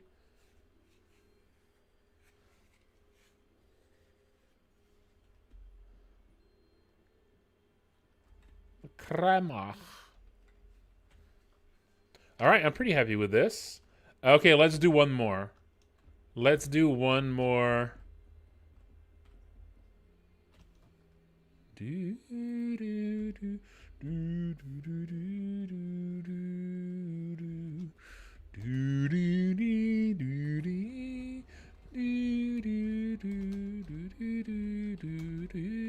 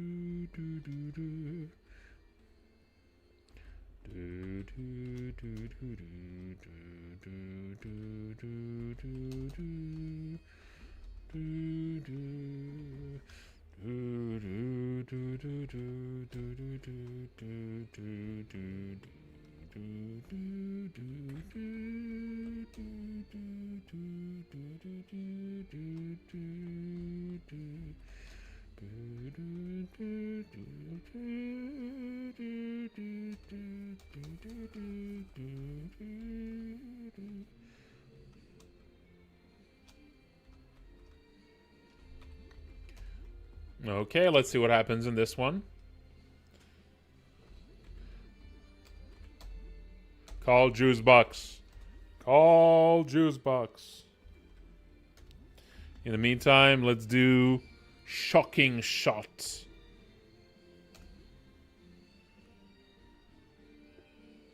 Giving Juicebox a call. Yeah, where are you? You're... Uh-oh. Uh-oh. You're... in labor. Here it comes, folks. Of course. Right. So how long does that take? Are you sure you can't give birth tomorrow? Yeah, no. I guess we'll try not to die in the meantime. Say hi to your child for me. Good luck. Okay. He might be out of commission for a while.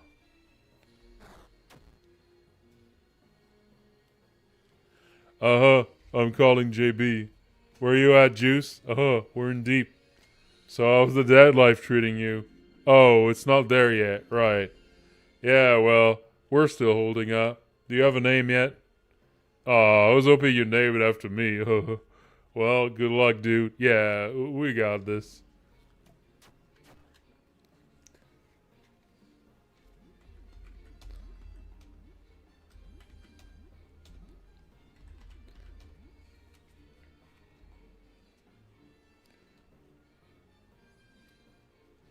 Giving Juicebox a call.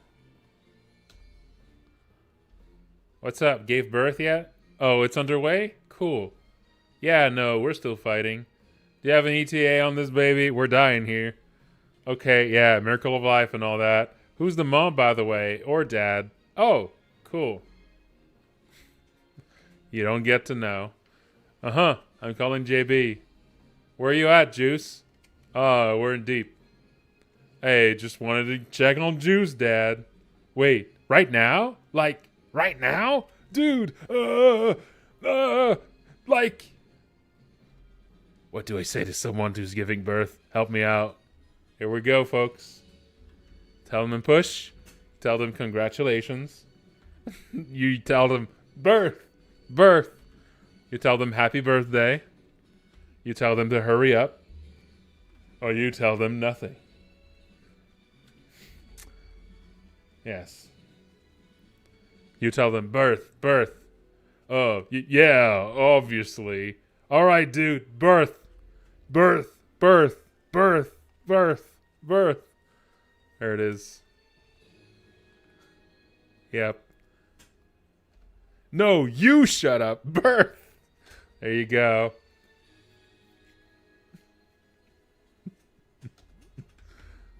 I think it works. I think it's pretty good.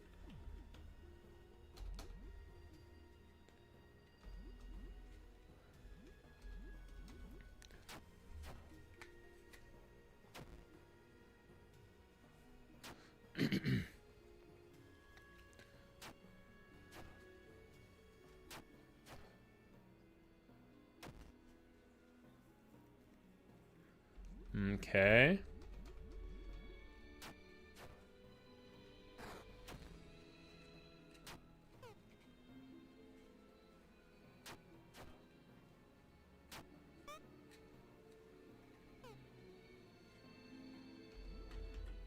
Come on. Taking a while. Should be done there. Giving Juicebox a call. Okay. Whoops.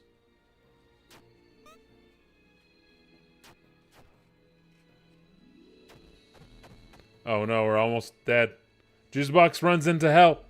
He's giving his newborn daughter, Sippy Cup, a piggyback ride.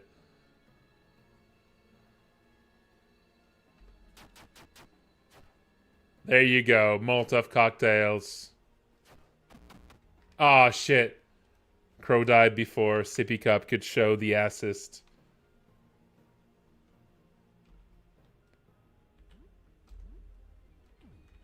Normally, yeah, once Sippy Cup is added... Once Sippy Cup is added, she does a tiny little helping. Like, she helps just a little bit for all of those moves.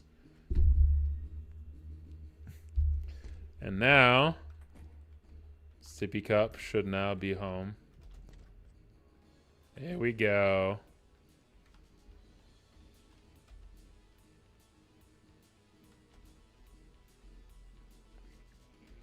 You have lost control of your life.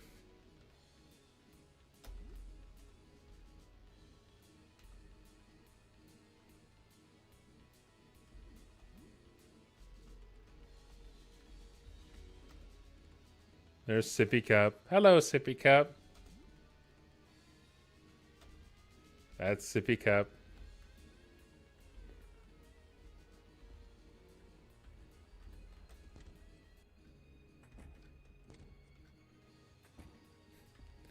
Adorable. Are they gonna blink in unison? Yeah! It's perfect.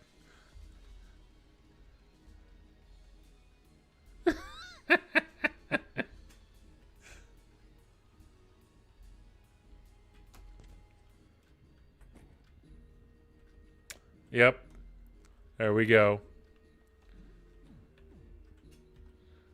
Okay, let's see what happens the next day.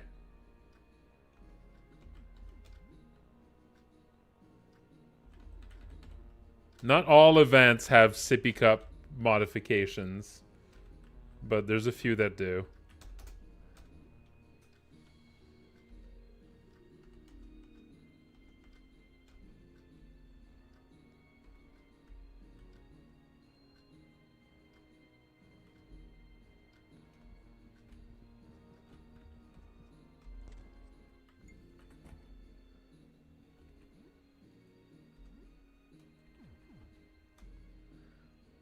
Hammer's dying.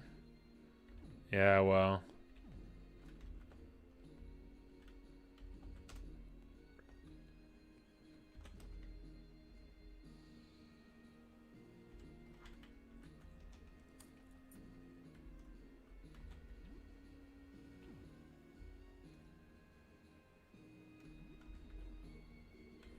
Guard.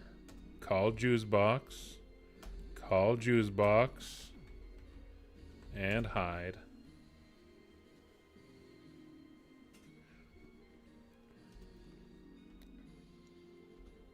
You're playing golf. Of course you are. Are you close to done? We're in trouble here. That's one of the really bad ones. This one takes a while. It is. Can't you just ditch it? You'll do what you can. Right. Okay. I can imagine some Sippy Cup editions here, right? Like Sippy Cup is doing some mini golf. How's the golfing doing? Did any birdies? You did. That's cool, man. Anyway, we're still in trouble here, so yeah, you get it.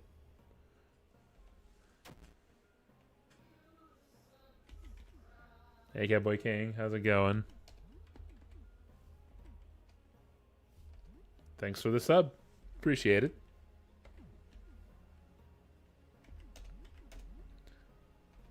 All Juicebox still.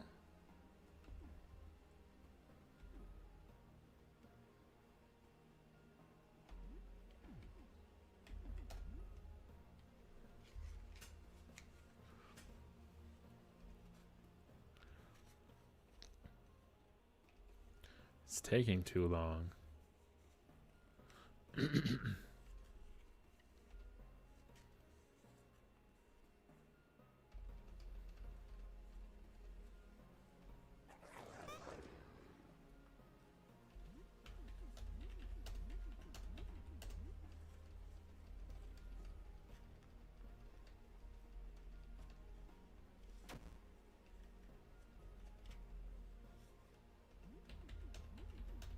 Juicebox should show up in this turn, I think.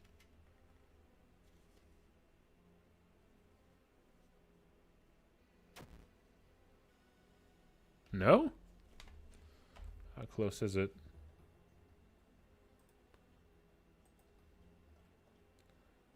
Oh, okay. Next one. Next one it is. Yeah, this is really the longest one.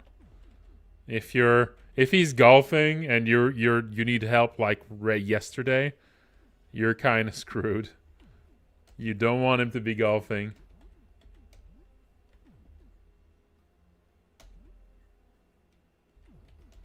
You don't want him to be golfing.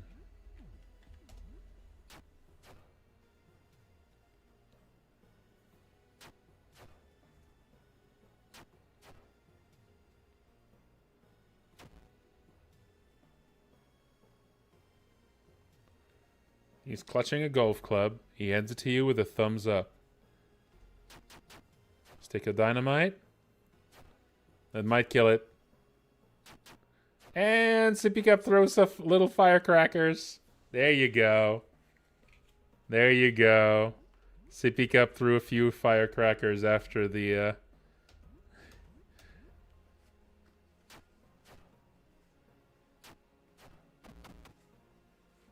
That works.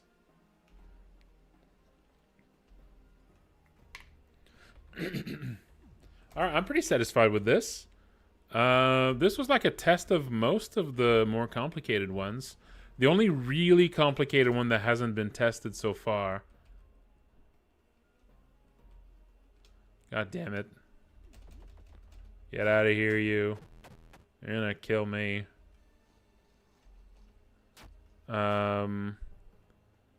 Is the one where you ask for a specific move. The one where you ask for a specific move is, the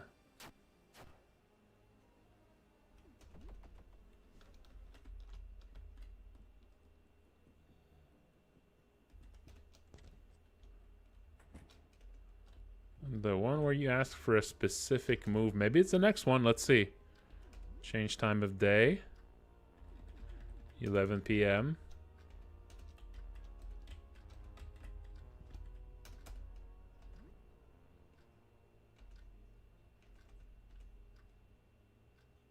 You're starving.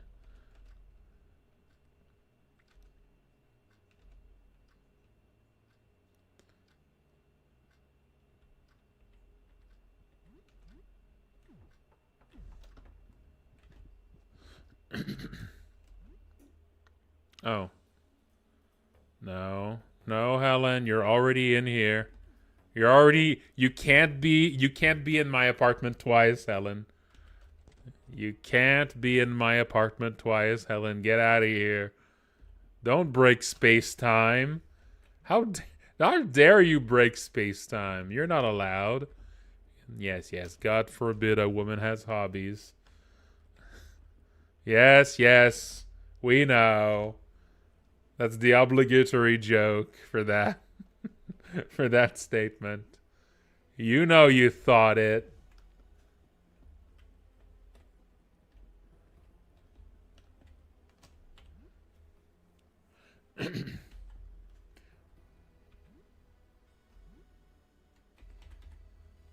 Okay, let's see what we got this time.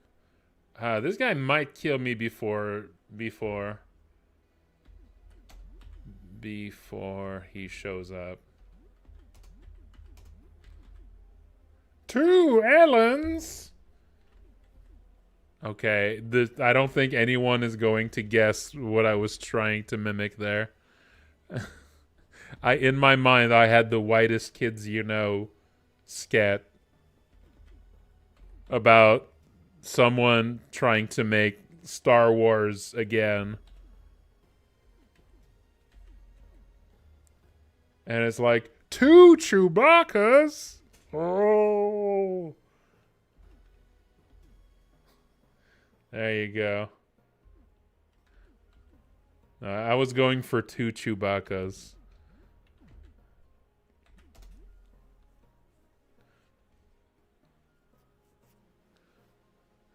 Okay, giving Juicebox a call. Getting ready to help us out. Perfect. That's the one. That's the big one. I wanted to test that. After this one, that's like all the complex ones. Hang on, I'll ask. Hey, Juicebox is asking what kind of help we need in this fight. Okay, big damage, healing, protection, enemies disabled, stamina, or we just need him quick. So big damage, let's see what it does to this guy. Let's see what it does to this guy. Time for the big guns, Juice. We need damage.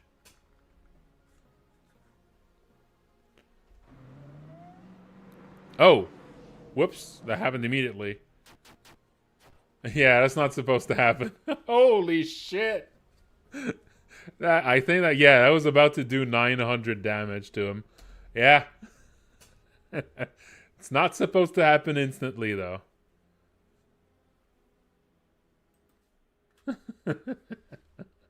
Yeah, not supposed to happen instantly. I must have done the same mistake here as with the shopping spree. Yeah. Yep. This has to check if it's off, and this has to check an else. Yep. I made the same mistakes with the one before, so there you go. He is forklift certified. That's right. That's the delay on this one. He has to get a forklift certification before he shows up. That's a 15 one. So the amount of time it takes to get there is about middle of the road. 15 turns. Although it's more like it's never 15. It's always, 14. It's really 14 turns. Oh no, it's time to stretch. So it's 14 turns it takes for him to show up. But again, every time you call him, it adds 1 to the speed at which he gets there. So if you just call him 1 second time, it goes from like 14 to 7 turns. Call him 1 more time, and now it's like 4 turns, and then call him 1 more time, and it's like 3 turns, and at this point, he's already there. Yeah, no, that's good. This works. Pretty happy with this. I think this basically went over all of them, no? I think the only one we didn't see is having tea. Having tea. And facing his demons. I think facing his demons and having T are the only ones we didn't see here. And it would be fun if I could find some fun things to have happen with the others too. Like some of these are a little boring, so like facing demons, I'm gonna put like need idea. I'm gonna add like need ID next to the ones that are kind of boring. Like having T doesn't really do anything. Burying a body, at least he brings a shovel. Practicing card tricks kind of needs an ID, I think. They don't all need to be really good. They don't all need to be like really good. But just to have a little bit more to them would be good, you know? Like burying a body, at least. I mean, at least it's like a, you know, it's like a scary thing for him to say. But yeah, having T facing demons and practicing card tricks, these are the ones where like it feels like it's really like a nothing event. And all the other ones at least have a little bit more going on. Maybe golfing could needs like an extra. I mean, you get a golf club out of it, but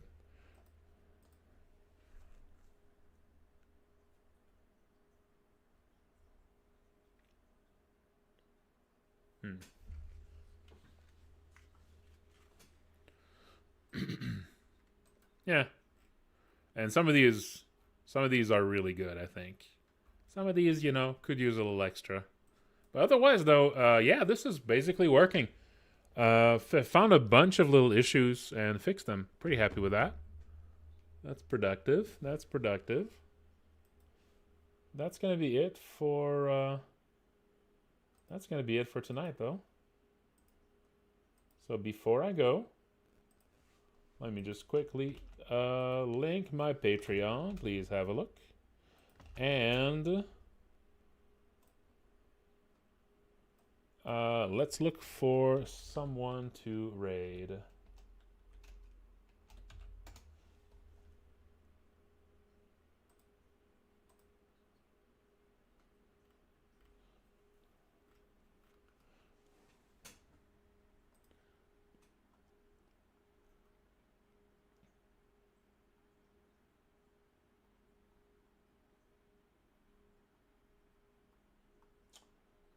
Okay, we got some gamers. We got some gamers.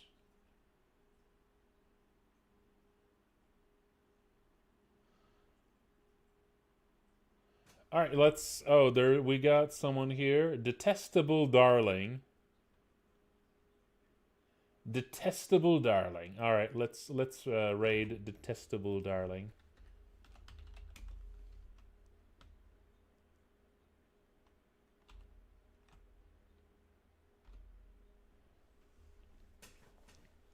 Alrighty. Yeah, thank you all for watching, folks. And take care.